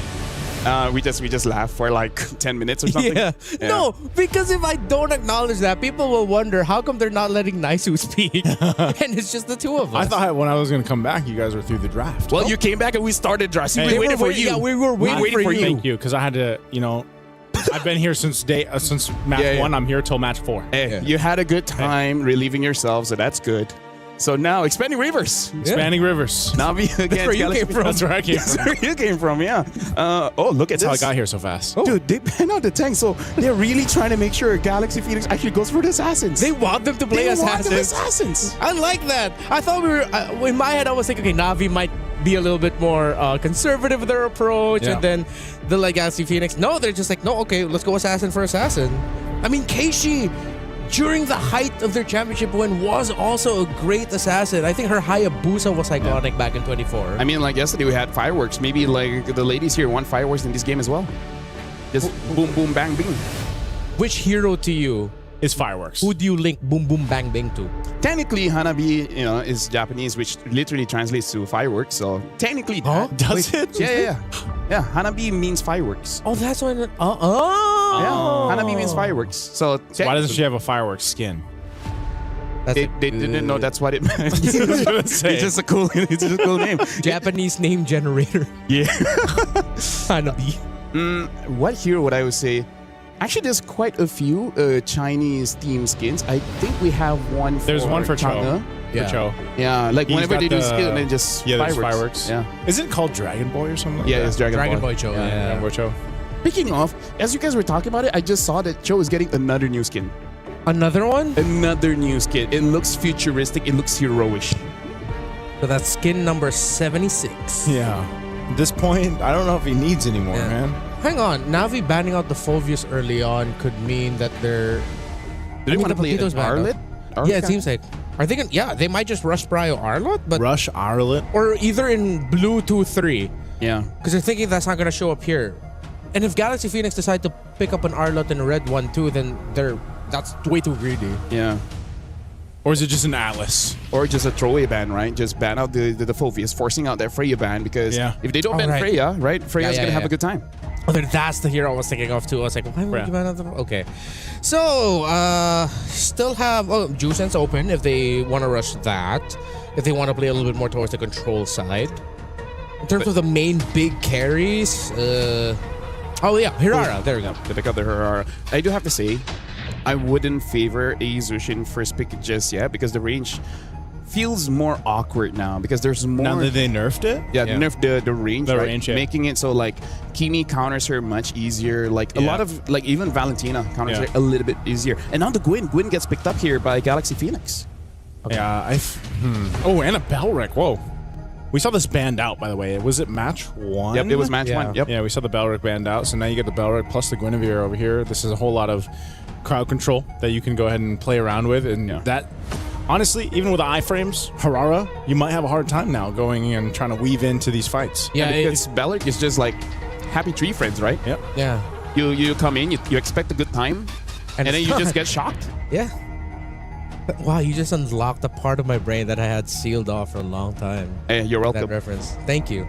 I don't get the reference. I'd have to talk to I can show you about happy tree friends. Okay. Oh, yeah, well, yeah, no, we should. Yeah, we should. Yeah. Don't ask us what that is. Anyways, Lilia, we should make control around the mid a little bit difficult here for the Belric if it's not paired up with a mid laner that can dish out the poke in equal measure. Eve, hello. Eve is available. Yeah, and the carry's already there. Might as well just go for it. Yeah. If they don't pick up the Eve, I will be perplexed. I would be flabbergasted. I would be confused. All right, there you go. Does that work? Hey, that's Oxford English, like Yes, right sir. there. Yeah, yes, sir. Honestly, like right now, Na'Vi, they have a pretty anti-tank kind of draft here. So I think, and they go for the Claude instead. So now Na'Vi, they can just ban out picks like the Eve and maybe even potentially the Farsa. Farsa doesn't technically like has that big of a threat towards Na'Vi, but it's something you have to think about. Well, even more in recent games, I think Farsa sort of fell out of favor and more teams are just picking up the Zetian instead. But with the Farsa, I would want to see them consider that because Belric's too slow in my opinion. And to match the speed of the Guinevere, you need something in the mid to help match it. I felt like it'd just be a Gord. We might see a Gord ban. You know what? I agree.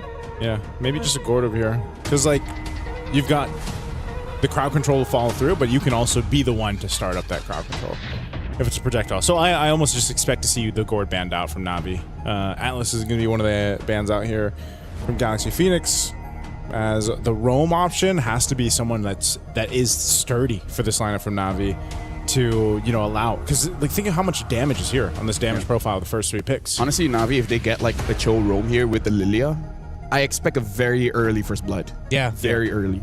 Yeah, I was leaning towards that too. Like you mentioned tanky, but there's one pick because of the Belric being slow, you could go fast and damage either the Cho or... Plus, Lilia is so obnoxious in the laning phase. Like level 1, you already have both skills. You have your full combo essentially at level 1. Yeah, one of the most annoying mid laner I would say like to deal with as another mid laner and a roamer. Arla gets taken out, so we're sort of torn here whether or not Navi's going to go for something tanky or for something fast and roaming. Oh, that's the other pick I suggested, Hilda. But are they trying to signal to Na'Vi that, hey, we know your options, you might go Cho? Na'Vi might not ban Eve here. I think Eve should be a ban. Because I don't know, I feel like with all the nerfs, Eve is like top tier. She's the main lady. She's bigger than the universe. She is the universe. She's a queen. That is true. That's more accurate. Yeah, when I saw this, like how huge Eve really is, like, whoa. Yeah. Wasn't it that Uranus is actually like bigger than the Land of Dawn? Actually, quite a lot of heroes are bigger than the Land of Dawn, including like, Rock. Yeah. Valir. Wait, what did you say? Wait. Are they gonna go tanky for their EXP like Terizla? Terizla, yeah. Other than Terizla, I don't think there's any other EXPs that... Are they gonna go Hylos Roam? They could also potentially be going for a slower roam, exactly like a Hylos, but like why? Just because you get that quick momentary stun for the Claude? That's way too much for just one hero. Hey, maybe they just want to win early, right? Maybe they needed the toilet. That's true. That's true. Yeah, in my time going to the back, I heard the players say like, oh, thank goodness we ended because I was getting hungry. We haven't seen a quick game yet, though. No. In the first 2 matches, we haven't had... We had sub 15, so that's quick-ish. Yeah, the quickest game we've had is 14-14. Yeah. Which is still pretty long toward... Like, quick game would be like 10 under. Quick game is like you go to the toilet, come back, and it's done. Yeah. But yeah, Uranus. Huge guy. Yes. You know, in terms of the roam, again, I feel like it's not a bad time for the Cho because, let's face it, what's a bad time for the Cho? Never really. It's rare to find a bad time. Oh well, I'm always the guy that would say, don't pick it into Marcel. I'm the don't pick Cho into Marcel. But the thing is, Cho players has this ego. That's true. Am I wrong? I'm a Cho Roam main. Yeah. I don't have an ego. No, meaning like, dude, that picks counter you, and I'm like, I don't know. Let me show them. I don't think so, dude. Either ways, right now the glue has been picked up, and for now the mid is still available if they want to get cheeky and pick up a Faramis just to counter the glue. Yeah. You think the Faramis? But do you want to go that far? You know? Yeah. I still feel like the Eve is fine. If you do have the Faramis here, that's a stacked lineup from Galaxy Phoenix though. They might just go Lunox.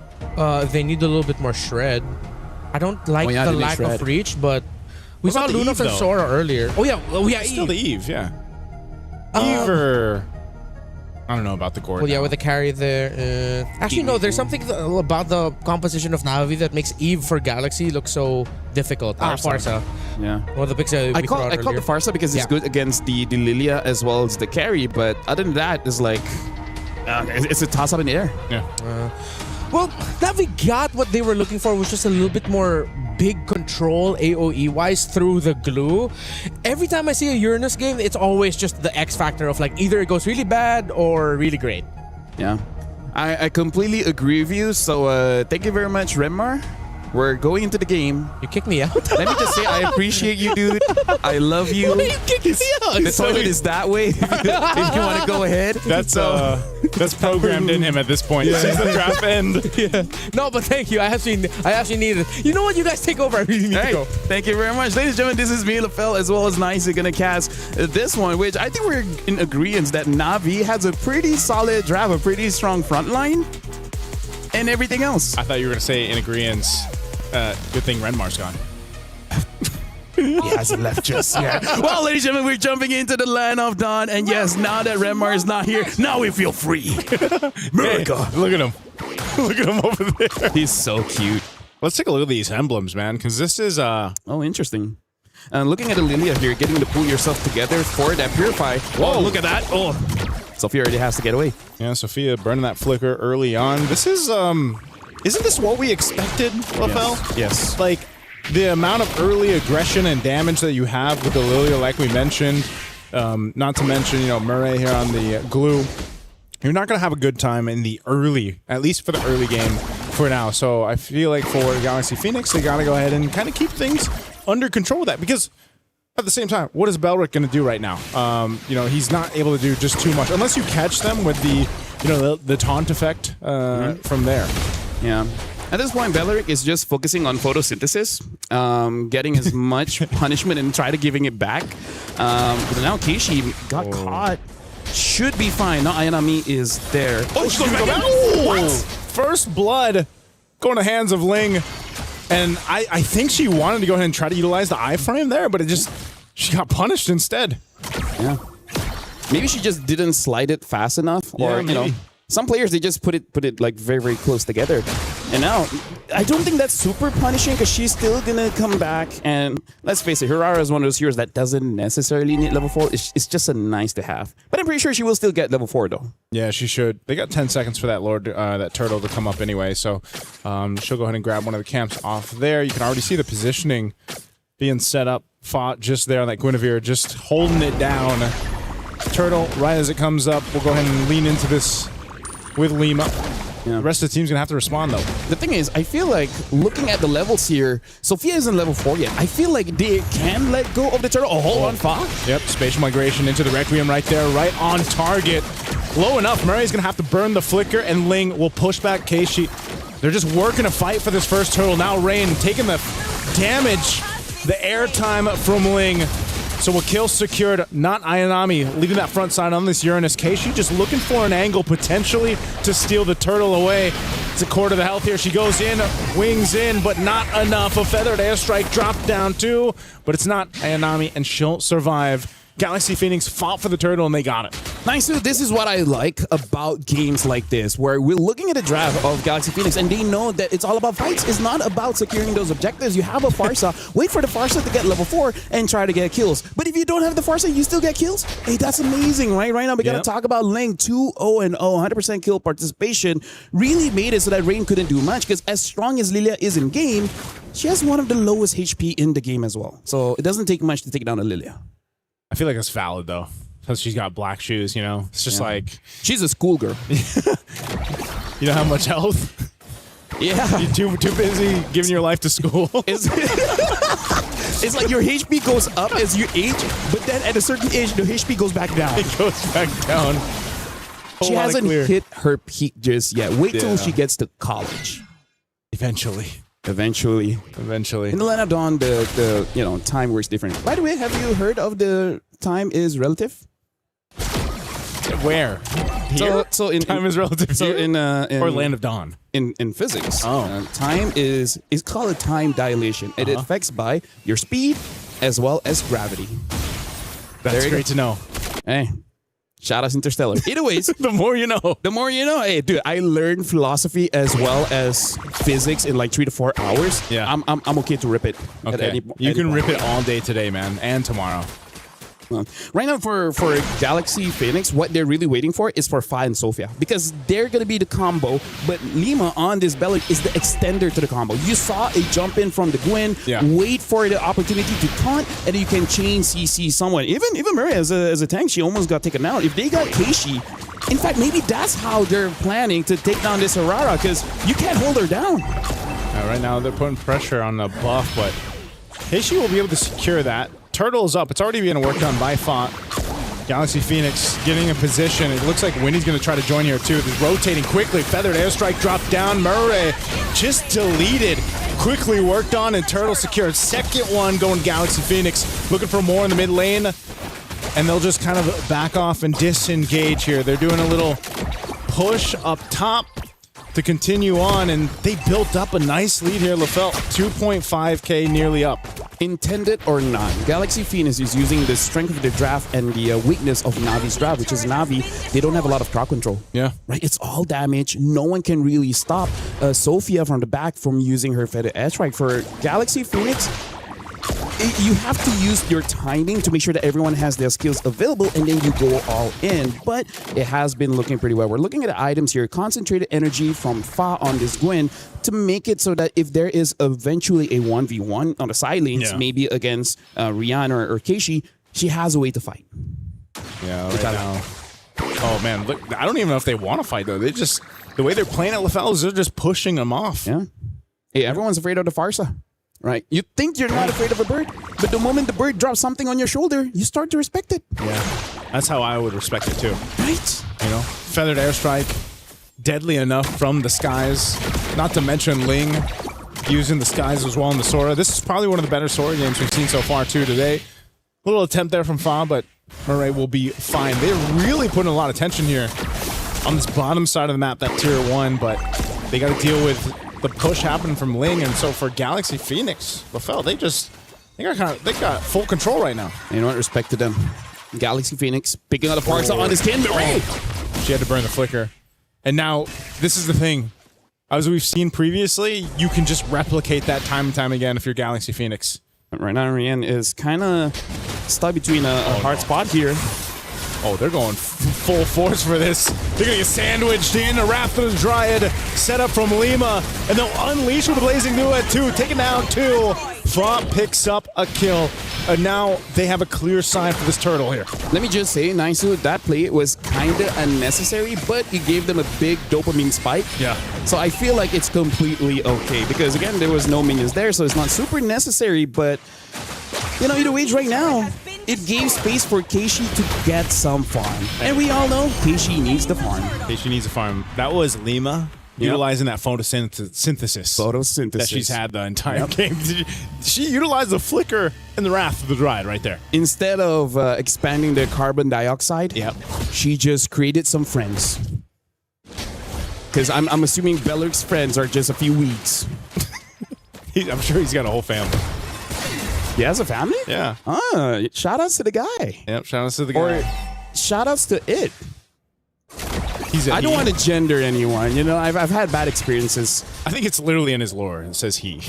Oh, yeah? I think so. Okay. Hey, shout outs to Beller, the family man. Botanist. He's a Botanist? Whoa. That's probably his owner. Feathered airstrike on Murray. I don't know. She's not going to have a good time, man. I feel like every single time her flicker's been up, she's had to burn it to be defensive, you know? Yeah. At this point, it kind of feels like a hate crime, right? So I feel like it's something that we have to ask, like, is it part of the plan just to make sure that Mireille doesn't get to play the game? Because I still remember during wildcards, we were talking about punchable faces, and Patrick is one of them. He's definitely on the top of the list. He's on that list. Yep. You got to watch out for that. And right now, it just seems like Na'Vi doesn't have an answer for anything right now. They're just kind of at the whims of, you know, Winnie pushing down this bottom side, Foz jumping in. There's the feathered airstrike paired up with it again, and Murray, because she doesn't have the ability to withstand that burst, she gets bursted down. Actually, now that I look at it more, if you take down Murray, where's the crowd control? Yeah. How do you win fights without crowd control, right? If you have like, I don't know, 1.5K lead, you can force it, but now they're down by almost 5,000. Yeah, that's a great question, man, because... Thank you. You know, every single time that Galaxy Phoenix has just... I think that's what they've been doing. They've just been picking on Murray. Take her out of the picture. You've got no crowd control. I gotta say, I play rank a lot. Yeah. A lot of people use that against me. Do you play roam?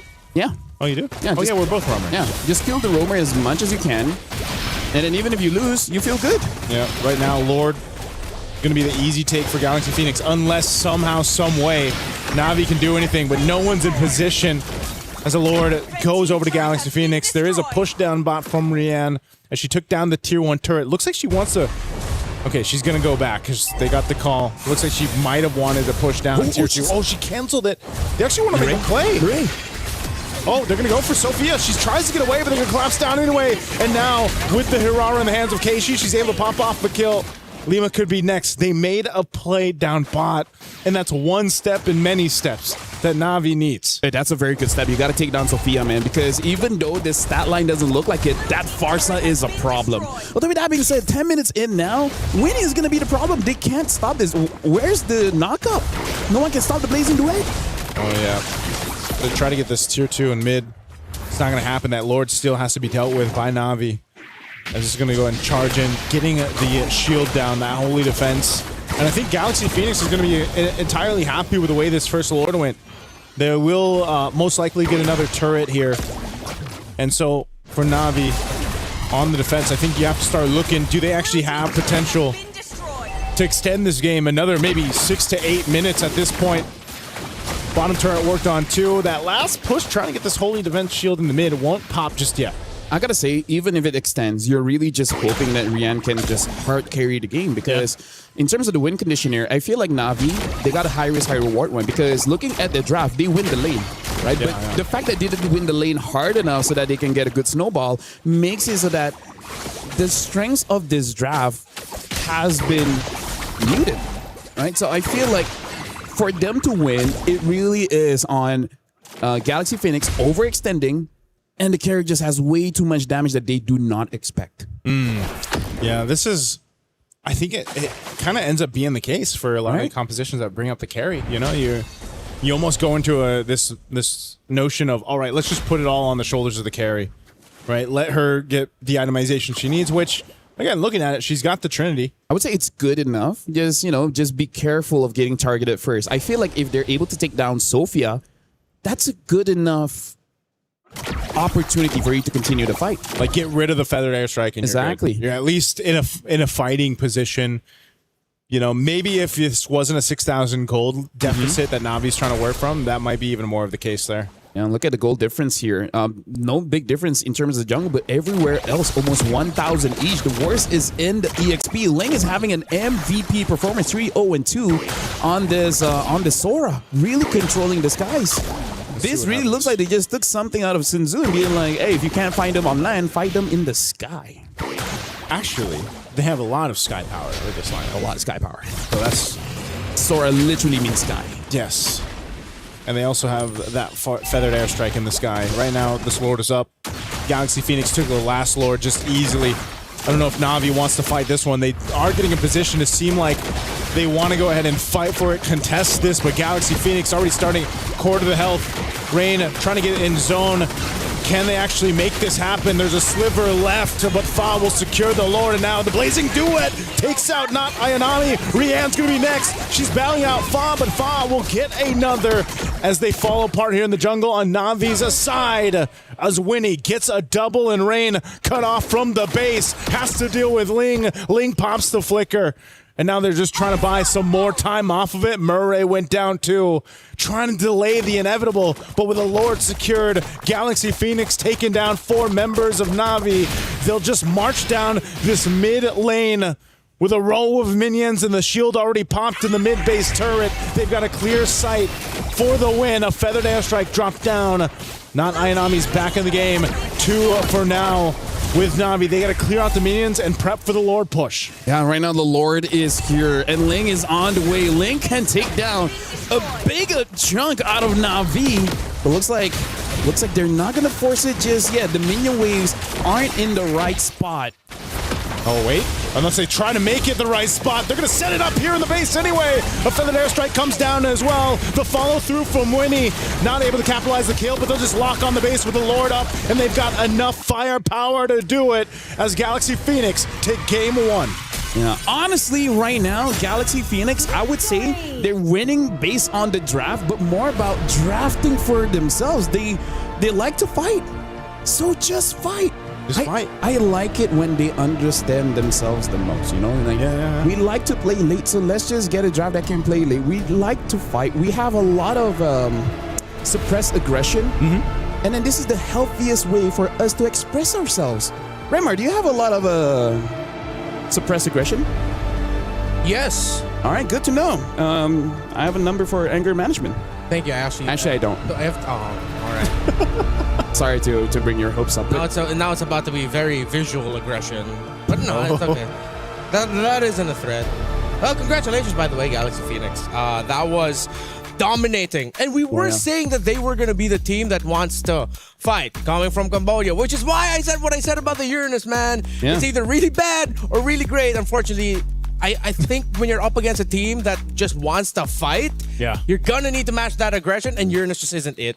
Can I just say, we don't play Claude, but that seems like a very good Claude game where it's like, who's going to stop the guy? Yeah. Right? There's there's virtually no crowd control. They like really hard crowd control to make it easy to stop it. It's been quite a while where we see a draft that's virtually no crowd control, no Naisu? Yeah, it was, and that's why they just bullied Murray, man. I mean, Murray had to either burn the flicker or she was dead, and it just wasn't a fun time for her. That's the most American pronunciation I've heard of Murray's IGN. Murray, I do it all the time. We call it Tan. We can call Murray. Yeah, what was she saying? Tan? Yeah, like supposed to be like Tan. Yeah, usually it's like Tan because she's Indonesian. But it's Tan. Yeah, but we call it Tan. Tan. So now she's Murray. Murray. Murray. I think even when I saw Murray in the airport, I was like, "What's up, Murray?" Murray. How did she react? She just accepted smiled. it. Oh, okay. She said, "Hi, sir, nice you." But yeah, look at the highlights here. All the chain CC that goes on and the immediate burst damage from the far side. That's one of the best things when you have a far side on your team. There, you don't need a build up. Yeah. You just need someone to stop for a while. Yeah. And then that person's gone. Yeah, this is why we also saw that Na'Vi was just stuck with picking the glue there at the end because they needed some crowd control. Yeah, the glue is great, but then when you're up against a lineup that just layers everything so well, we saw there at the end the beautiful combo of the Sora and the Guinevere together. You get spun around, the Guinevere's there, nothing you can do. Yeah, this is. I'm also wondering, are we seeing that effect of spending a season in the MPL over there in Cambodia and like how they're playing here? Because I feel like this looks like when you're watching them play, man, the execution is on point here. Well, one of the greatest powers in the world is knowledge. Yes. And you will not be able to get knowledge without pushing yourself, without going to uncharted territories. That's true. Which was the MPL. Without going against rivals that you wouldn't have the access to anyways. Yeah, that's how we found out things about the world when we were kids. Yeah. Like, don't touch that, we touch it, and then we learned when we get hurt, ow, we'd never touch that That's again. knowledge. Yeah. That's knowledge. That's the storyline of AOT. That's growth. That's growth. Do you guys want to grow? Be uncomfortable. Hey, look at this guy. He was uncomfortable his entire life. Look how tall he is. Was I uncomfortable my whole life? What happened? Was I uncomfortable my So whole what does life? that say You about... had a pretty tough childhood, man. What does that say about me? As a kid, he was bullied because of his ears. Actually, we never see your ears because you're always wearing a headset. What's wrong with my ears, LaFell? I think it's an ear reveal time, Nacho. My ears are fine, man. Okay, so that You wanna one, see it? I think it's for your own personal comment. Okay, his ears are okay. Let's talk about this one. I really feel like for Na'Vi, put all their eggs in one basket of winning the lane. Yeah. Right? It's just like, we just win so much in mid and EXP that it wouldn't matter. They put it in the carry too. Yeah. Yeah. They need more crowd control. And we've always said this a lot. No matter how it looks like in the separate matchup, if you're lacking crowd control as a team, you're just not going to have a good time. Especially if you're up against a Gwyn. Yeah. Even if you take out the Sora, just the Guinevere alone. Yeah. Oh boy. Not a good time. That game start for Ling. It's so funny saying Ling for the Sora, but like for Ling to have that kind of start on the Sora was already not a great place to be in if you're Navi, because you saw how many times Ling just was like, you know what, I'm gonna even when we didn't think they'd push at the end there. Yeah. It was Ling that's like, nope, I'll make my own space. Here we go. I'm gonna jump in, shifting skies, set things up for the team, and that's what she was able to do. It's kind of like one of the mindsets of the players. It's like, we're already far ahead. We can afford to try this out. If it doesn't work out, I trust my team. They can just back me up. This is why it's so weird that we're saying this about a Filipino team, wherein it seems like they forgot to look at the big picture of it all, of like, okay, how do you blend together as five? And on the other side, a team that's known for their aggression, they were able to build a beautiful picture together as a team. Let's see if they'll be able to keep that up and sweep Navi for a surprising result, or will Navi force a game number 3 after this break?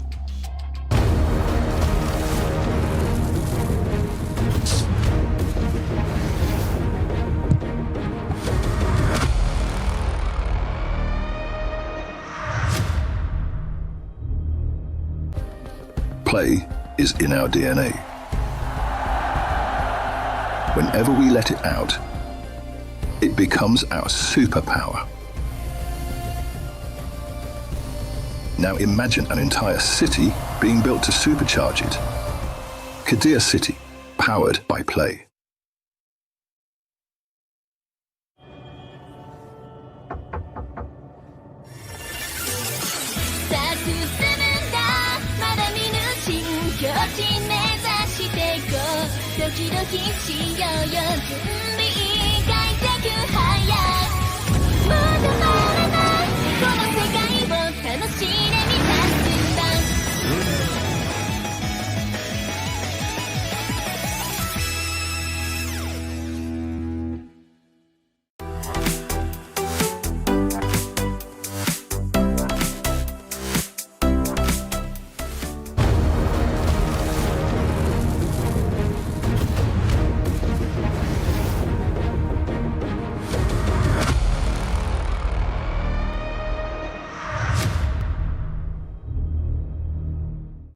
In case you missed it, Galaxy Phoenix from Cambodia has just taken a game off of Navi from the Philippines in dominating fashion. And that's coming off of the fact that they first picked Belleric and Guinevere. Navi had all the time in the world to adjust, and they just lacked a little bit of crowd control. We already talked about it earlier on. I think we're all in agreement, the lack of crowd control. But do you think they could have made that work, or was just too tall a task to make that lineup work in the end? I feel like if the first two minion waves in mid, they got first blood, I think they could have made it work. Right? They almost did. They almost did, yeah. They almost did. Like they had enough pressure with the Lilia combination that they almost got the first blood. And I think it would have been very different if they did. Because let's just put it into perspective, right? You get first blood in mid, they're already down, and then you invade the jungle with the Herrera, and which I actually think that's the turnaround. The Herrera was right? killed early. Herrera was killed up top. If she was not killed, maybe the game would have been much different. So is that how punishing assassin junglers are right now? Well, if you die early on like that. Especially you're up against a Guinevere, so as great as a Herrera is, then I think that might be like the little missing piece we have to look for in the drafts. Like if you want to first pick a Herrera, you have to consider maybe taking out the Guinevere, or at least be ready to deal with it. Because if not, then you'll just get what we saw in game number 1. Because gentlemen, I really feel like because of the changes of the jungle, two things. Number one, the amount of gold in the jungle, but more importantly, the retribution scaling just got much bigger in this patch, makes the first 2 minutes like one of the most vital pieces of the game. Like talking to multiple players, they all agree like you cannot mess up the first 2 minutes. We're okay with not winning as long as we're not losing. Yeah. Right? That's why in the wild card and after the adjustments, it became the tank meta again. Because it's the safest way to jungle. Yeah. And then for Herraras, if it's Herrera, then it's well protected. I think that's why when we saw the Herrera work the best in the hands of ZX Aura in the wild card, it was because he was able to snowball early on in those first couple minutes, and then the rest of the team meta as well. It. Yeah, it's still meta. Oh yeah, it's still meta. Still meta. And so I think you have to be willing to, as a team, to take that risk if you're going to pick an assassin jungler. And why in some of the high pressure situations, it's just a little bit easier if you're going to go ahead and pick a more sturdy hero and put him in the jungle. And it kind of secures yourself a more probable chance of getting to that first hurdle without being behind.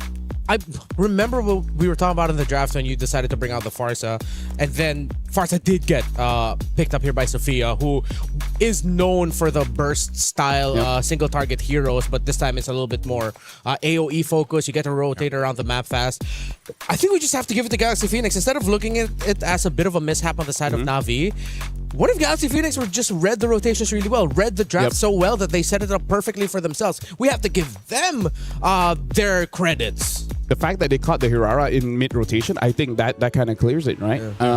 The only change that I feel like they could have done with the draft, instead of Uranus, probably a Terizla. At least that's one source of crowd control. Yeah, that's one thing we thought would come into play when the Valir was banned out. Because your Valir is pretty out there when it came to the ban. That looks so specific. That's why we were thought, okay, much tankier. Maybe they're already eyeing the glue in the row. Maybe. But then you could have set it up even better with even more crowd control through the EXP laner. Or maybe, hey, Ayanami in 24 and... Okay, let's focus on 24. They excelled when Ayanami can set up, can play make, can be independent of her teammates being in the lane with her, where she can just clear minion wave fast, join in. With the Uranus, you don't really get that. Yeah, you can cut waves, play the macro, but you're losing the impact in the fights. I feel like this is one of those situations where they're just caught off guard, right? And I feel like that's gonna be the story of MWI after all the games are done, because who would have thought that Falcon's ID dropped 2 games back to back in very dominant fashion as well. So I really feel like here in the MWI with the patch, it resets quite a lot of team, and it comes to the question, who can discover themselves faster? You gotta remember, whoever does that, then they win. Because like on our, I'm not entirely sure now of the current update over on Stream A, but that matchup was quite a surprise. I think everybody probably reacted that way, but that's also the case of MWI. We had certain teams that were obviously contenders who have a bunch of this experience, and then you have this shift where these newer teams and these newer players and newer regions, I feel like, are catching up to that standard, right? The standard of what we've seen so far competitively for MWI. They're getting there, and so I hope whatever the result is, by the time we get to the last day, whoever ends up in the grand finals, we don't even know. Maybe it won't be Team Vitality that has that sure spot up there. Who knows, right? But if they do, whoever's going to be matching against them, I think will give them, hopefully get a full series. It's a best of 7, right? For the MWI series. So, because yes, the meta and the patch has been ever changing, and also you have to sprinkle in the fact that MWI is different itself. Oh yeah, for sure. Which I think I'm gonna have to agree with what you guys mentioned, where self-discovery is important. I'm not talking about life, I'm talking about MLBB growth. But MLBB is life. But it's you willing to take. Stream B is growing. Stream. We are. This is where you learn. Well, that didn't really apply to me. I'm stuck at like 5'4". No, you're still growing. Centimeters. Tomorrow you will be taller. Don't give me hope and take it away from me when I wake up in the morning. We'll get the box. Well, I guess. Okay. Yeah. Also, I feel like something that we just have to address if we just want to keep it simple. Yeah. I really feel like fighting is so rewarding now. Yes. Right? It's like we were talking violence. about violence is so good. Like people say violence doesn't solve problems. They're just not using enough violence. In MLBB. In MLBB. I like that disclaimer from Renmar each time. In MLBB. Yeah. Because I really feel like micro in the first 12 minutes is super important right now. In MLBB. Micro again. Micro and macro, man. You want to save me here, Emar? Yeah. Like what we saw earlier, when you miss your skills and you're not able to get the kill that you want to go for, and you've committed so much, you're not going to be able to get the start that you want. Drafts. Akai gets banned. Glue, Hirara as well. Paquito and Marcel. Freya should be banned here because I think Freya is still dangerous. Yeah, Freya definitely. No, but with the Phoveus open, if ever Na'Vi rush the Freya, then the Phoveus can just get picked up. Oh, they opened both. It's interesting too that Navi is just like, yeah, we're gonna ban the Harara. We're also not gonna play it. Let's just scrim for a few more games, and then we see how it goes. Okay, that's a good choice. It's them telling Keishi, no. It's like, oh no, I mispressed it. Oh no, sorry, Keishi. But yeah, I really feel like Hirara is just one of those heroes. Like in theory, like you can get the whole kit like understood in a few minutes, but in application, it takes a while. It's so contextual, like the way that you're going to use the combos, Exactly. and kind of weave in and out. And I don't know, it requires an artistic mind. There's got to be some more time. Phoveus though, first pick blue side. That's going to be the first in a while. Yeah, I mean, with the Freya still open, super punishable by almost everything. Yeah, the Alice, the Valiers. The Valir that they banned earlier might actually end up showing up here now. The Guinevere gets picked up. I think, just for Navi, just make sure you have crowd control and really good amounts of it. And I think they shouldn't. I want to see them have like another carry, not just put it all onto the hands of Rain. Since their names are so similar, I forget. Rianne, like for the gold lane? Gold laner, yes, Rianne. Thank you. Especially with them rushing Belleric. You know what? I'd want to see them consider something like a Granger, man.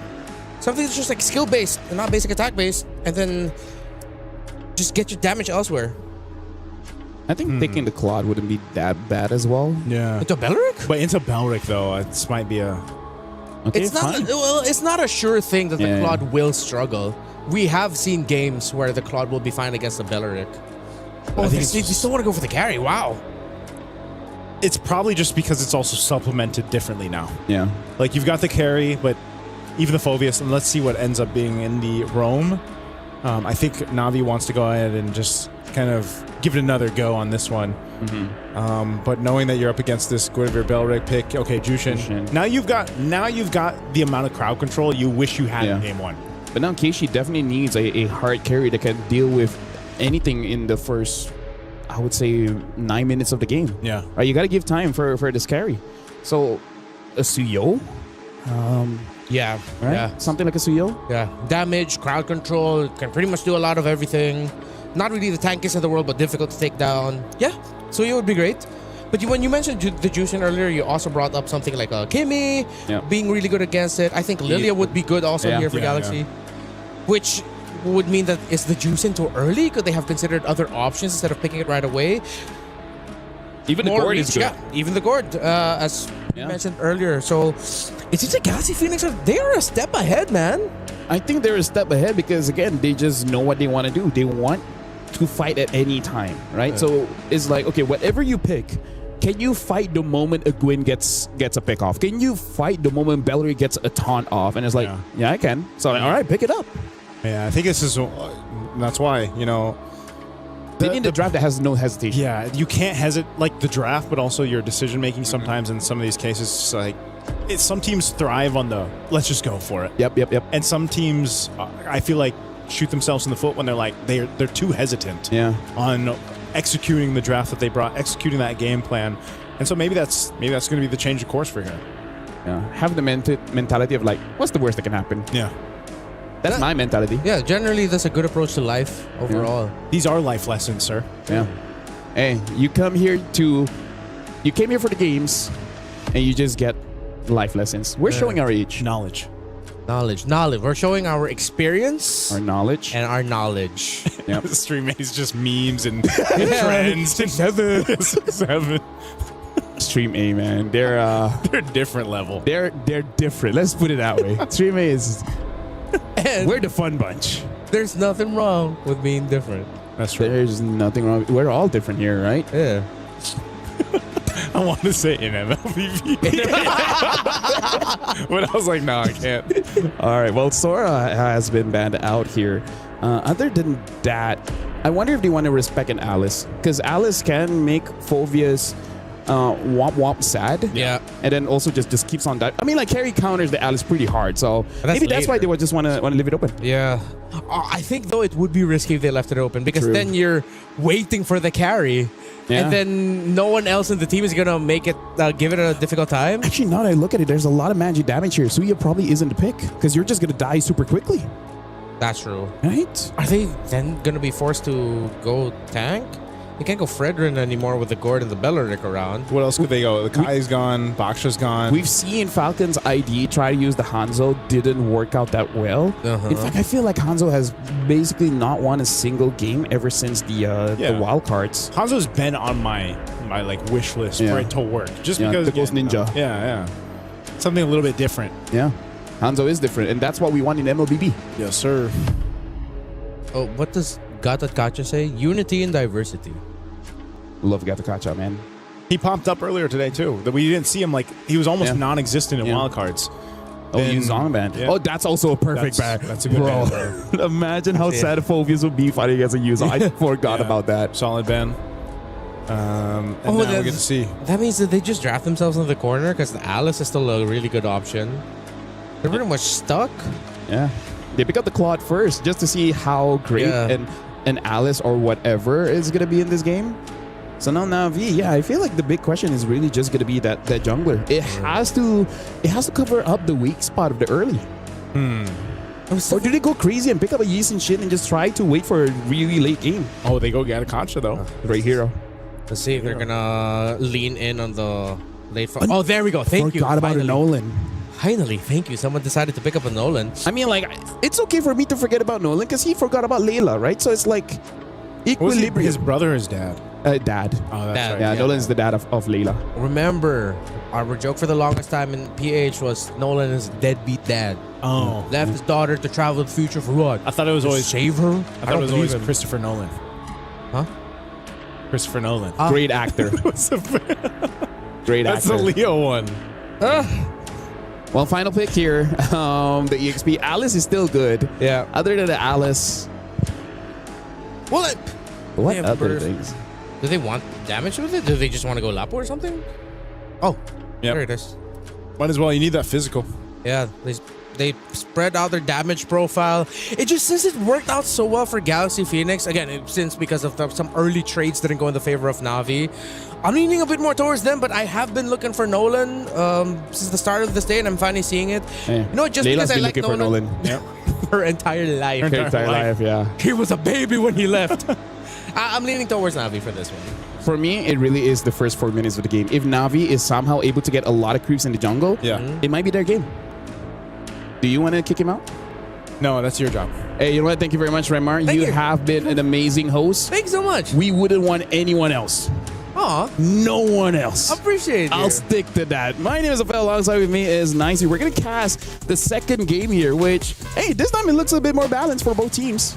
I would say it definitely is balanced.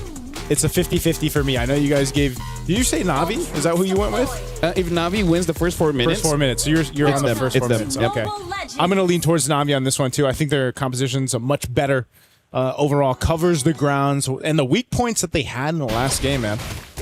Look at this. Interesting. Looks like Rain is going for an Inspire in her emblem set, covering the shortage of the mana. Oh, hold on. Whoa, that mid-lane lockdown already happening. Sophia, this looks a lot like Game 1's initial fight off in the mid. So as long as Keishi doesn't die in the opposing jungle, then they should be good, right? Because I really feel like if you can't win, just don't lose. That's good enough, right? That's a simple way to look at it, man. Yeah. Oh, there's the setup once again. Utilizing that Guinevere Fa. They have a Revitalize, though, so they are going to be fine, but that was popped out already from Murray. This is the thing I want to see from Na'Vi adjust from Game 1, where, you know, Purify used, too. The whole lot of battle spells being taken out. What I was going to say is playing around this kind of defensively against the Guinevere setup that seemed to be such a problem for Na'Vi in Game 1. I gotta say, like, Gwen is such a Fa hero. Because the moment she jumps out the song, it's like, Fa! Yeah, that's great. You know, it's one of those things where you have to say it when you do it. Yeah, not having Purify in the first turtle is going to be devastating. Because again, with the Guinevere, you don't have to win the turtle. Yeah. You just kill 2 people, and then you're happy in MLBB. Yeah, this is one of those cases where if you get overloaded with the crowd control options that Galaxy Phoenix has, it's going to be really difficult to approach the objectives. Yeah. Because right now, I feel like for Na'Vi, they just have to remember what happened in game number 1, where basically they get picked off. It's even the same bush. Look at that. They're just waiting in that left bush in the mid, trying to wait for someone to go through. Oh, but this time, Keishi on a different hero will be able to try to go for Ling. Not going to happen, though. Ling also, she's got her Bravest Fighter, so she's fine. A little projectile into the Gush. They're going to look for this pick-off here with the Requiem, not Ayanami. First to go down, first blood over to Galaxy Phoenix, and now Turtle for the taking here. A jump in from Ling just to zone out the rest of Na'Vi. Bravest Fighter bringing Keishi low, but the Lantern under the turret as Ling gets punished. But Turtle secured for Galaxy Phoenix. Yeah, still a positive for Galaxy Phoenix because they're able to get a kill as well as the Turtle. I'm sure they would prefer if Ling doesn't die there, but I feel like it's still okay because you're going up against Phoveus. Phoveus isn't going to punish a Lapu that much. Yeah. So Ling should still be able to get the farm. She's got to be the brave one, right? So that's what she went for. You got to remember, too, there's a Jushin across from you for Rain right now from Na'Vi. But I think off of that, if you see a lot of those little minor exchanges in terms of what Galaxy Phoenix can get, they compound throughout the game. Speaking of, Ling, it's actually having an advantage in terms of the gold. So it looks like Ling was able to deny not Ayanami in some minions. So even though she did die, it really didn't punish her that much because it doesn't look like she really missed any minion waves. So now for Galaxy Phoenix, Na'Vi has to understand their whole idea is Fa is going to pick off someone. Yeah. And then Sophia is just going to follow up, right? It's rinse and repeat, rinse and repeat. At this point, they're like, who's going to be the sacrificial lamb? Someone has to die, and then the rest of the team has to get an advantage somewhere. That's why you pointed this out previously, Lefel, that concentrated energy early item for Fa is just so valuable, man. For any of the Guineveres that are picked up here. Na'Vi, at least, in a sense, you know, Keishi got an early kill. She's able to go ahead and scale up on the Nolan. I'm just wondering, is the Nolan scale going to be enough to contest what Galaxy Phoenix has?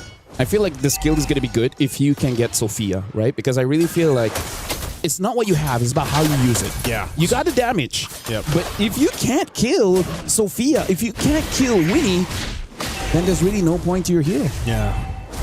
Sophia's the key for Na'Vi to get to game 3, man. At this point.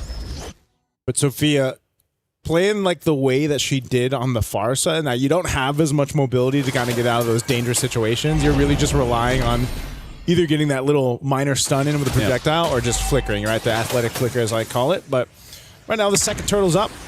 Galaxy Phoenix, very minor lead. Nothing too crazy. This is something that Na'Vi can still take and bring in their favor. Fighting for this turtle.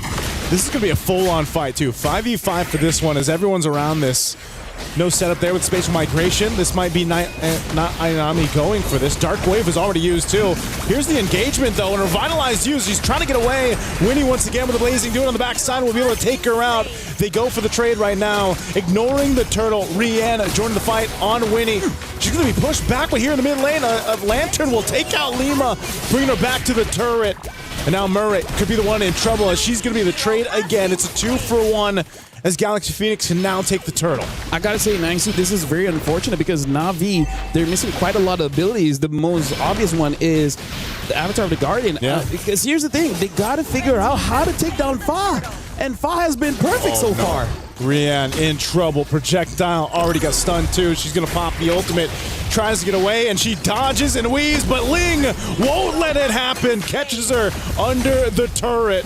And Sophia there dropping down the ultimate. That Mystic Gush just to keep her safe. I gotta say, Na'Vi is trying to fight fire with fire, but the Phoenix just has too much fire at this point. Fire. And Fa, looking for more. Fa found another. Not Ayanami trying to survive with the Infernal Pursuit, but Galaxy Phoenix picks up another. I feel like Fa was talking to her coach and be like, oh no, Frederick got nerfed, Akai got nerfed, Foxia got nerfed. We still got Gwyn though. Still got Gwyn. Oh. Hey. I think we're going to see a whole lot of Guinevere, man. Oh, yeah. Not just in MWI, but just a lot of bans. Because that's oppressive. Anytime Fa just sees a target, she goes for it. And again, never punish. Never punish. I think that's the big problem here, Naisu. Right? Na'Vi hasn't punished anything from Galaxy Phoenix. From game 1 to game 2, now Na'Vi trying to figure out how do we deal with this crowd control steamroll that Galaxy Phoenix's lineup has given them. And you're almost wondering, you know, what is that? What is that going to be? Is it eventually just going to fall into that same position where it's like, all right, is Rian online? Does she have the Trinity? Are we ready to fight here? Once again, up top, they're going to drop it down. Rian is gone out of the picture, and now Murray, after the Avatar of the Guardian, she's going to be going for more. Finally, Fawn's going to go down too. Not Ayanami, pops the Sophia's flicker. They still going to look for more. Sophia has a stun, gets over the projectile.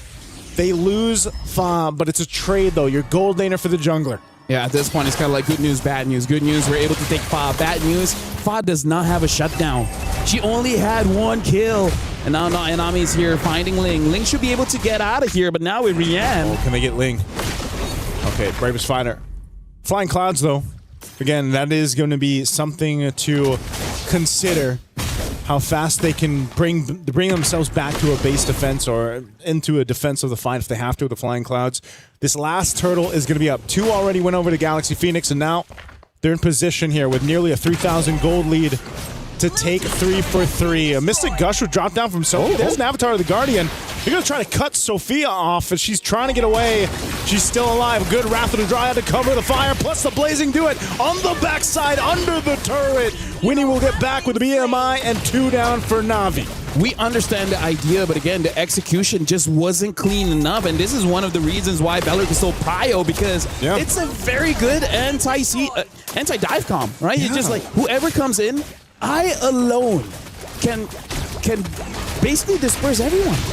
He's enough of a deterrent to stop things from happening. Half the time you see her just use the flicker, Wrath of the Dryad combo, and it stops things from even pursuing any further.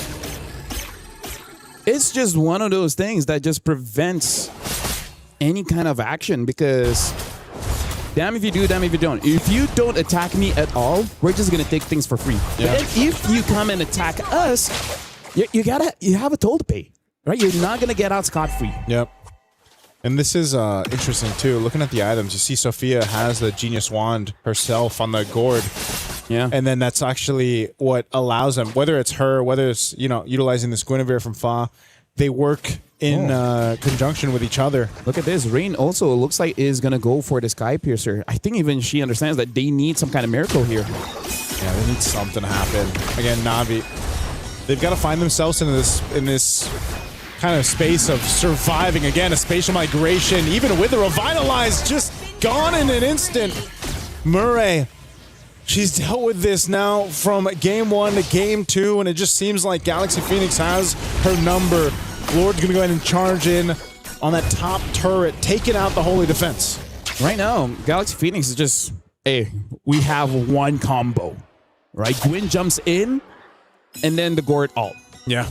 It's so simple. They've been executing it time and time again. As great as Sophia is, Fa has been relentless on this Guinevere. Like, the stat line is like 117. It seems like whatever, man. But look at this game. She's gonna make a name here in MWI, especially against Na'Vi. Yeah, I that's the thing, man.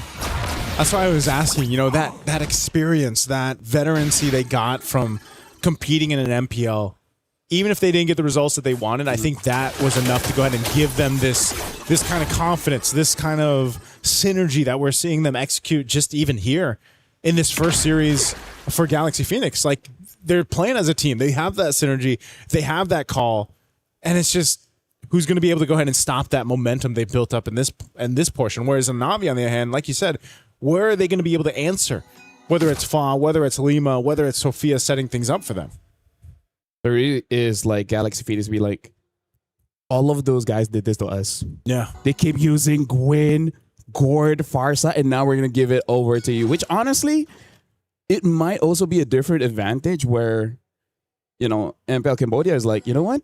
We want to help you out. Yeah. Like, we're not competitors in the sense of, you know, in MWI, so we're going to give you all the information. Imagine 9 MPL teams. Yeah. Are like, we're going to go all in on you. And this is the result. They look absolutely amazing. They look clean. They look composed. They look like they know what they're doing. Yeah, this is the thing you mentioned, man. They were uncomfortable there in MPL, and now they've grown to this point where they're just, I mean, they to be fair, like, they are giving it to Na'Vi right now. they should be one of the teams for both Stream A and Stream B to look out for moving towards this competition. Hopefully we don't jinx them though. Right now, Galaxy Phoenix is 7,000 up, and Winnie is having a good time. If she dies after this, I apologize. Oh, look at this. Lima going in with the conceal play. They're just trying to set things up in the sandwich play. Once again, they're going to cut off not Ayanami. She's off from the team. There's the Wrath of the Dryad flicker combo. We see time and time again. Murray trying to get away, but even with the Avatar, the Guardian is not enough to escape with her life. As two fall, the top turret goes down as well. Galaxy Phoenix sees the win in sight. They're going to lock down on the base anyway, and they want to sweep Na'Vi, and they'll do just that. We already have 2 upsets in day 1 of MWI. But I gotta say, that's a very happy win for Galaxy Phoenix. And they deserve it because, again, it's all about just fight, and everything went well. I gotta say, I would be so surprised, Naisu, if somehow, some way, Fa gets that good again. I think it should be a permaban at this point. You know, you remember, since we shared the desk in the wild card and Renmark did it before he puts his headphones on, you know, we saw this in day 1 of the wild cards, where teams were surprising, you know, what we were seeing. And it was, again, this kind of adjustment period for the other competitors to be like, oh, they are using these heroes. These are some of their go-to heroes that are making them work. And I think, yes, 100% Faz Guinevere is going to be one of them. Hell, even the Belric. Oh, yeah, Belric too, is crazy that they made it work so well here for Galaxy Phoenix. Back-to-back Belric and Guinevere picks to open up their draft on the red side. Take a deep breath and exhale for everyone out there. Because Cambodia has done it again against a team from the Philippines. Galaxy Phoenix take a bow. What a performance, man. Bro.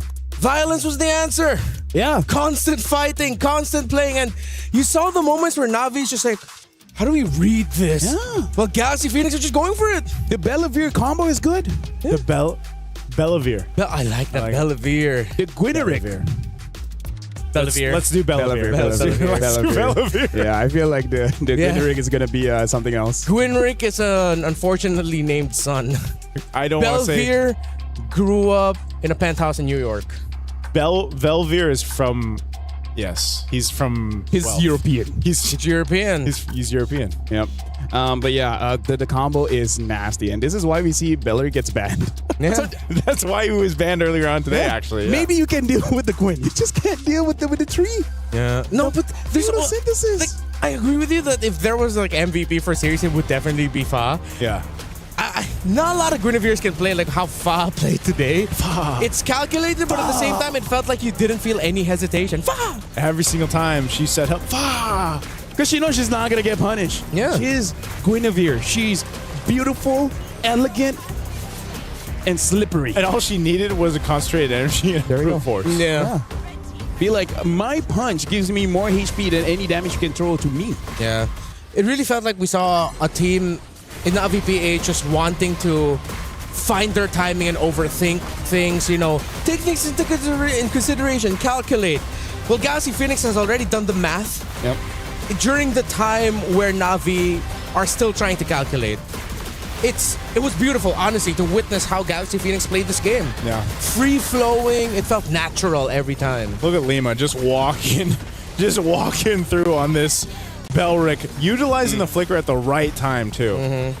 There was just such good timing. I think the main thing that standed out for me for Galaxy Phoenix was just, again, how in sync they were as a team. You see that a lot of the times, even in the highlights, the follow-throughs. Like, for example, if a kill can't be converted, well, there's someone to follow up, whether it's Ling, whether it's Lima, whether it's whoever, Sophia. They're just really good at covering each other's, sixes and everything else, keeping things in pace. Even when you had to disengage in the early game, game 1 and game 2, where Sophia almost died, they protected her. And so I think they just played really well as a team. That's why I'm glad you guys are the experts, because the only thing I have here in my notes is out-executing and playing faster. That's literally all I have to say about Galaxy Phoenix. They played better, they played faster than Na'Vi PH did. No, something that we can say is that our intro was accurate, Remar. We got the good games. We got it. Is that what you guys said? I wasn't here. I wasn't here. It's okay. That's why we're here, is to let you know. You know, our intro is like, hey, we got the better games, and we definitely do. And why does it feel like we're fighting with the new bear? No, we're not fighting. For friendship. No, we're not. It's not fighting. You guys can share me. All right. Photosynthesis. Yeah. Stoicism. Stoicism. Yeah. Okay. No, I'm just trying to be stoic right now. Yeah, I really, if this is the meta that Moontown really wanted, which is just is this what they all wanted? brawl, all fight. To be fair, I think they've been trying it for 2 years. I was gonna say, is this what they wanted? To an extent. Are you not entertained? Is that what they wanted? No, I mean like MLBB has always been like the most fun to like cast and watch if it's like fast paced. Like if there's not like a lot of slow moments. And I think the way that they were able to do it here was just really good overall. It was fast. It was a lot of fights, but you could see that they weren't just like throwing stuff into the whiteboard to see if like what will stick. No, it's like you could see the thought process. Yeah, but now I really feel like Navi, after suffering this loss, they gotta lock in because we gotta talk about the format as well. This is double elimination. You lose one, it's fine. It's okay. Yeah. Losing twice. Look at that. The key crusher is just there. Yeah. Yeah, and a few feet away.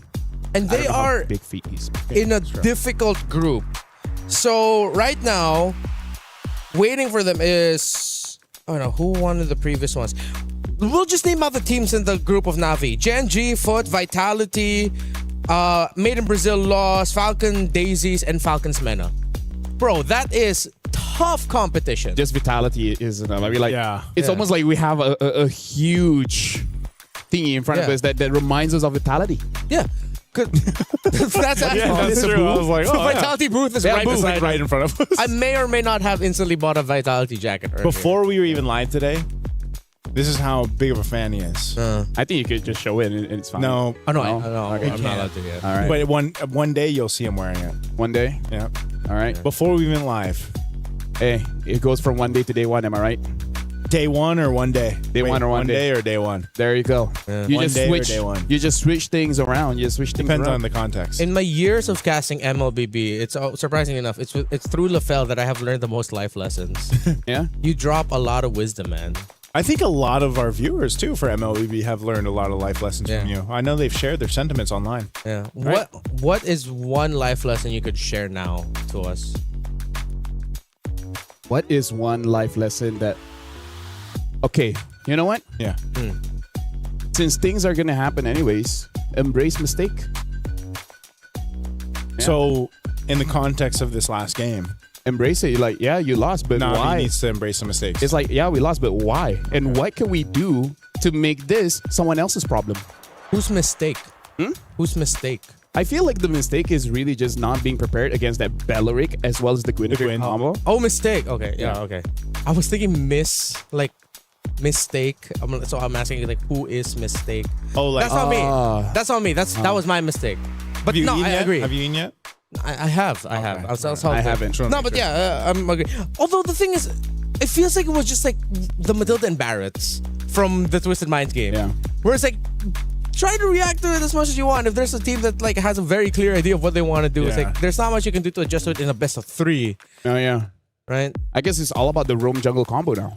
Yeah. Is it just roam jungle? Like all the matches we've had today, roam jungle. Yeah, it was Matilda Barretts. Yeah, Matilda Barretts. Even ever since wildcards, actually. Yeah, Belleric Gwyn. Wait, was it also the same during the MSC wildcards? Yeah, I mean, so we always had a mid trio kind of thing, right? Yeah. Now it's gotten to the point where even just the duo, right? Yeah. Like the mid, you can just switch out with anything. We used to say that's mid. true, that's true, yeah. We used to say mid trio all the time. I don't even think it matters. Yeah. I think it's just the duo.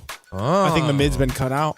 All right, so that's like another thing to add in our list of ideas. Or mid, jungle, and then roam doesn't matter. It's kind of like you just need 2 out of 3, and then you're good enough. You don't need all 3. Yeah. You don't need to play for priority for all of the roles. So just like 2 out of those is going to be enough. While we discuss about the mysteries of life and philosophies, just like as the ancient Greeks did, we're going to talk to a Spartan of a man in Leo on stage. Thank you, gentlemen. We are here at the stage with, of course, the roamer of Galaxy Phoenix. Congratulations, Lema. How do you feel about beating the 2024 MWI champions in Navi PH? Of course, we're so happy right now. Feel so happy because we didn't expect the result, but we just try our best. Yeah. You did very well on your Belleric, and the Thank rest you. of your team looked flawless. I'd like to ask, how did you prepare as a team for MWI 2026 for Paris? For the preparation, maybe we just keep on trainings and try to spend our time together so the what we call the chemistry will go well. That's all. You have great chemistry. We can tell watching the games. You were rotating around the map very well. You swept Navi PH. Your next opponents in the next round of the group stage could be Falcons MENA or Falcon Daisies from MENA or for Myanmar. Who do you want to face? I would like to face Falcon Daisy because I have a friend there. Yes. Who's your Starsoy. friend? Starsoy. Starsoy. Jungler. Yes, the jungler one. Okay, if you have a message for Starsoy, if ever, for her next match, what do you want to say to Starsoy? Good luck, my friend. See you tomorrow. That's all. All right. Again, Lema, I'm sure there are a lot of fans from Cambodia watching right now. What's your message for all of the Cambodian fans and your new fans all around the world? First of all, I'd like to say my language, okay? Yes. អរគុណអ្នកទាំងអស់គ្នាដែលក្រុមតពួកខ្ញុំពីចម្ងាយពួកខ្ញុំនឹងខំប្រឹងធ្វើបានល្អជាងហ្នឹងហើយសង្ឃឹមថាអ្នកទាំងអស់គ្នានឹងបន្តការគាំទ្រ Yes. Akun Lema, once again, the roamer of Galaxy Phoenix, Lema, amazing Belleric. Congratulations on your sweep. You guys are watching MWI 2026. We're just opening up on the first day of the group stage. My name is Leo. When we come back, we'll have the boys back on decks to take care of the final match of the day on broadcast here on Stream B. We're going on a quick break. Don't go anywhere. We'll be right back. You're watching Esports World Cup here live from Paris, France.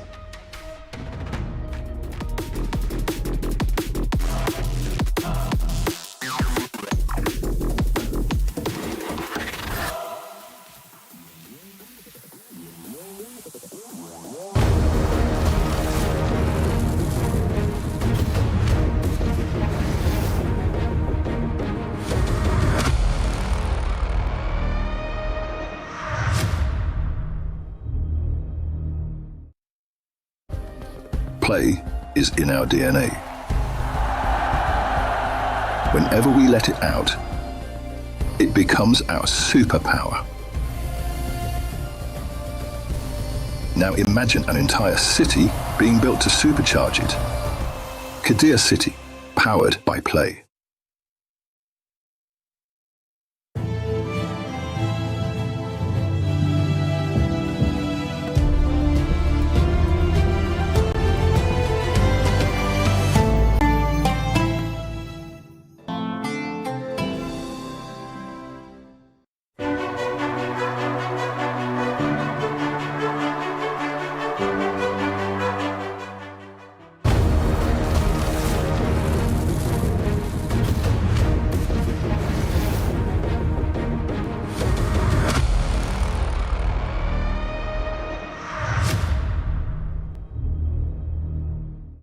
We have had an interesting day of women's MLBB action. Surprising results, surprising picks, surprising that we've seen all sweeps today, but it's been a terrific day to open up MWI 2026 here at EWC. Live from Paris, it's Renmar, Lafel, and Naisu. And I have a question for all of you. Yes. Wait, for us or the audience? I forgot what I wanted to say. I was in anticipation, man. Yeah. Suspense. My question is, are you happy with what you're witnessing today? Let us know in the comments, because I'm pretty sure that the women of MLBB has surprised all of you, and I'm sure that there's going to be a lot more surprises for this one. It's a Falcon fight. Yeah. Except that it's a different Falcon. It's okay. The distinction is there's a red Falcon without an S, so that's Falcon. Okay. There's a green Falcons, and this one's from MENA because we also have another one from ID. And yeah, it's a Falcon fight. A lot of Falcons. I guess the fun fact that we can say is our entire time here in Paris, France, we've seen birds first, then cats. We have not seen a single cat here. Oh, we've seen a lot of dogs. We've seen pigeons, but we have not seen a single cat. That's actually a valid point. I walk almost every morning outside. Yeah. And I don't think I've ever recalled seeing a cat. Oh. You know what? We're going to have to get to the bottom of why that is the case. Yeah. But right now on your screens are the members of Team Falcons, MENA, Nocturne, Nana, Searings, Noichi, and Names. I think are the two more familiar names for most of our viewers who have followed women's MLBB. Nocturne from Turkey, joining an Egyptian squad of Nana, Searings, Names, and Noichi. Some of these members are from the Egyptian national team. And of course, they qualified through the Africa qualifier.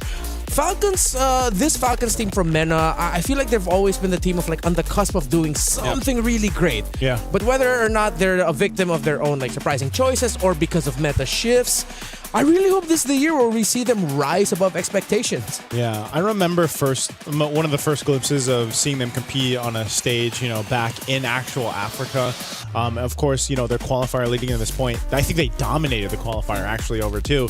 So you're talking about a team with a ton of experience, a ton of knowledge, the way that they've competed together, even though, yes, you have now the new additions. And yeah, they've always almost kind of made it. So hopefully it's different for them in the MWI, because against them is the Falcon Daisies here. Yeah. The members of Falcon Daisies, a little bit newer to me, so I'm excited to see them play. I believe Star Soul is just one of the few ones that really the ones that I could remember or has stuck with me memory-wise. But I do not know a lot about them. I mean, like, personally for me, like as an analyst liking the drafts, I really want to see for both teams what's going to be the combo, right? The combo of the duo, either mid-roam, jungle. It seems like roam is like one of the bigger parts that really activates a mid laner or a jungler. And right now, I kind of feel like for this one, I don't know, everything is up in the air. The only thing that I'm pretty confident on is the Belleric. The Belleric has to be the one you have to respect. And what's interesting is our last match. Thank you. What's more interesting than that, though, is both these ladies' teams, were sitting front row to the last match that we just watched. And, I'm sure they've taken note of the Guinevere-Belleric combination that has been wrecking things right now. And I think even looking at this, there isn't a ton of information, so far for our two teams here. So this one, more so up in the air, other than, of course, for Falcons MENA. But for Falcon Daisies, if I remember right too, Arya is Filipino, right? Like she's brought in. So this is again one of those cases where it's like this team with multinationals, multinationalities, and then you have this kind of mix of even play styles that comes with that. Can I just say one of the advantages that they were there watching is that even if there's no speakers, they can hear everything. We're pretty loud. Yes, it is. Really? I'm pretty sure the other games can hear us talk. They should be able to. Tell them watch MLBB. We're at this period game. It's only day one. We've got plenty of days. Well, for Stream B, I think we only have a few days, but we got plenty of days of MWI. Yeah, actually, for the viewers to understand like what the setup is like here right now in Paris, it's sort of like a huge convention hall. Huge. Where if you have like a ticket to MSC, not MSC, MWI. for Esports World Cup. Oh, there you go. EWC. If you have like an Esports World Cup ticket, you can literally just hop from like stage to stage, see what's going on. And it's cool. Like I'm seeing a bunch of people who would pass by the MLBB and say, oh, what's this game? Oh, that's MLBB. Cool. Yeah. It's very nice. And we had the whole, I could hear it from over here, the whole band of Team Vitality. Yeah. Over on Stream A, yeah. That's the chant.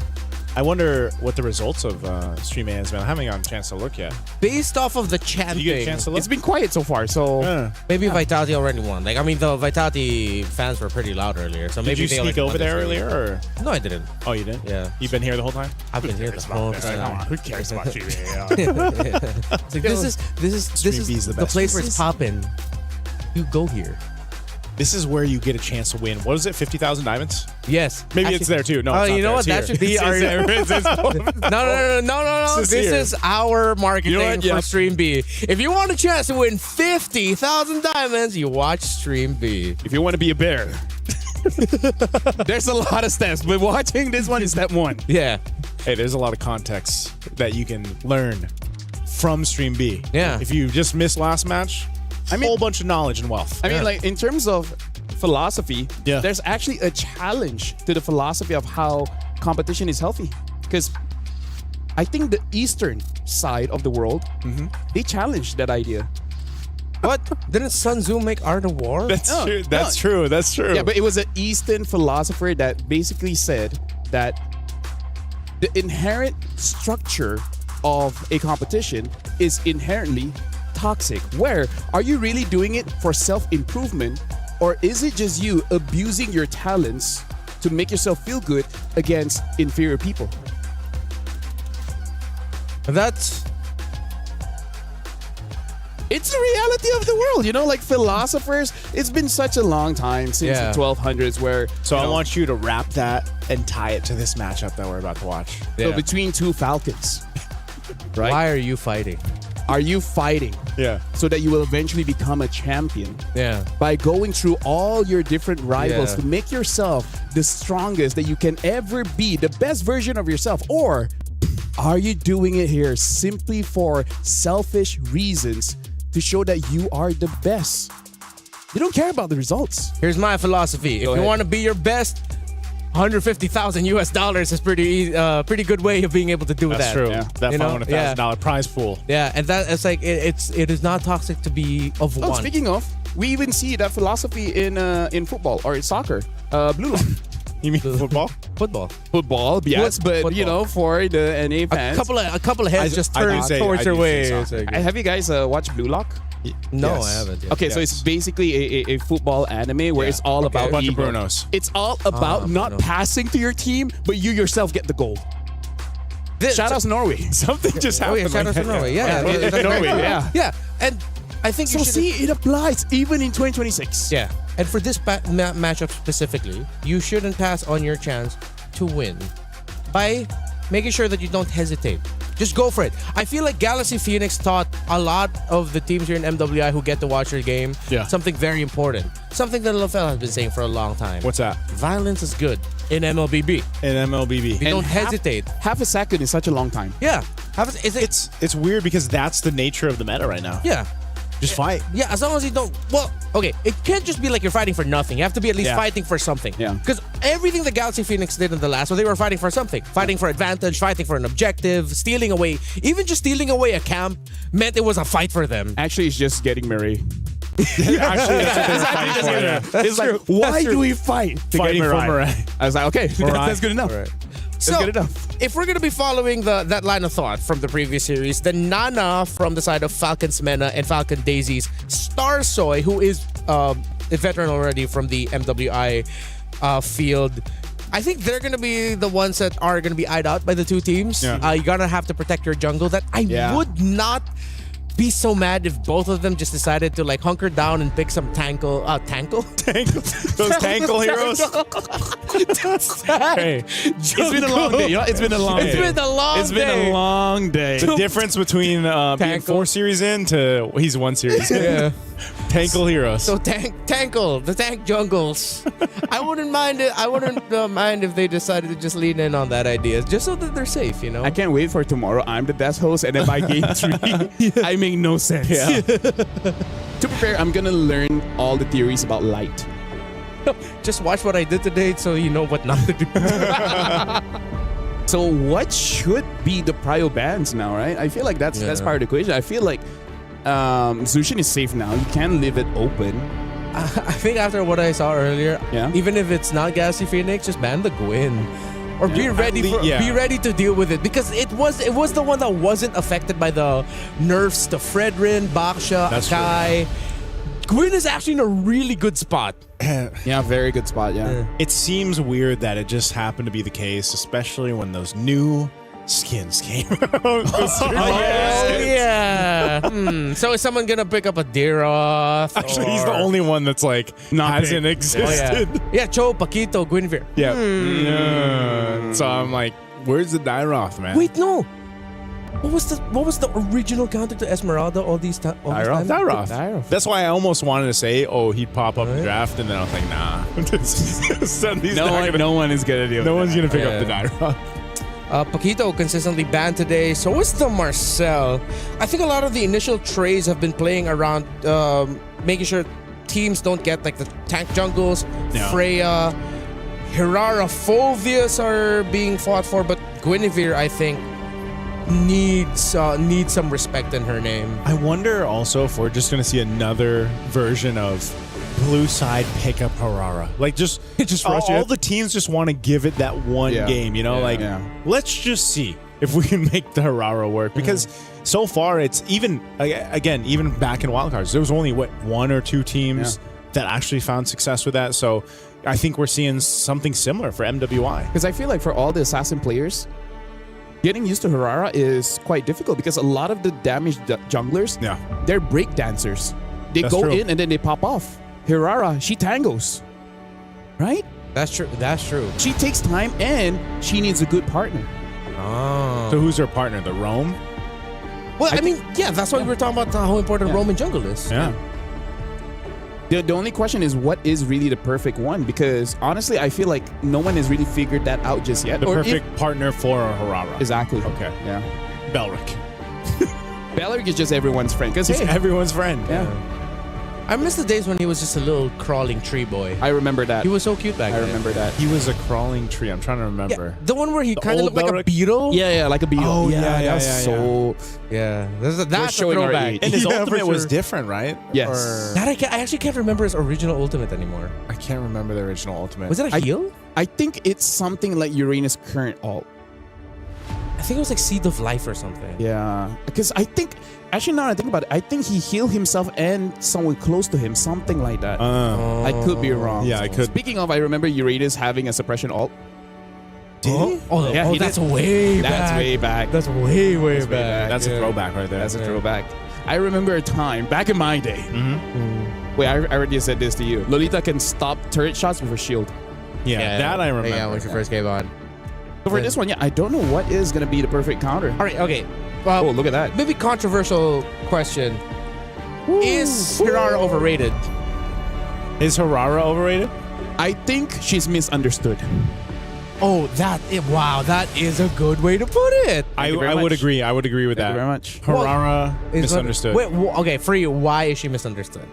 I feel like everyone is at the door of understanding Hirara, where they have you have a split crowd where one says Hirara needs to be aggressive by level 3. And then you have another crowd that says Hirara only becomes active when like those neutral fights where your focus is on somewhere else, and then she just goes in and dances and kind of be like a EXP. You're just a disruptor. Yeah. Right? yeah. So we have two different schools of thoughts, yeah.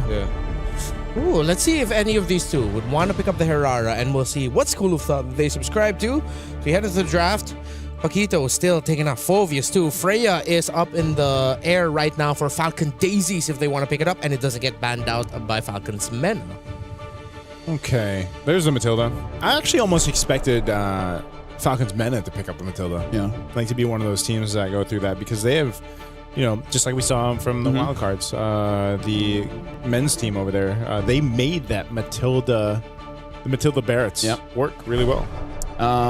No Atlas today, by the way, so that's pretty interesting. We've seen bans for sure, but we haven't really seen picks so far. I think The Atlas one. picked up one and it just did not work. Yeah. Which, by the way, I talked Aurora. about with Remar, something that teams are trying out in scrims is actually fight the Atlas with the Rafaela, where your speed up can run away from the engage, and then you have your first ability to slow him down. And if he conceals, you got the first ability to cancel that. Because then once he's like caught, then it's like he's like pretty much dead. Like he's like you're just standing there waiting for your perfect match while you're taking free hits. And after you use that second skill, it's not like you can get away unless you burn the flicker. Yeah. Right? So As we expected, it's the Freya rushed. The Phovius and Akai really just felt like it was an obvious pick that they were just going to go for the Freya to make sure it's safe.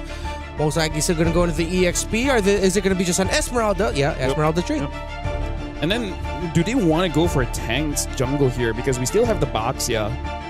I'm not so sure how worth the Fredrin is right now.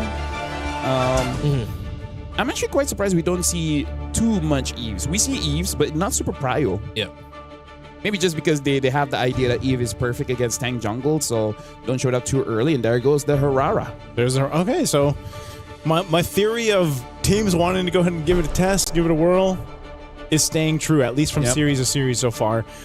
This time we'll see it in the hands of Team Falcon's Mena, trying to make it work, and also the Esmeralda over here. So I'm wondering, again, what do you pair up with it so that you have the best chance of success for the Harara to work? Because, yeah, right there, it's open. Belric and the Kimmy goes to Falcon Daisies. I'm kind of glad that we are at a point where we're kind of scared of Belric. Yeah. Right? Yeah. Because he's never truly been a part of the meta. Yeah, he's never been a threat. At most, a niche counter. Yeah.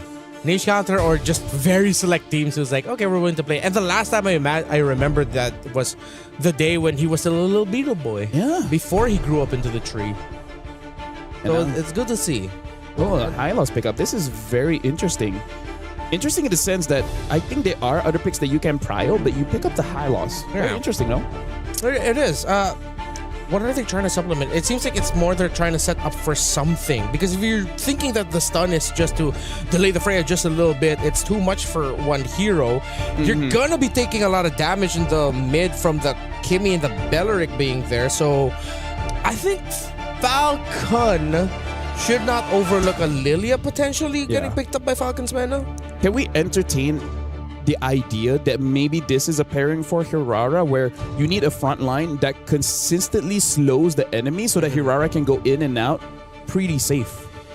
Yeah. Considering the Esmus. Maybe. We'll see, right? Maybe it doesn't work. Maybe it does work. At this point, I'm here as a fan. Yeah, but I think that's why it's so correct when you said, I feel like she's just kind of misunderstood because even teams, they're trying to get the reps in and trying to see what is the best way to make Hirara. Because I think once teams figure that out, and maybe we even see this more so once we get to also to MSC here at EWC, once that's figured out, it's going to be kind of crazy what you're actually the potential for Hirara is. Or maybe teams just kind of eventually just say, you know what, no more. We don't want to deal with it anymore. But there it is, Red 4, Lilia comes through. Yeah, and now adding your thought to the slows. Even the Lilia, once that picks up Ice Queen, that's good setup for the Hirara. There's a lot of slows here. Yeah. Even for Esme, right? Because Esme, she just really wants to stick onto someone, but some people are just too fast. Yeah. So does that mean that you want to... finally get to see a Link today. Okay. Oh, we can't even hear the cheers.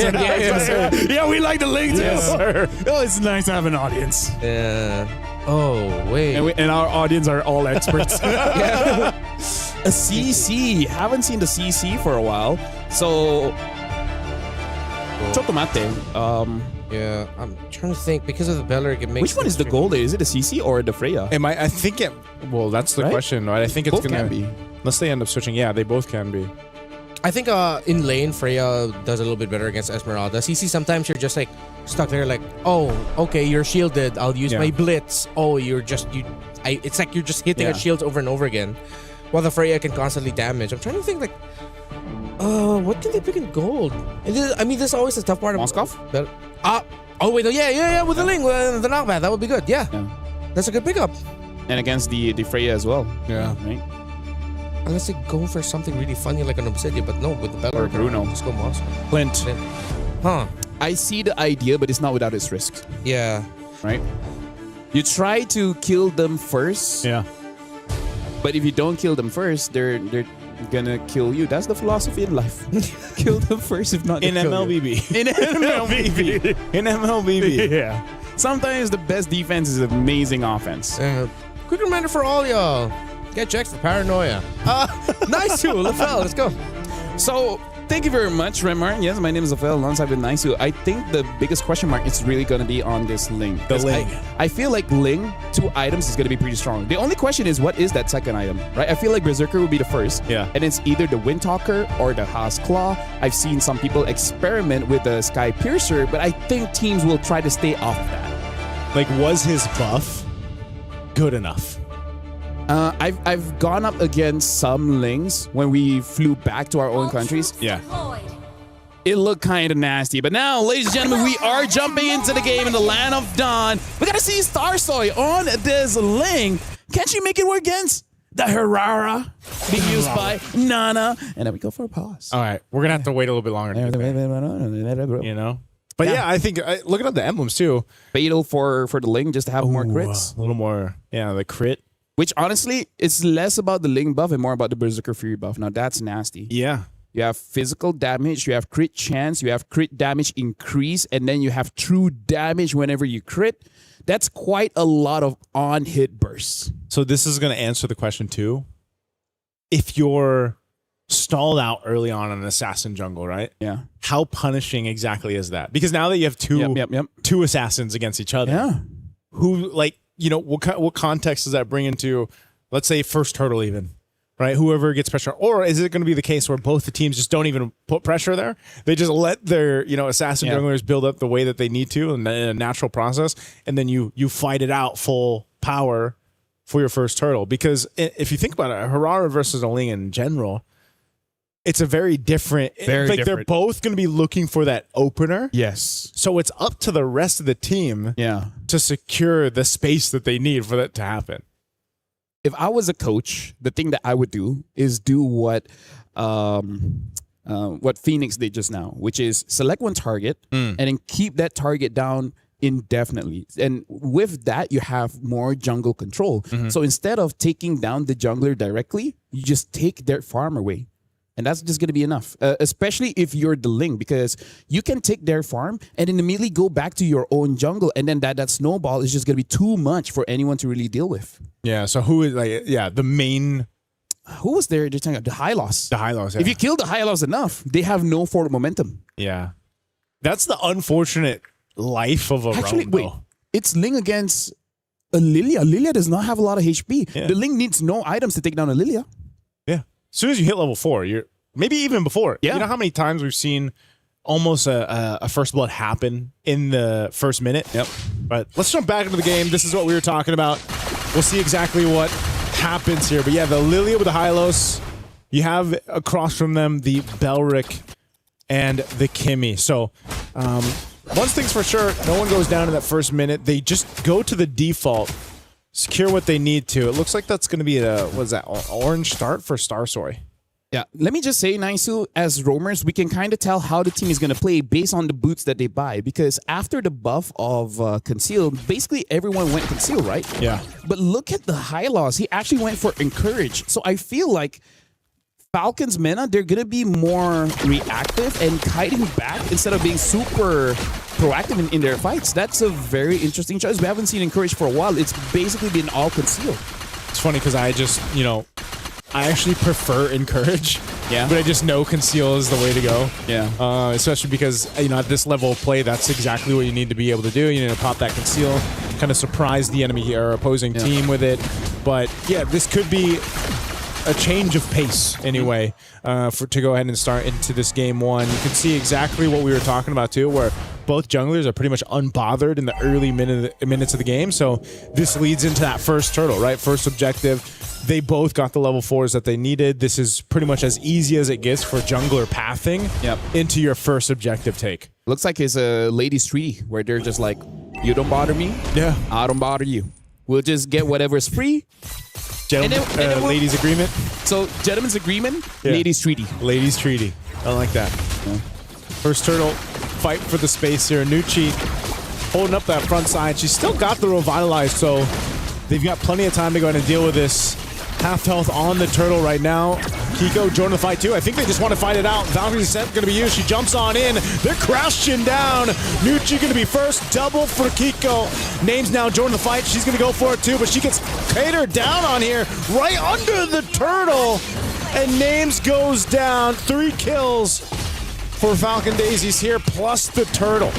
It's unfortunate because Names had her flicker. Yeah. And I really don't think Names should have been there in the first place. They maybe just stayed in the gold lane. Exactly. You're a Clint, and it's against a Freya. So I really feel like Falcon's Mena, they dropped the ball there. Like they try to fight fire with fire, but your fire is like a...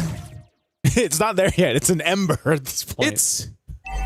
It's from a lighter. Yeah, it's an ember. It's just this. Exactly. It's not a flame yet. Not a full force flame. It's a Charmander against a Charizard. Oh, that's what it feels like. At this point too, in this kind of composition that Team Falcons Mena has, it's one of those ones, like I said, if you are to delay this Harara, you might be in a bad position, and you can see them. They're staying bunched up together. I think they just want to try to get a kill and convert. Wrath of the Dragon going to be used. Oh, Attraction Pulse too in there. Starsoy joining the fight. Tempest Blaze already going to be used. Looking to pick up a kill on Nucci, but they will be able to escape. But you're already seeing the potential here. Yep, you can see how Ling just, I think 2 hits almost took down Syrinx, but yeah, it's a good thing that she was able to get out of there with the black shoes. And now looking at the goal difference here, it's not much just yet, but look at Freya being almost like 800 gold ahead of Names. That's trouble for everyone from Falcons Mena. Yeah, this is one of those things again where, right now it doesn't look like too much, a bit of a lead for Falcon Daisies, but this has started the momentum that they need. With this kind of lineup that's built to snowball, especially with Ling. Remember, when Ling was a menace, before he completely fell off the face of the world. I remember MSC 24. Yeah. Like, the snowball potential for him is what's so scary. Now, after the bit of a buff that he's had, we're going to see if it actually works out. There's Berserker's Fury, like you mentioned. The go-to item, especially rushing it in for Star Soy. Yeah, if you really want to be fast, you pick up a Wind Talker. If you want to be able to sustain, you pick up a Haskell. At this point, I feel like Wind Talker, man. Oh, they're going to find it again. Wrath of the Dryad going to be able to lock down Syrinx. She can't even get away. Nucci could potentially be next. A jump in from Nocturne. They're going to go for it. Afu gone. They're fighting back here. Team Falcons in the mid lane. Nucci falls for get the turtle. They want the kills. And now after 2, Falcons Daisies will go for the turtle. And look at how nasty that was between Era as well as Jay. Multiple ways to lock down opponents. The moment the curtain call hits onto anyone from Falcons meta, you can see that they have no idea how to respond to that. It's been a while since we've seen CC, and you just can't get used to it. Oh, Kiko just threaded the needle so close. Burns the flicker. Names goes in with a shield. Will keep Kiko alive.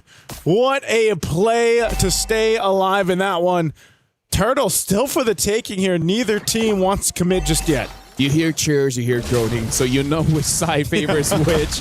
But yeah, I feel like Names, if she reacted just a little bit earlier, that was a little bit earlier. 100% a kill. Man, that shielding coming in clutch there too. Kiko would have been a great kill to take down. Now that she's got a couple kills for her, but they're going to fight for it anyway. A lockdown coming through, and now Nocturne jumping on forward. They're going to fight for it anyway. Traction Pulse going to bring Nucci back, and now Kiko once again.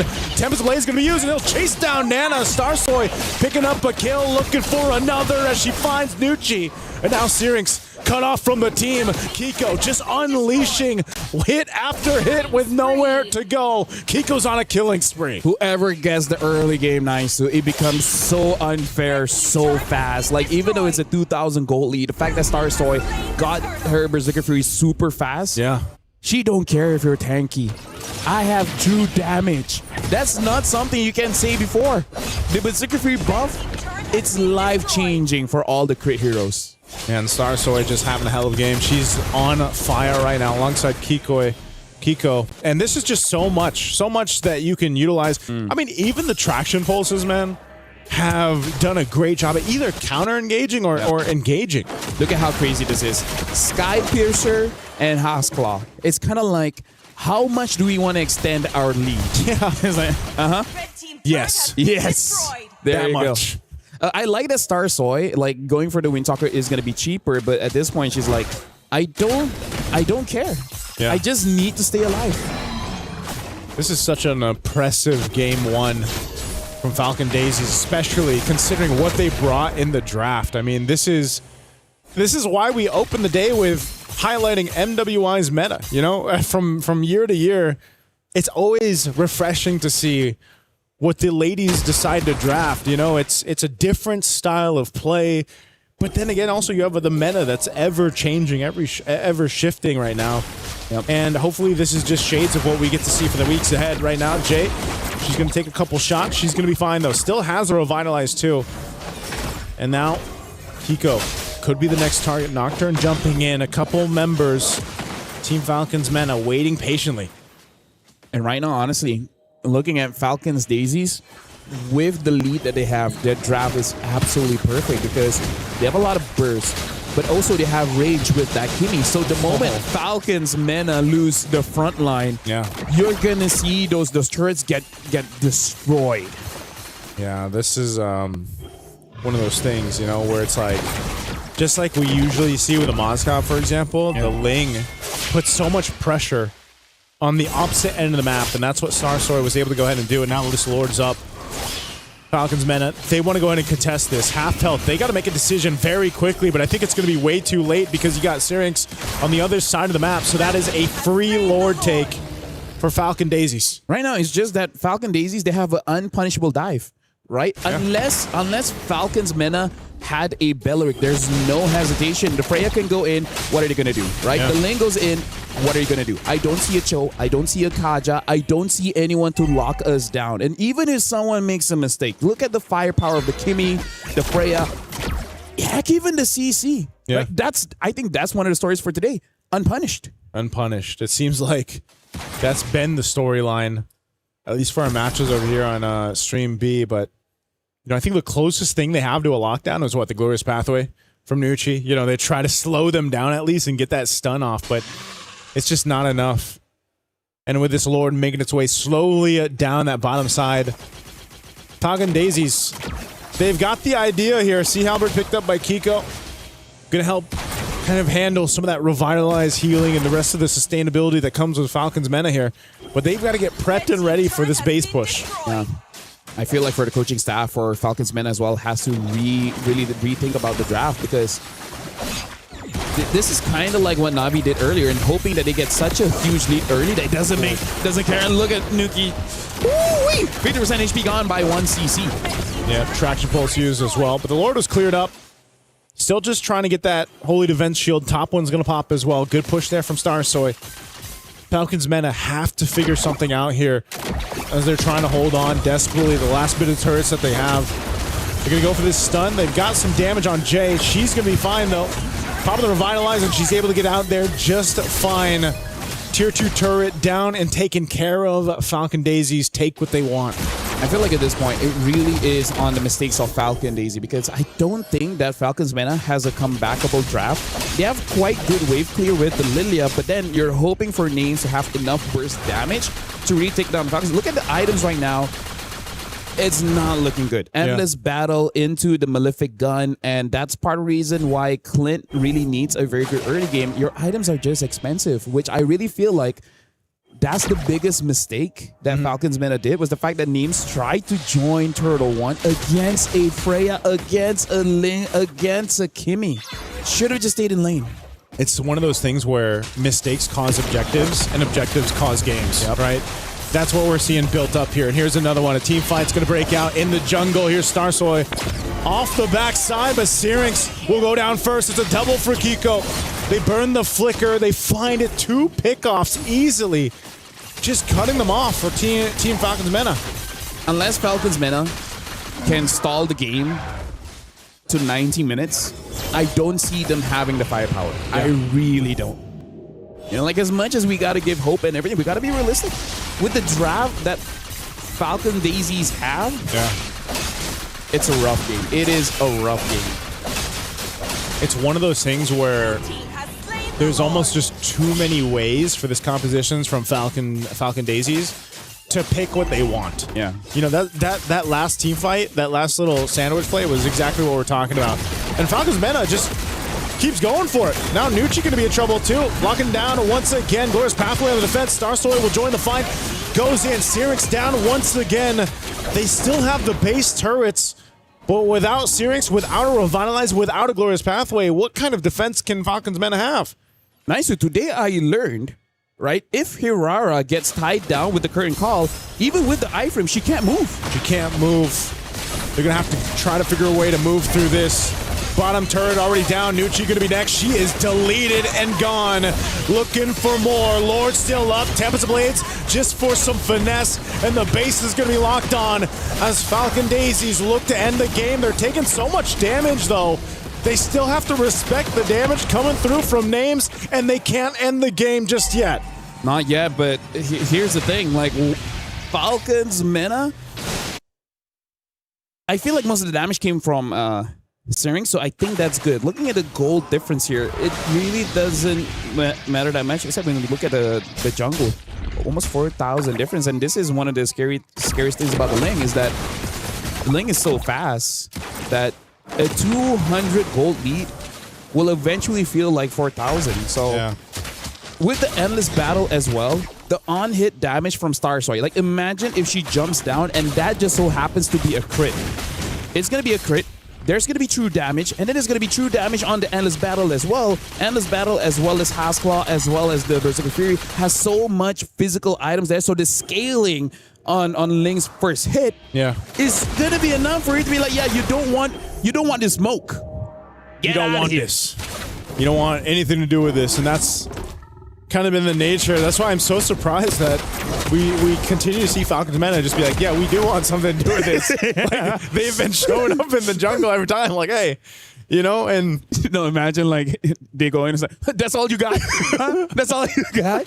That's how it's felt. But some of us are still up. LaFell, I think at this point too, they might be just looking for that kind of Hail Mary, just trying to make something where they either get a massive shutdown, a ton of gold in the right target here. But at this point, it's almost a wish up into the air. You got 20 seconds for this Lord to come up. You already lost one of your base turrets. The shields are down. This is where that decision-making comes into play for Falcons Meta as well. Do we contest? Do we fight? Do we just hold on in our base? What do they do here? I'm going to bring a counter argument and just say Falcons Daisies. Yeah. If you don't close out the game soon. Every minute that you give Falcons Meta is an opportunity for a mistake to happen. Right? So, as much as you are so comfortable in the lead, 13-1, 10K gold lead, the moment you're like, we don't have to end this now. We need more airtime. And eventually, Falcons, you just need to get lucky once. Right? That's also the thing that you guys have to understand. You just need to get lucky once, and then after that, everything's in your favor. Oh, man. We'll see if this is going to be in their favor. It was about 4 minutes ago when he said they need 9 minutes. So they got another 4 minutes to go. And yeah. Maybe for Falcons Meta, by that time, they would have bought themselves enough time to catch up on some of the itemization, defensiveness as well, and they can look to punish Falcon Daisies if they get a little overzealous, if they overstep this. Now, this could clearly be a win push with this Lord already making its way down bottom. Just depends on how they play this. And it's very sick. This is very nice coming in from Falcons Daisy. So clean. Yeah. It's going to be a tough one for Falcons Meta to defend. Yeah, Names is going to clear out that top wave at least. Going to work on this mid too. They have to deal with the Lord. Trying to buy some time here, Kiko. But still, this is a great defense so far from Falcons Meta.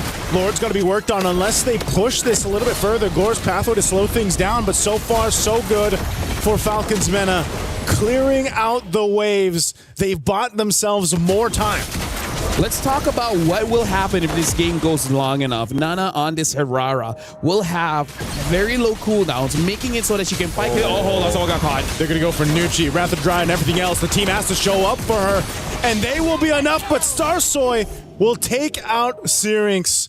So Nucci will survive, but the trade for the mid lane for Falcons Meta. That's the advantage when you have a crit hero. Yeah.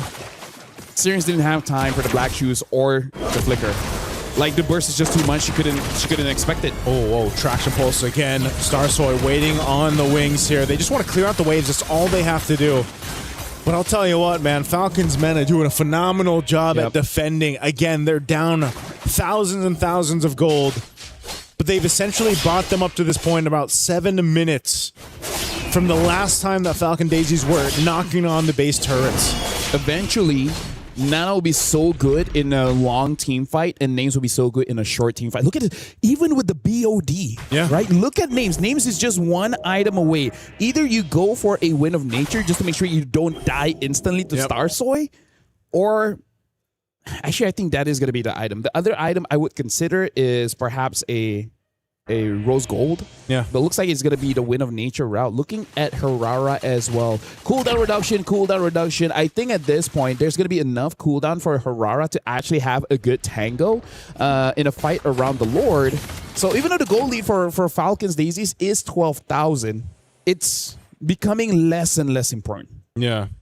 At that point, it's almost just the ability to go ahead and switch out defensive items. It's like now we're in the territory where it's item juggling. Immortal, Winter. Going for that. They do have full control around this Lord right now, and this is going to be, it's just going to go in their favor. So they'll be able to go ahead and grab this. Now this is where, because you're past that 18-minute mark too, and the game has dragged on to this point. Now you got to deal with defending against an evolved Lord. Now you got to be able to go ahead and juggle this out better. Now, I will say, Falcons Meta has bought themselves the time where they're actually capable of making that happen. I think they had a short discussion where they said they're the strongest inside their own base. Right? There's just no way where Falcons Daisies can go in without taking damage. So I think they took a calculated risk and say that this is going to be a tough Lord to defend against. But if we can defend it, we win. Forest Pathway drop down mid lane. They want to hold out as long as they can. That's a lot of damage on Jay. She's going to be careful here too. Nana goes back to heal up. Mid turret finally goes down. Lord's at half health. They're going to be able to clear this out.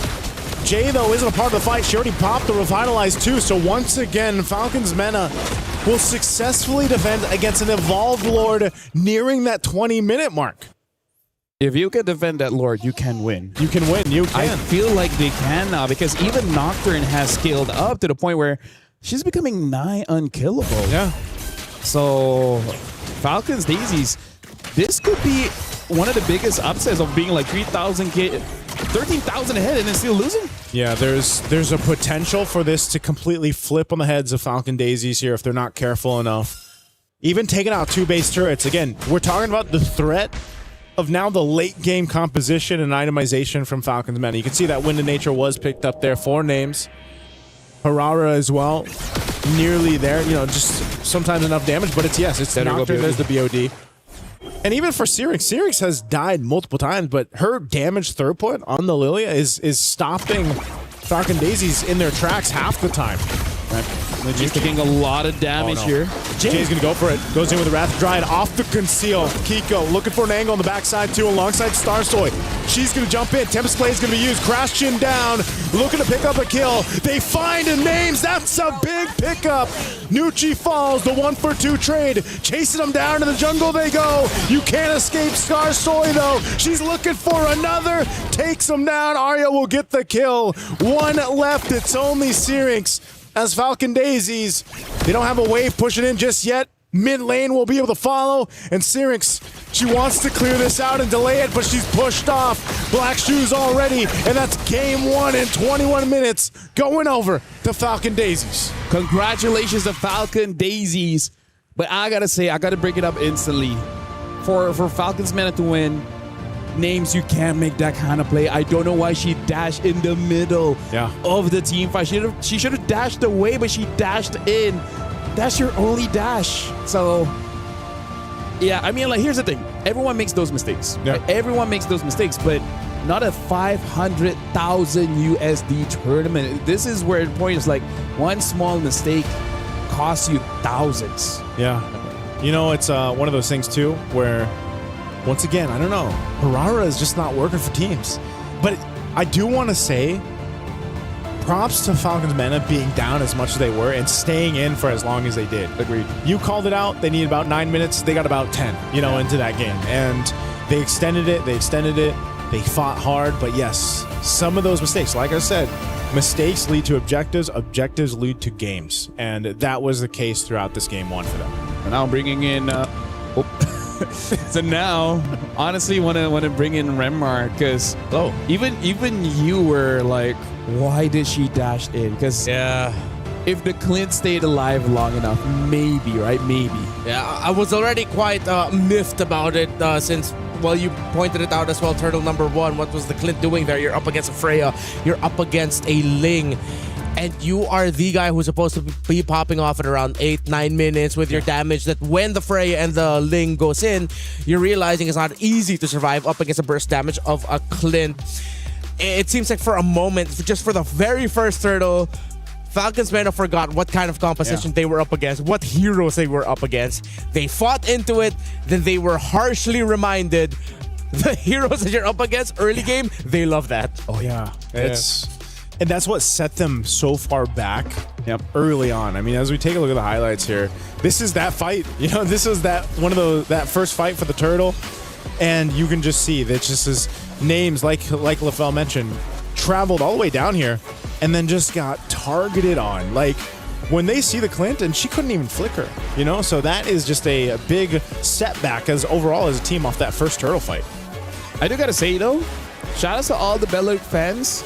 Because at this point, I think they're going to make a petition and be like, hey, another skin. We need a Beleric skin, Some kind of a MWI skin exclusive. Because Beleric has been popping as much as Urara hasn't been able to work. Beleric is having the time of his life today. But I just feel like we don't want to target any of the players, but Names really got to make sure that she plays Clint perfectly because the team needed that. Honestly, it's times like these where I'm really starting to miss Joe, man. Are you? I'm really starting to miss Joe. You know, those fast rotating, has the damage, the constant vision. Should open things up a little bit more. I think it was warranted that we hyped up the potential combo that they had to help set up for the Hirara. Yep. But at the end, it was like when you're up against an actual wrecking ball of a composition. It's like, what can a poor lowly high loss do against a Freya and the Link, which is gonna tear through everything? And even not just those two, CC did their job. We mentioned the Link, Kimmy. It seems like it was just perfect out the route for Falcon Daisies. Yeah. You know what I would call this draft? What would you call this draft? The debt collector. The debt?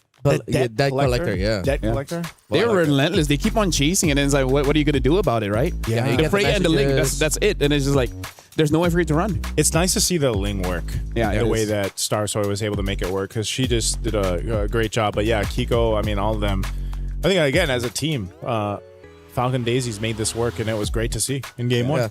And I'm very happy, of course, for the members of Falcon Daisies. Specifically, well, Ira, Afo, Jay, and Kiko, specifically the members from Myanmar, because they have been grinding out, trying to make it into MWI for the past two installments, but they always just fell short. They were either stuck at 5th to 8th or 3rd to 4th. This is them finally making it to the stage, and it's so good to see that they started off their campaign this year with a dominant win against an experienced team, against a team like Falcons Mena, who has danced in this hall for multiple years. Hasn't that been the case today so far? Yeah, that's and true. then day one, where it's like, you know, you have these teams with this amount of experience, this veterancy, and then you have some surprises too of where teams are taking them down. Can I just say, experience can be your biggest enemy. That's true. When you have to unlearn and learn new things. Yeah. Right? And every year or every season, we always have to unlearn and learn new things when we enter Rhino Day. And if you want, there are exclusive brand new interactive effects for our Rhino Day now available. Check it out and join the celebration. You have these unique emotes that you can use. Go ahead, do that. Happy Rhino. Well, Rhino Day has passed, but I am very happy that they have finally started calling it Rhino Day. When did that happen? Like, when did people start calling it Rhino Day? I don't know. I've always just said Happy Rhino Day. Really? Yeah. Can we go to a short break? Sure. Let's go to a short break. We'll be right back in just a bit.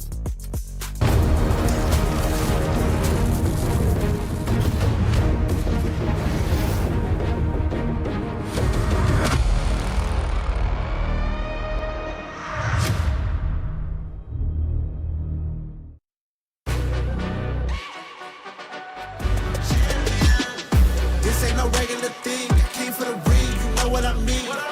You see my name in the lights, better get right, I'm champion.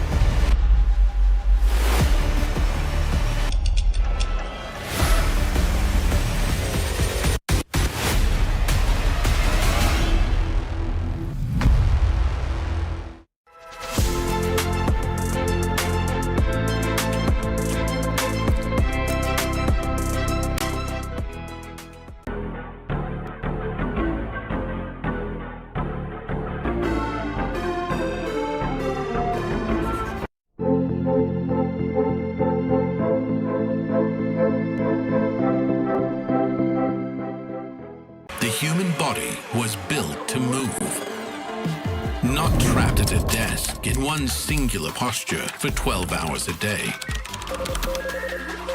It's time your chair evolved. This is Secret Lab Titan Evo. Ergonomically engineered for you, gamers, hybrid workers, artists, backing your every move.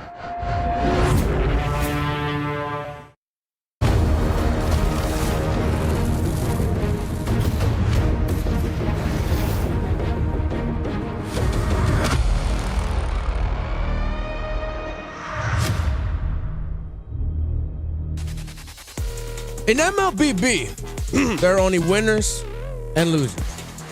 In game number 1, the winner was Falcon Daisies, and they did so in emphatic fashion, dominating an experienced team in Falcons Mena. But I'm pretty sure you can see on the screens right now, the members of Falcons Mena, they're not letting it get to their heads. Yeah. They're laughing, they're enjoying. That's what matters, having fun. Actually, it's nice that he brought up the MLBB. There's only winners and losers. I feel like in my career, we had base races, and we legit don't know which one broke first. I think I experienced that one time in international. Yeah, it was one of the most hyped things because they literally broke at the same time. So you couldn't. You're just waiting to see where the camera goes. We just waited for Moonton in production to confirm to us which one broke first. Cool. That's like one of those things where it's like you got to take a timeout and like, got to review the gameplay. Yeah. You know, timeout. I mean, I guess the screen would tell you who won, but No, not even. Like you'd have to wait. And I'm pretty sure it's like back end, like, oh, which camera do we cut through to show the victor? Because like, hard to tell. Well, imagine how crazy it would be if you brought up that story and game number 2 ends like that. No. God, if that happens, there's no. That's the caster's either curse or bless.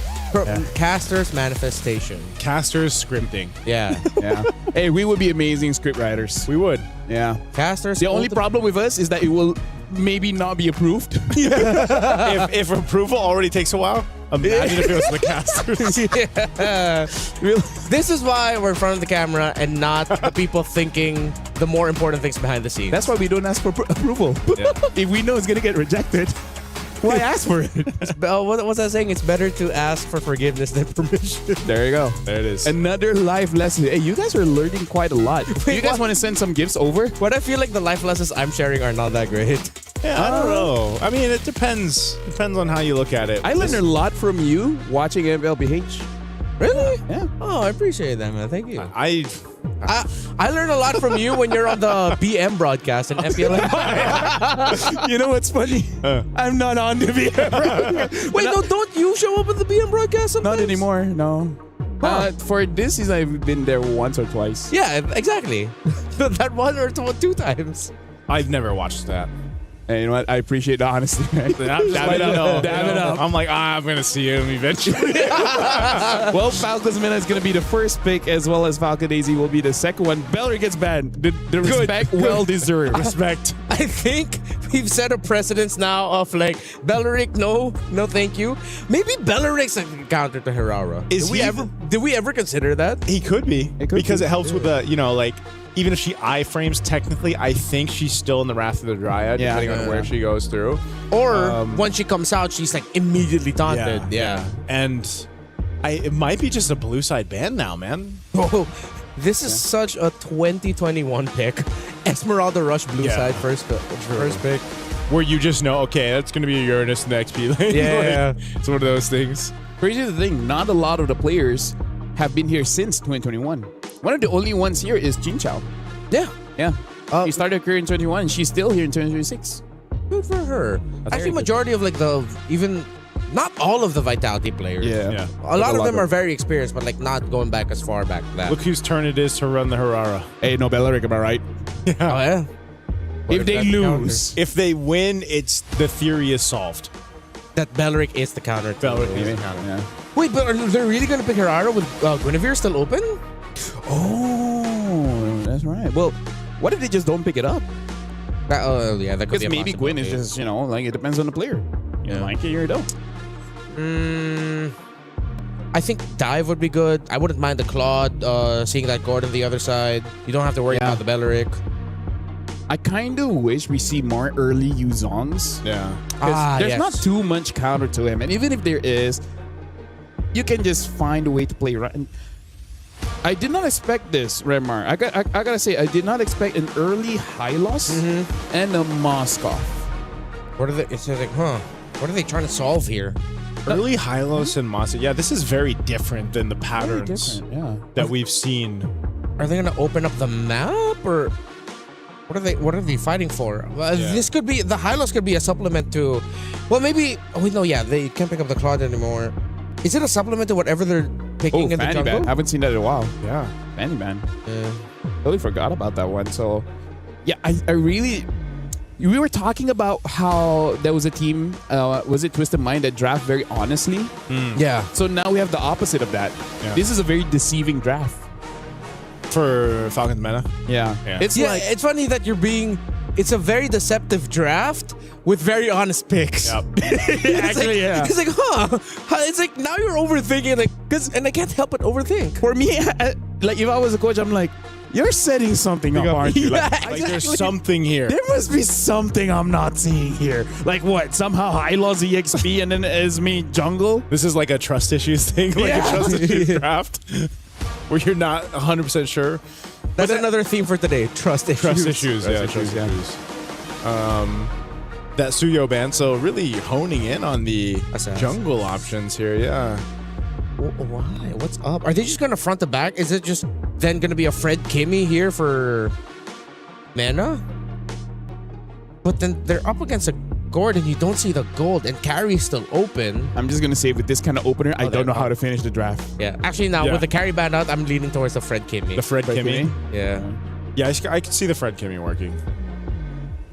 But then you're really relying on either just your durability in the team fights and then playing for the Moskov. Actually, maybe it's better to go for Baxia Kimi so that you don't have to rush the glowing one and go straight for Sky Piercer. Or what about the Juice? Actually, yeah. I think the Baxia's utility is still something that we should respect. The clear is still very slow, but you know the anti-heal is very nice to have. Yeah. To be fair to Falcon Daisies, they're reading into the potential of a utility jungle with a CC pick. Yeah. What about Juice and Fred? I'm worried not enough damage. Yeah. Unless they somehow miraculously rush Sky Piercer on that Juice after Which I you guess get the you can. gem. Yeah. But that's like that's such a demanding. Yeah, that's very thing. demanding. Yeah, I'm with you on that one. You're just telling Cyrix, hey Cyrix, can you get like 3-4 kills early on? Yeah. Could you like do everything? You could do everything for us. Crowd control, damage, and looking good while doing it. Yeah. I like the discussion that we saw there, a glimpse of it from Team Falcons Meta, because I think the last two picks are so. Wait, hold on. This is Akai Rome, right? Yeah. It registered in my head. It does a Harara. Okay, Yisishing is picked up as well. Kadena. Dude, that's a flavor in Naisu. I thought they'd go like. And Hanabi. Then the Hanabi? So we saw Hanabi 1 earlier today. Yeah. I've never thought I would ever hear someone say Hanabi 1 with a split push. Yeah. Yep. With the back door. Quinn with the moves. Yeah. That is only something that would happen to us in our ranked games. But hey, I'm glad that we got to see something as crazy as that. Okay, one thing last thing I'll say here, Kadita, funnily enough, when she has items, can completely negate all of the shields of the Hanabi, leaving her wide open. Even if you don't land your combo to crowd control her, you can just burn through her shields. That's it. I'm gonna pass it back to you guys. Thank you very much, Remar. This is Lafel as well as Naisu. He just dropped his pen. I'm pretty sure you guys can hear that. He's been dropping a lot of things today, by the way, man. I mean, not just today. Remember the ride here? The moment we all decide to go bear. Hope you have that insurance. Well, going into this game. Sorry, it's called care. Hope you have the care. Going into this game, ladies and gentlemen, we're jumping into the land of now. We gotta see whether Falcons Meta with this very interesting draft, will it really work? I love Kadita, but you know. I love Kadita too, but I think this is a revenge game for Syrinx too. I think she really wants to burst down Falcon Daisies here because she had a heck of a time. Nice little flicker out there. She had a heck of a time in the Lilia in the previous game. So already a battle spell down. No, that's going to actually be a trade. Nocturne had to burn hers, so some battle spells going out. Something to note here is that Nocturne does not have any movement speed in her emblem setup, so maybe sticking onto targets won't be the easiest. And we're looking at Syrinx here. Oh, hold on. Hirara. Oh, little iframe utilization there. Starsoy will actually be all right, though.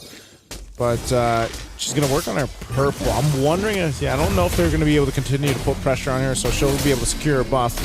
Meanwhile, mid lane's still going to be the focus. Yeah, as I was saying, Syrinx has the pull yourself together as well as the rupture. So the moment she gets four either kills or assists combined, it should be pretty scary because that Petrify is such a game-changing spell. One of the reasons why Yuzog is so terrifying. Right. I think the decision is because, like Renmar was saying, you know, just as a little side note, you can get rid of the shield from the Hanabi there for the hands of Kiko, but it's like you could also just delete the gourd.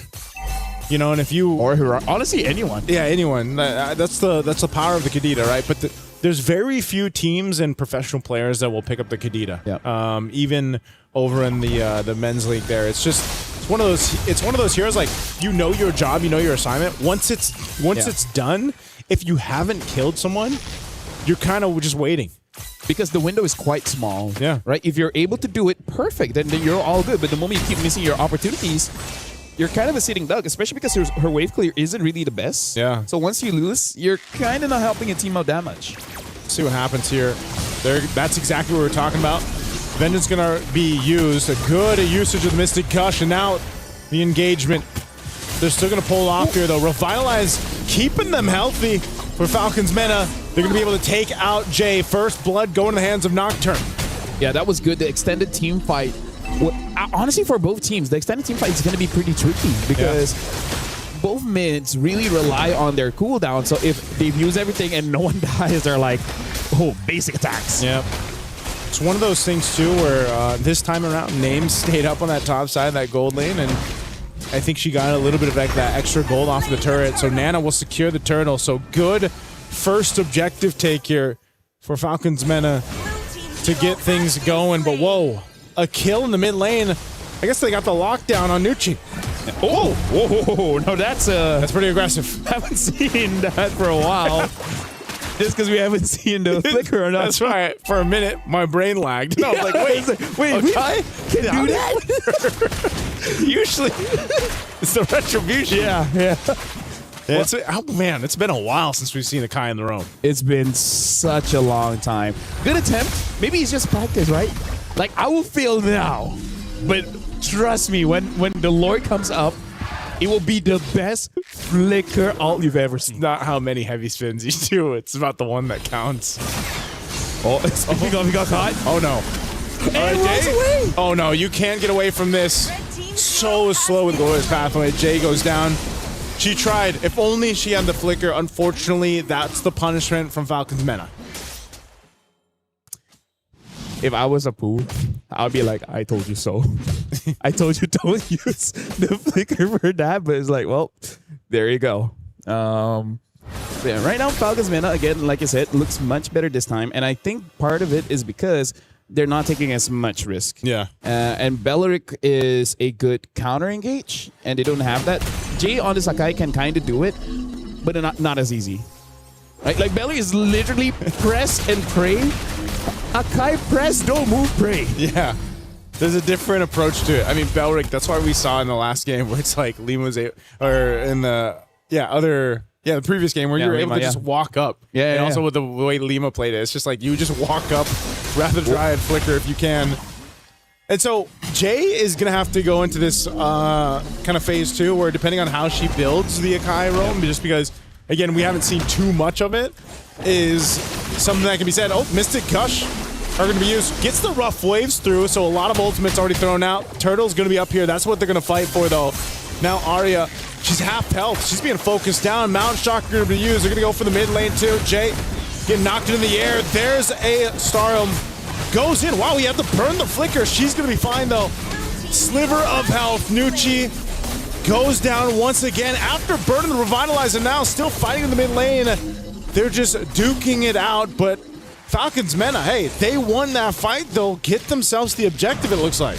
And if this is going to shape up as all the team fights moving forward, we got to highlight a lot of Star Soy as well as Nana, because these long extended fights, hold on. Oh, okay, Nocturne, tanky enough. She's going to be fine.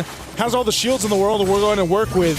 I don't think Falcon Daisies are willing to fight just yet against Nocturne on this Esmeralda. Honestly, like for me, my worry was actually the mana, because she was running quite low. A good thing she was still able to survive. As I was saying, it looks like it is going to be a pretty prolonged team fight. So, Naisu, are you ready for another 70-minute game? 17? I think we're going north of 20, man. Yeah.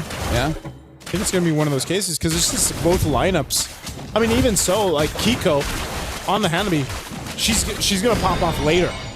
Yeah. She has been able to go ahead and just pretty much try to farm up, but right now Names has that lead against her. Oh, Conceal's going to be used. Where's Jay going? Starsoy's here. Looks like they want to set it up. SOD was already thrown out too. Heavy spin goes through. They burn the flicker from Names though, so I think they're happy with that.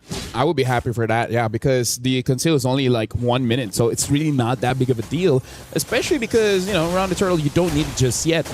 For Falcon Daisy as well as Falcon's Mena, even though Falcon's Mena has 1,000 gold ahead, it doesn't disrupt what Falcon's Daisies really want to do, right? Because in terms of what Hanabi wants to do, like, you want to have a good time in lane, and then eventually during a neutral objective, one good ult can help your team win a fight, especially when you have a Gord as well as a Hirara. Yeah, this is one of those things too where it's pretty passive, you know, passive play right now for both of them. But I will say this, that eventually that clock is going to be up right now. Oh, they're actually going to go for Kiko. They just collapsed down on her. A big choice to go up top, make a play before this turtle comes up. A projectile thrown out, Jay. And if we were up here on this top side, they might just have to give this one over, give the rest of the team rotating to the top side. I think they might try to contest, but Team Falcon's Mena so far has been able to go ahead and control a lot of these team fights. They get a flicker out from Nocturne. The Mystic Gush was already used. A Revitalize to heal her back up. Nocturne's got the shields. She's not at a threat of dying here, so right now she'll reset. And they go up top. Heavy spin used on Names. Turret's already down. They're going to collapse down on Names. Names trying to get away, trying to get the space she needs. Glorious Pathway dropped down too, but Names will be taken out. Afu joining the fight up top. They're going to go for it. Nucci going to be next as she falls to Star Soy. They're looking for Syrinx. Nana trying to help out the team, but Syrinx can't get away either. Nice, so I gotta say, it has been a while for today, but this game, we see punishes, right? Yeah. You can't overextend, you can't get greedy. The moment you are at a position where you're gankable, you're gonna get ganked and then you're just eventually gonna die.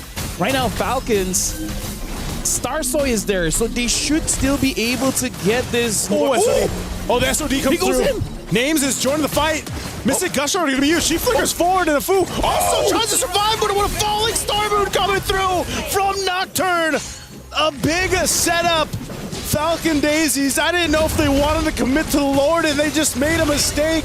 And now a Lord will go over to Falcon's Mena off of a great play in the man and out. Starsoy pushed off the turret. I gotta tell you, Naisu, that looked like it was planned because a 4-woman falling Star Moon looked amazing, but at the same time, I think that's the best case of like a bunch of friends and just like, we'll wing it. Yeah. You throw the SODs like, do I go in? Just do it, and then we'll figure it out on the go. Oh man, look at this replay. Yeah, because Names push away. I think even she was like, wait, I didn't notice that the Gord was there. But then again, they just position in a way where Nocturne just jumps on a 4. Oh, man. Oh, conceal from Jay. I don't know, Jay. Spotted out. She's not going to be able to follow through with that. Going to get stunned here by Nucci. Starsoy is there.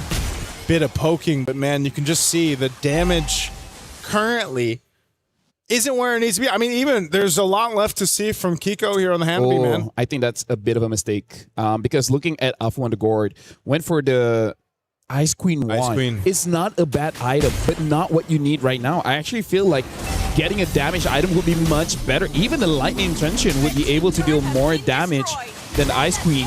Yeah. Oh, that is a burst right there on Starsoy. This could already be the push into the base. Kiko trying to hold down that Lord pushing through. Mystic Gush going to be used. The Holy Defense Shield will pop. Nucci goes down, and they will disengage. It was a 1-for-1 trade. Shield goes down, but they maintain the base turrets for Falcon Daisies. Yeah, right now they really need another item on Afu because they just don't really have a draft that has a lot of damage, honestly. Like, I understand Ice Queen 1 is great, but Nana's hearings as well as names, they have a lot of dash. Yeah. Right? Slow doesn't really affect the dash. It can affect high loss. It can kind of affect Nocturne, but only kind of. So, yeah, we'll see how the game progresses. It goes long enough, it wouldn't matter. I think they're really going for these fights here. Falcon Daisies now, Fu's going to be in trouble. Iron already taken care of. And they're trying to disengage once again. SOD's not going to land, but Nocturne has all the moves in the world to work for. And now Kiko in trouble. Double kill. 4 names. You can see the excitement there from Falcons Mena. They are feeling it in game 2. Nearing the 12-minute mark, they're looking to push down a base turret here in the mid. Yeah, and now Names has more confidence. Look at Starsoy trying to clear the waves. Could not. Couldn't clear it in time. They're going to lose that mid turret, but they will be able to clear this out. So it's not over just yet, but an 8,000 gold they lead nearly for Falcons Mena. This is such a contrast from what we saw in game 1. Yeah, look at the gold lead now. 3,000 gold difference. Nana on this Yi Sin Shin against Starsoy again with the Hirara. I think I will make this joke again, but I'm just going to say it now, Naisu. If Hirara has social media, maybe deactivate it for a day. A day or two. It's not going good. Mystic Gush. They'll find Nucci. Oh, they might even be able to get another here. Lord already secured, though. Starsoy, half health, has to be careful on the engage. And SOD thrown out. Oh, Names is going to follow it through. Just keep them on their toes, is what she said. You sound. I'm just keeping them on the toes, guys. Like, yeah, relax. Just relax. I mean, like, what are you gonna do? Punish me? Please. She doesn't even have flicker. She doesn't even have flicker. You know what? That's the best showing of self-trust I've ever seen. And how much of a lead you have. Yeah. Because that's what they have. This Lord is going to be worked on really quickly, though. Nocturne charging up. Falling Star Moon. She's going to go for Arya. Arya's going to be fine, though. She'll work on the Lord. Lord's going to be cleared out. Minions still pushing down to the bottom side, but so far, so good. Falcon Daisies on a successful defense. Now Falcons Mena, they might have just had to go ahead and reset. What this is ultimately doing, though, is buying some of that time that they needed to get the items over here to Falcon Daisies. Divine Glaive, though, for Syrinx is going to be great. If she can find the right target, burst someone down, that's a big advantage.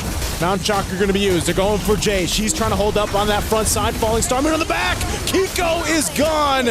Jay as well. 2 down. And now Falcon Daisies looking at a full force of Falcons Mena.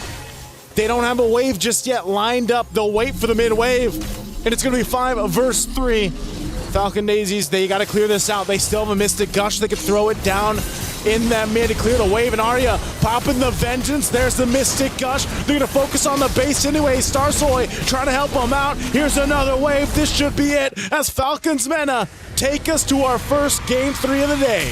Isn't that crazy? The final game to close out Stream B. Stream B goes to 3 games. Like, this is an amazing day. The only way, nice, I gotta say, for this day to be not so great is if you have like a media day after this, like some kind of interview or something. Like, imagine, right? Like, imagine if you do 4 best of 3s and then after that you just have to like do some kind of content. Yeah, that's gonna be rough for whoever goes through that. They're really, really rough. But hey, who's that? I don't know, man. I don't know. At least we're getting some quality. Very quality MLBB action today. You know who's not getting quality? Hirara. Yeah, I think at this point I feel vindicated and very heard. Yeah. Hirara, I'm done with you. I don't want to blame you anymore. I don't want to blame you anymore, but it hasn't looked too good, Hirara. Yeah, again, if she has social media, she'd be like, you know what, guys? Yeah, I'm going through a rough patch. Yeah, please support me. I'll see you all next week. The typical what if I deactivate? Yeah. I'll see you guys later deactivating. I am seeing all your comments and I just want you all to know that you are being heard. I am understanding of all of your sentiments. But what if I deactivate? Or there's trick number 2. What? You don't deactivate. You just have a black DP. That's true. Especially on WhatsApp. Yeah, that's true. All right. But you know what's sad about that? Isn't it the default one though? Like yeah, but you know what's sad? When you do that and no one still texts you, So he's just hey guys, I'm back from my media break. You just get a haha react. Yeah. You come back a day later, you're like, no, actually, I'm back. If anyone cared. Like, oh, you were gone? Latest MLBB hero, by the way. First one won. Yeah, that's true. Yeah, it did. But then I think throughout the day, I feel like we've seen teams who have now put Herrera at the top of their list of, all right, how do we make sure that we stop this hero from doing what it wants to do? Yeah. And then whether it's a specific pick, whether it's you play a specific way, I think Herrera has been shut down for at least for today. Because maybe the Herrera mains are suddenly going to come back tomorrow and say, hey, this is how to play her so that it's not so hard on you. But it's been a really tough time for Herrera. Yeah. Very tough time because, again, her playstyle is just something that might take a while to get used to, you know? Yeah. I feel like it's just one of those things where it's like, if you can't get that entry that you're looking for and then you're slowed down too much, it's almost like you can't do what you need to do as an assassin jungler. It also felt like there were some weird times and angles. That was a really funny interaction with the Flicker and the Mystic Gush, but I think Nocturne is my personal dark horse. Nana clearly is the MVP for Falcons Mena here, but Nocturne with the Falling Star moves had some really good timings.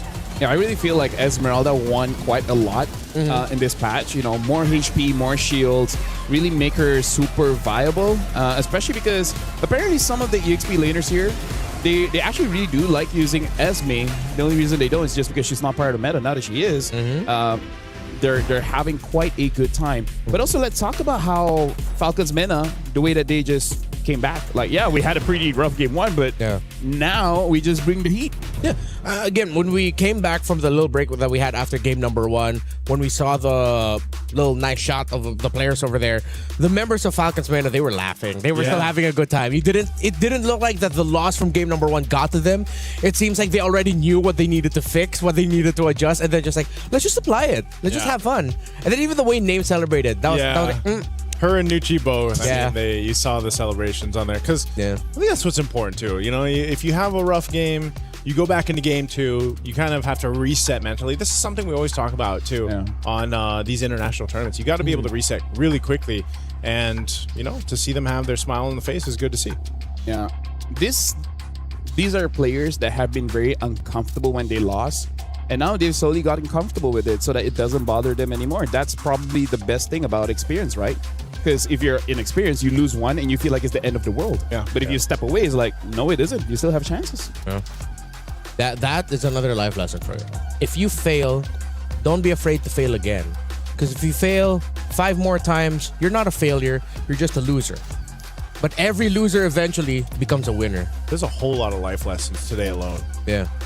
If you can do something about it tomorrow. What? Yeah? Oh, no, that's it. Oh. Okay. Well, I was ready for the second part. I just wanted the awkward time. With great responsibility. Yeah, with great responsibility comes unlimited power. I think that's the quote. But yeah, honestly, like if you can do something about it tomorrow, then rest today and do it tomorrow. I think if you can do it today, do it. Which, by the way, one life lesson my dad taught me very early on. Okay. If you can do it in 5 minutes, do it now.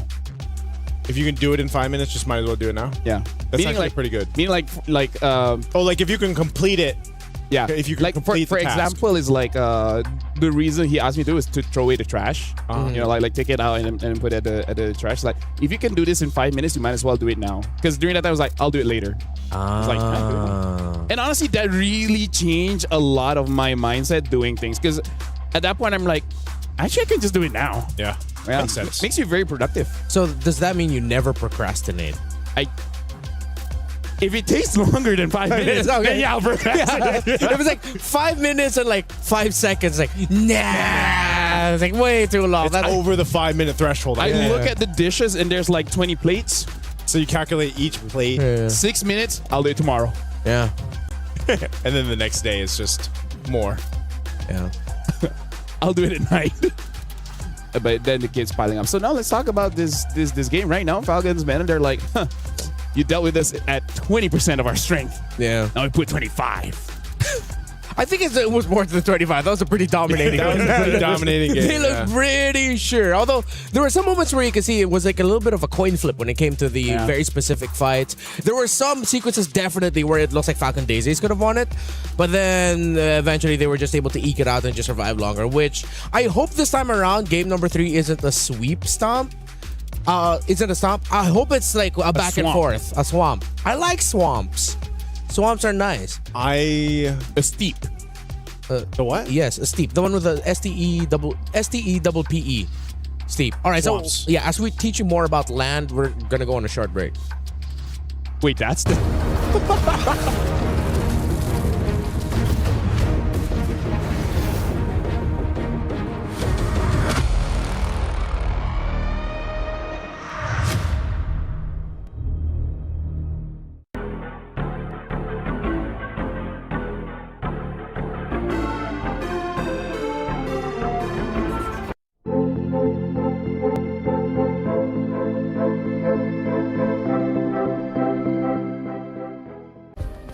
Play is in our DNA.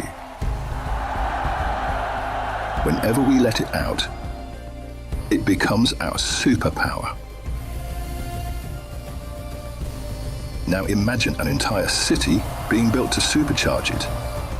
Kadir City, powered by play.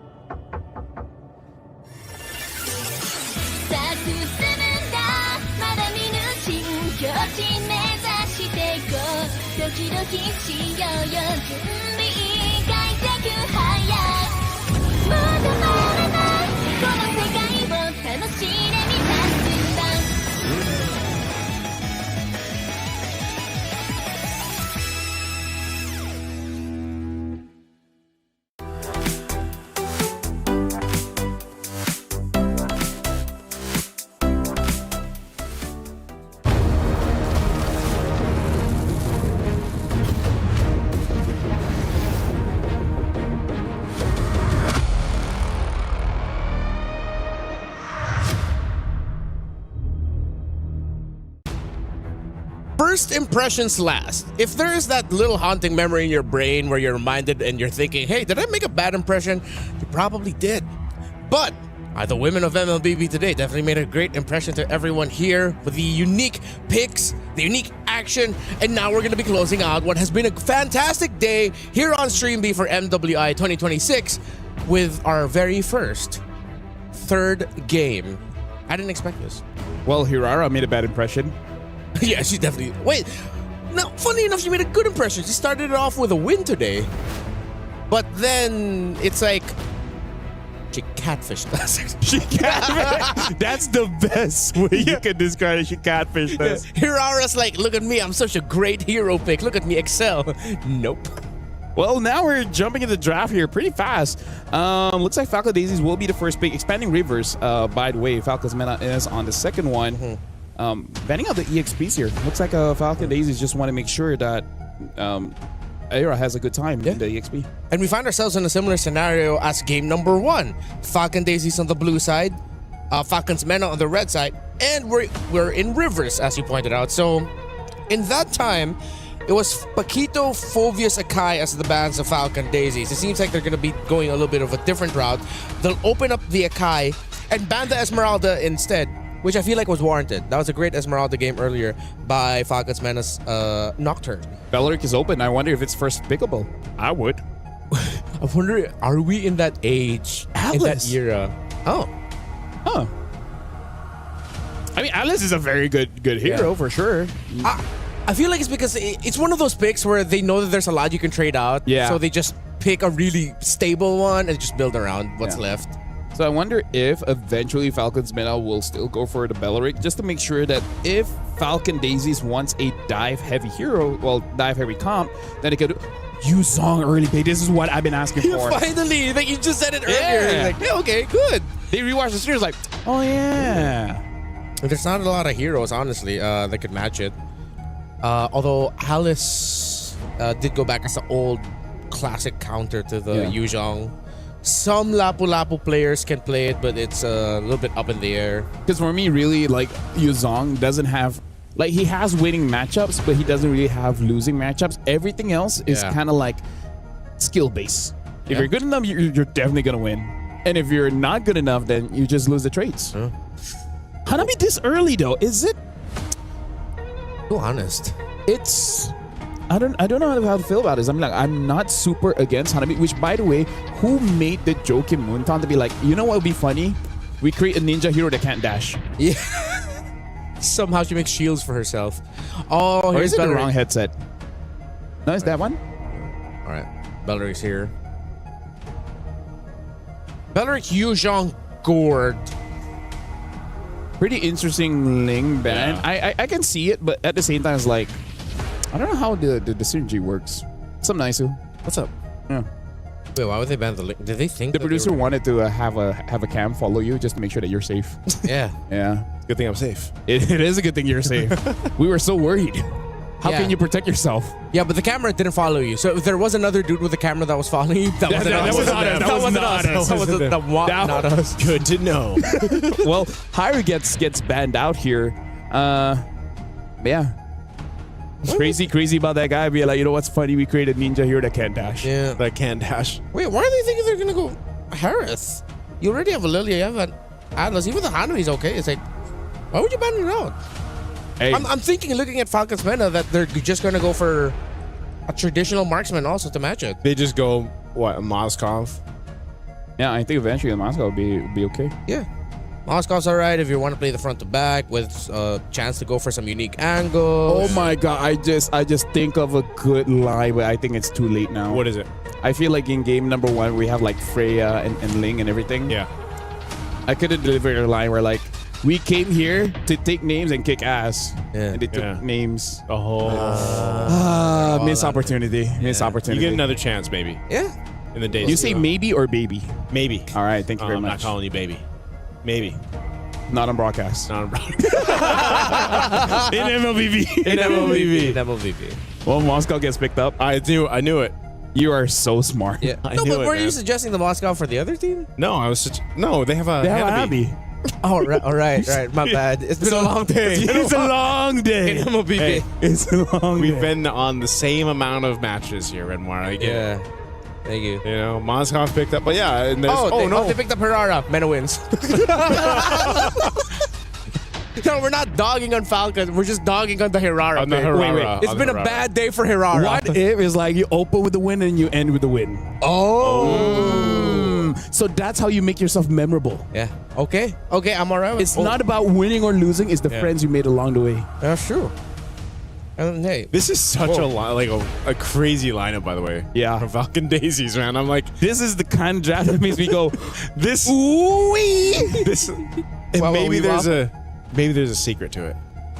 what's the secret sauce? The secret sauce here. I don't know. Okay, they have a lot of AoE. Everyone has AoE. I think the one that threw me off is the sequence. If the Hanabi and sequence, Alice yeah. later, the Hirara first. Oh, and a Carmilla? Oh no! Yo, Speaking of AoE, Speaking of AoE, am I right? Not gonna lie, that's such a good pick. Dude, we have 2 Blood Team's heroes. Carmilla. Alice and Carmilla. Are they somehow related in the lore? No, Pretty sure not. Because Alice is just evil. Carmilla is just flirting with Sicilians. They're both just like undead. Yeah. And then Alice just takes Farsa's eyes and turn her husband into a bird. Wait, that's a jungle Carmilla. That's a jungle Carmilla. Oh, wait, Yeah, it's a jungle Carmilla. The last time I saw this was in Asia Games by Yazuki. He didn't win, by the way. Yeah. But Yeah. he didn't win, but Huh. maybe this is how Hirara can win? Because you're up against the Carmilla jungle? What do you think of Rimmer? What do I think of Rimmer? What if she's just the one solo casting? Don't do that. I think at one point we've all solo casted at some point. Yeah, that's true. All right, you guys do your job. Welcome to Hey, we get to do our jobs here in Atlanta. Don is Mielefeld as well as a nice one. Yes, Nana is going to be using the Carmilla in the jungle. So the Curse of Blood should help out everyone. Yeah. It's... Gosh, I don't even remember. I mean, whoa. They're going in right there. This is every single game, Every by the single way. game. Level 1, We've someone's seen going to this. be almost dying. Sup, Zorn. Shout out to Zorn. Hello. All right, well, you know what? C'est la vie. C'est la vie. Now Nuche is the one taking a lot of hits, but Jay as well. Wait, how does a Carmilla jungle work in this context? Just, we've got a Wrath of Dryad, we drop down the Curse of Blood, your Mystic Gush is going to just I think it's do all more the on the extra. Mystic Gush, yeah, because you want to triple your damage. That's a fun way to use the Carmilla. Oh man, that's quite deadly. I mean, look at this. Whoa, Flicker burned already. Jay, she's gonna burn that. Oh, they're gonna hunt down Nucci though. Nucci able to scoot on away. So, no, I almost thought that was gonna be a first blood on either side, really weaving through things. But yeah, burning some battle spells. Good projectile by Syrinx to make sure that Starsoy doesn't get through. But yeah, I feel like it's good for both teams just to fight fair around the turtle and then see how it goes. And I can definitely see either team win because both teams have a lot of crowd control. So this is really like almost honest MLBB where it's all about team fighting, right? It's not about, you know, split pushing and etc. And the amount of speed that they get too between having a Belric, you know, and the Carmilla is they can kind of take some surprises here to Falcon Daisies. Is Turtle's going to be up here. See how the position favors right now. Jay, she's up there. Fighting for control. Looks like they want to make a move down here in the mid lane. Anyway, Syrinx, she's going to hold on. Doesn't have a flicker, so she's going to rely on the projectile. There it is. First blood going over to Nucci. They get the knock up too. Jay goes down. That's 2 kills for Falcon's Mena, and this is going to be a turtle going over to them as well. Falcon Daisy still staying around it, though. They might want to just go ahead and get out of here. They don't have a jungler to contest this, but they want to go for Syrinx. The Throne of Ruin, at least for Arya. She'll pick up one. They're trying to delay it as much as they can, but Turtle secured for Falcon's Mena. There's a SOD. Names, I don't think, follows that one. There's no one to pick up. Yeah, honestly, right now it looks like we got to look at the EXPs here because just now Nana made a very good play by throwing the Curse of Blood so that Nocturne was able to hit both members of Falcon Daisies. And yeah, I feel like the dive coming in from the EXP is the one that we really got to look out for. And yeah, that's kind of how a Carmilla jungle works. You just create the opportunity for other people to pop off. Oh, Nocturne, and she's actually got enough of the Shaw Essence to go ahead and heal her up, so she's fine. Will survive that. She's feeling pretty good about that too. Saw the emotes there. She's going to reset, but yeah, Falcon's Mena holding on to this bit of a lead they built up at this point. Oh no, Jay. I don't know if she's going to get spotted out. Okay, Nucci's there. Mystic Gush going to be used. We're going for a foo here. Not even Black Shoes. There's the Fatal Links, though, in the response. Flicker going to be burned by Syrinx. They're going for Jay. They're locking it down in the mid lane. Names throwing the SOD. They pick up another kill, though, for Falcon's Mena. I think Names really took to heart about not joining the fight until you get like, maybe after 5 minutes, then you can really join the fight, right? So right now for Falcon's Mena, 1,000 gold lead. That's a substantial gold lead that they have, especially because unless Afu just joins the rotation with Starsoy, I don't think they really can get a kill because Hirara already doesn't have burst damage, but now you're dealing with heal as well. So without that anti-heal, I really don't see Falcon's Daisies getting a lot of kills nicely. It's just going to be a lot of poking, I guess. Yeah. I don't know, man. It's one of those things again around that. Actually, that both teams. Pick. Yeah, both teams. But I think the threat is there. It's scarier for if you're Falcon's Mena to be able to utilize the setup that they have, especially around the Mystic Gush combo that we're talking about with the Carmilla, the Wrath of the Dryad. It's scarier for Falcon Daisies to deal with, at least for now, until they're able to go ahead and compete in some of these team fights. And like we've seen for the Hanabi from the previous game, it might take a while for Kiko to hit that point, hit that point of contention. This turtle's up, second one of the game. They're gonna have to fight for it anyway. Just scoping things out. Black Dragon form gonna be used. The turtle's reset though. Falcon Mena, he let the turtle go, so that's also a crucial ultimate that's down now. Names is gonna go ahead and push down that bottom turret. Fighting for the objective. Throwing a ruin. Not gonna land on the targets they're looking for. They're gonna fight for it anyway. Fatal Link's Names though picks up the kill on Jay with the SOD. She'll join the fight. She's gonna be looking for more. Starsoy trying to get out. Arya trying to get away next with the Gleam, but it won't be enough as the Shaw Essence picks up the kill. And Falcon's Mena just took a whole lot of that team fight. I gotta say, Falcon Daisy's right idea, wrong execution, because they were trying to play around the Black Dragon form. But the thing is, you were able to dodge the Black Dragon, but he was still in the Black Dragon form. But then that was the moment that Jay tried to engage. I'm like, no, you gotta wait for that to expire, and then you guys can really go in, because in the ultimate form, then larger AoE, more damage, easier for you to get the shot essence. So the idea was there to play around the ult, just badly executed. Yeah, and you're already seeing too, Syrinx really pumping out the damage of the Mystic Gush here, able to get the Black Shoes out from LeFou. So they're holding down in this mid lane. They want to start knocking down this tier 1 mid turret before the next objective. I mean, they already took care of a couple turrets here. Falcons Mena looking for their next target.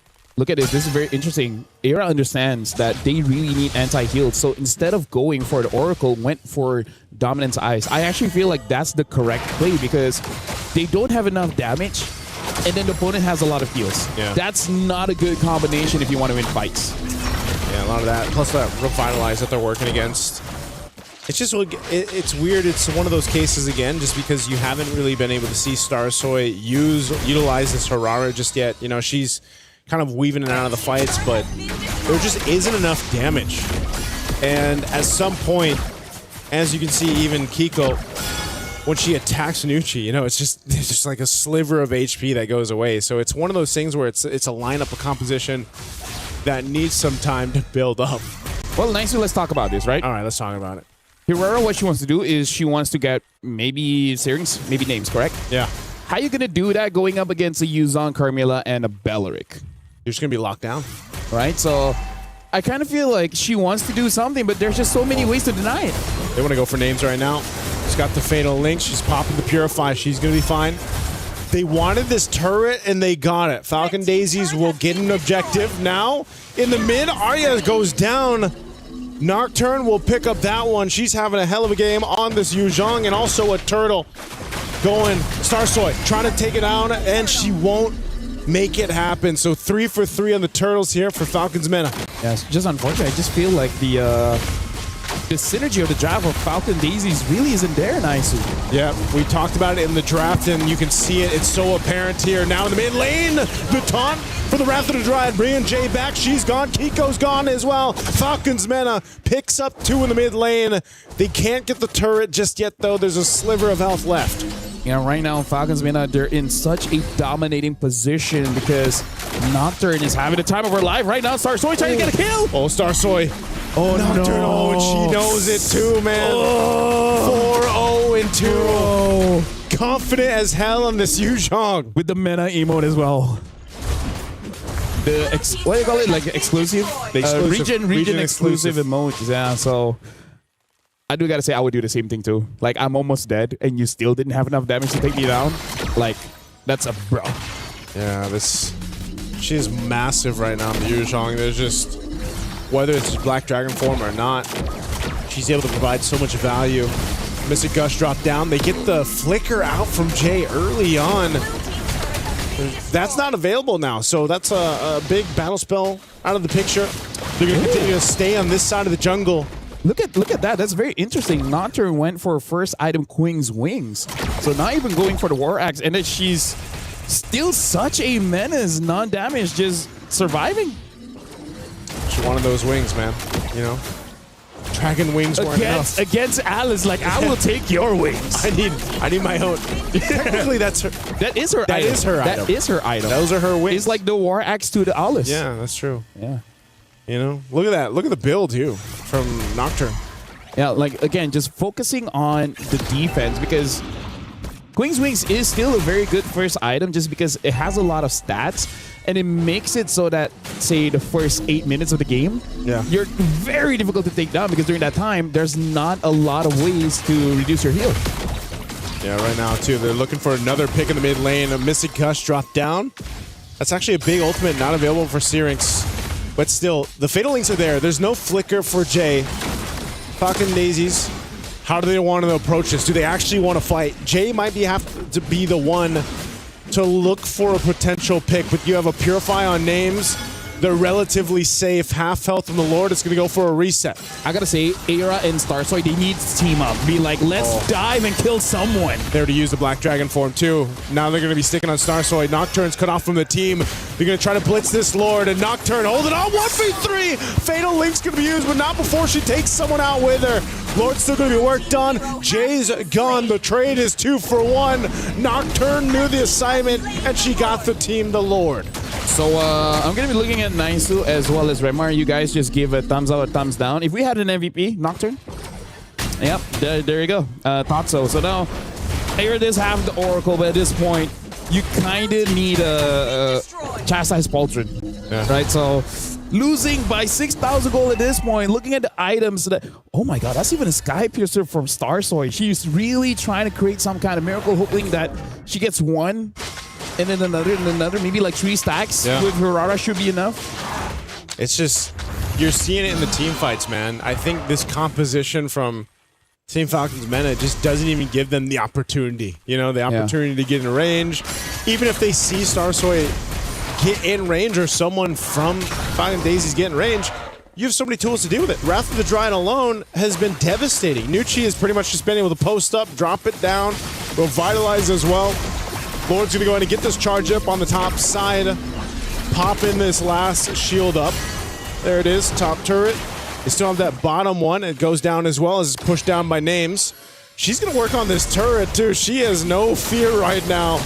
Names trying to get some distance, pushing back Jay. There's the projectile. They want to fight under the turret anyway. A Mystic Gush used as well to clear out the turret. Nocturne will get away with 1 HP. And right now, Falcon's Mena will go ahead and take down 1 base turret. Yeah, Falcons right now, they're struggling to make their heroes work together, right? Yeah. Because again, that's what it means when there's no synergy. It's not that the heroes are bad, it's just that as friends, they don't cover any of the downfalls of the other heroes, or they don't even complement the advantages that other heroes really have. Like for example, Jay can get a big setup, but then the follow-up isn't going to be that great. And then for Starsoy, you want to go in and then you want to assassinate someone, but then I don't know, there's no one there to help you, right? So the draft just not that synergistic. Yeah. That's why. Yeah. Oh, Arya's going to get dragged back. Tries to get away here. Black Dragon form 2. They're just going to force it under the turret. I mean, they don't have minion waves here to push through with. So I think they just want to go and potentially force a fight.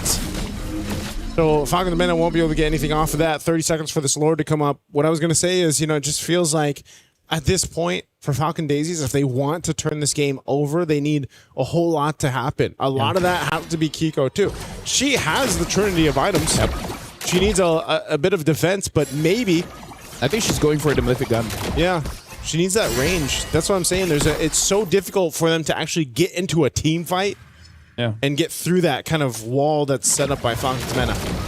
I would say in a prolonged team fight, maybe Falcon Daisies has an opportunity. Apu, I saw that she has the Enchanted Talisman. Yeah. All right, cooldown as well as, more importantly, the mana regeneration. So in an extended team fight, maybe they can do it well. I feel like they gotta force a mistake from Nocturne. If they're able to do that, they have a chance. Well, she Black Dragon formed. Malefic Gun was picked up by Kiko too. Goes in with a Petrify. Trying to lock down the target. Names thrown out. The SOD, but Nocturne's gone. A quarter of the health on the Lord here. It's going to be secured up by Names. Flicker forward with the Fatal Links. They want to win the team fight. Mystic Gush is going to be used. Starsoy locking down Syrinx. She's trying to hunt her down. Meanwhile, another fight, but Names is still alive. Names is going against Arya, trying to gain distance, pushing her back. Names has all the space in the world. She picks up the kills. What a move from Names. 3-0-4 on the Moskov, and that is what we wanted to look out for. Falcons Mena looking to punch in the win here. I feel like Names heard us talk about Nocturne and she took that personally. She took that a bit too personally. But yeah, that was... I feel like Falcons, they had the right idea, right?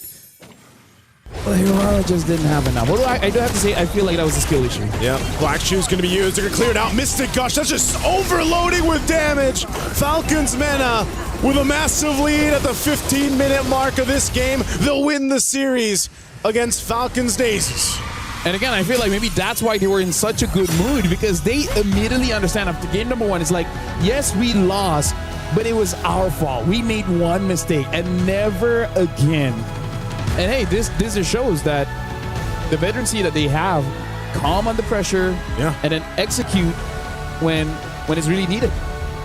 That was a really good series to go through. From game 1 to game 2, and then that last one, that game 3, where it just seems like they had made the adjustments they needed. Now for Falcon Daisies, they'll have another opportunity. Again, they are, they lose this match, they get another chance down there.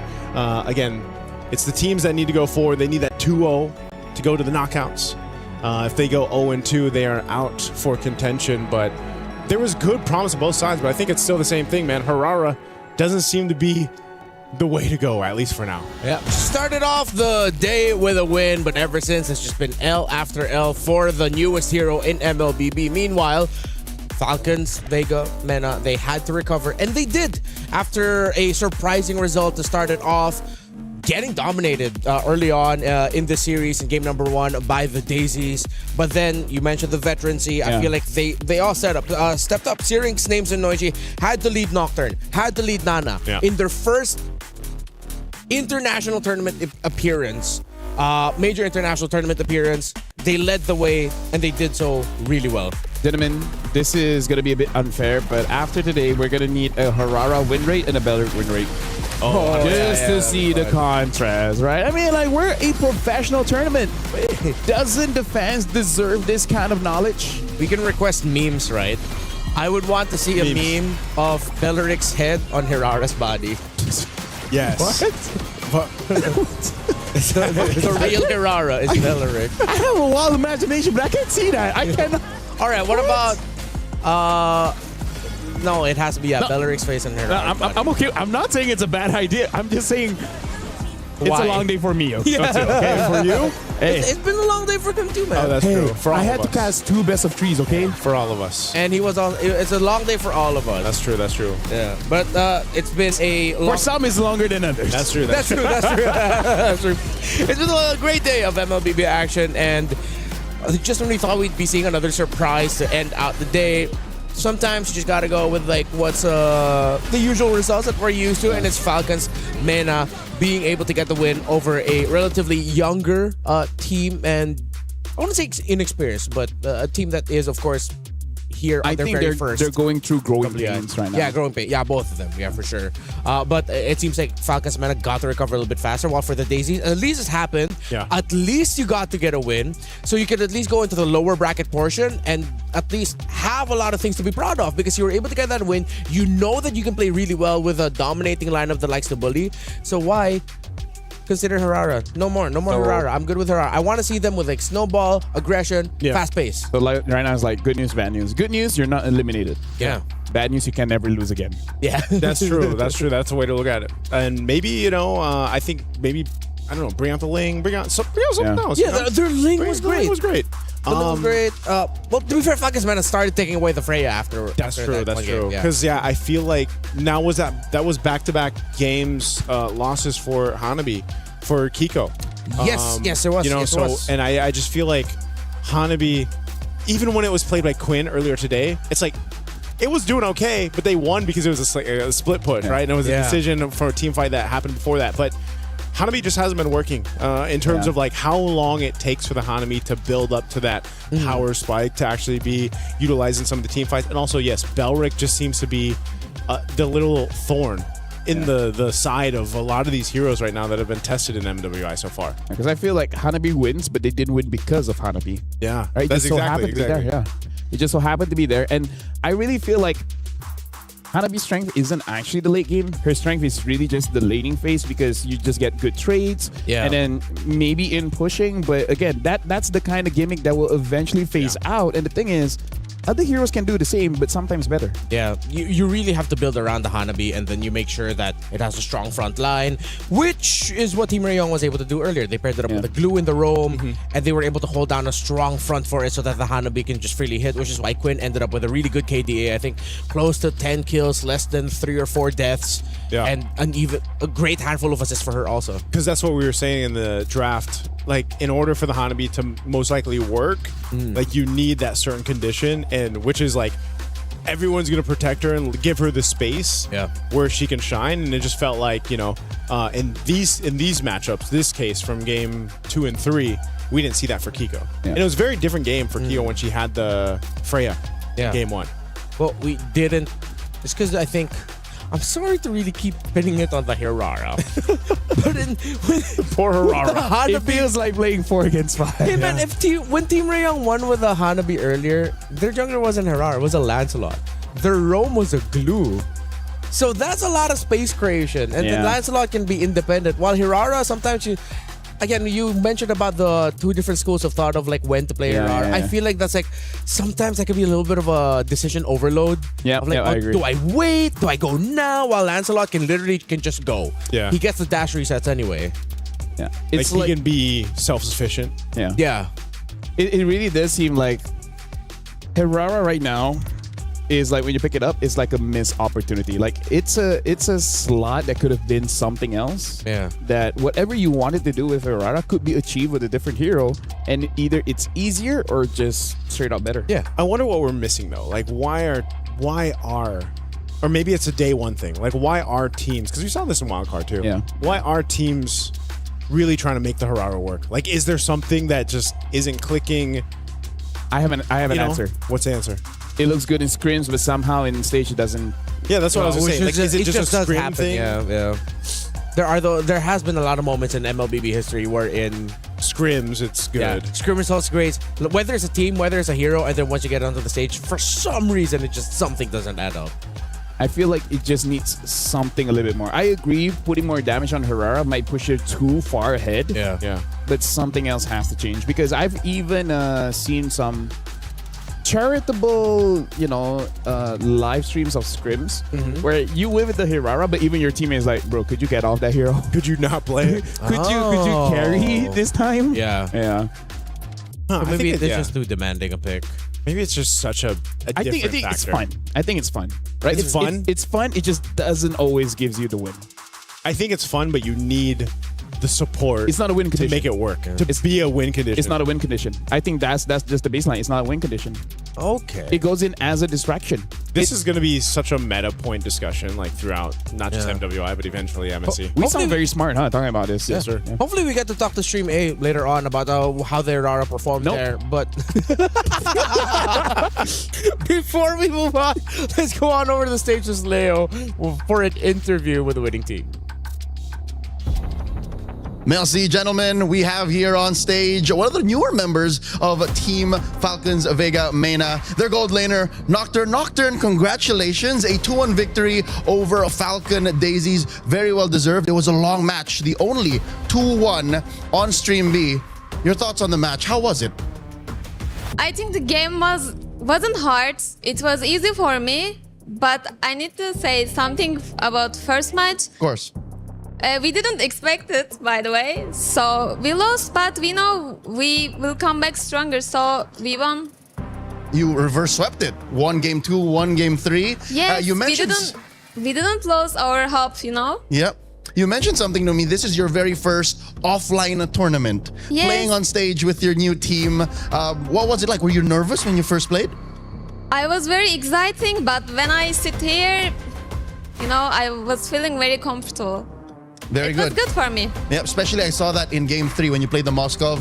Flawless, perfect game. Now, question. Tomorrow, you'll be facing off against the winner of the match before you earlier, Galaxy Phoenix from Cambodia. You saw how they played. What do you think of your next match? I think they are good, but we are better. Know? Good to hear. Your teammates are very excited. You got Yes. fans. Yes. Speaking of, would you like to say something to fans of Nocturne watching from home in Turkey, or even fans of the newest XP laner from Falcons Vega? Okay, first of all, I want to say we told you in interview better Falcons wins, so we won this game. And I want to say something from my fans, actually my friends, like Turkish, okay? Okay. Beni Türkiye'de destekleyen herkese çok teşekkür ediyorum öncelikle. Gitarist ve hoca, abi, sunucular onlar. Onların da desteklerini gerçekten hissediyorum. Onlara buradan kucak dolu sevgiler gönderiyorum. Ayrıca her zaman beni destekleyen erkek arkadaşıma da buradan çok teşekkür ediyorum. That's all. Thank you. We're excited to welcome. see more of you and your team. Again, ladies and gentlemen, Nocturne from Team Falcons Vega Mena. We'll see them in action tomorrow. And of course, the rest of the teams, no one has been eliminated just yet from MWI 2026. For now, we'll throw it over back to the desk. Gentlemen. Thank you so much. Congratulations, of course, once again to Falcons of Mena and their EXP laner, Nocturne. Thank you for that interview. And it's great. She did mention that she did have some nerves at the start, but then once she got up to the stage, it's all gone. She played like a natural in her first major international appearance here for MWI. Yeah. I feel like for most players, before the game, it gets nervous, but once you get in the game, once you like get immersed, then it just all just fades into the background, right? That's what we saw. And yeah, Nocturne, especially game 3 on the Yuzom dude, so dominating. Yeah. Bro. Like sure, names popped off later on, but I give it the MVP. Yeah, phenomenal. You were mentioning that Yu Zhong is one of those tough picks to really just counter. Yeah. There's a lot of heroes that it can counter. Not a lot of heroes can counter it harshly. Maybe you just have like a soft counter and whatnot. But hey, it's been a terrific day here for MWI. Anything that you want to call back to? Your favorite moment? Your favorite surprise? Nope. Nothing? Harara. Good. Hirara. All right, that's it. On behalf of Leo and, of course, our wonderful production team, LaFell, Naisu, and, of course, my name is Ranmar. We'll be back for more action of MWI here at EWC 2026. Thank you so much for giving your time and your patience and, of course, your attention to the women of MLBB who are world class. We'll see you tomorrow. Bye-bye.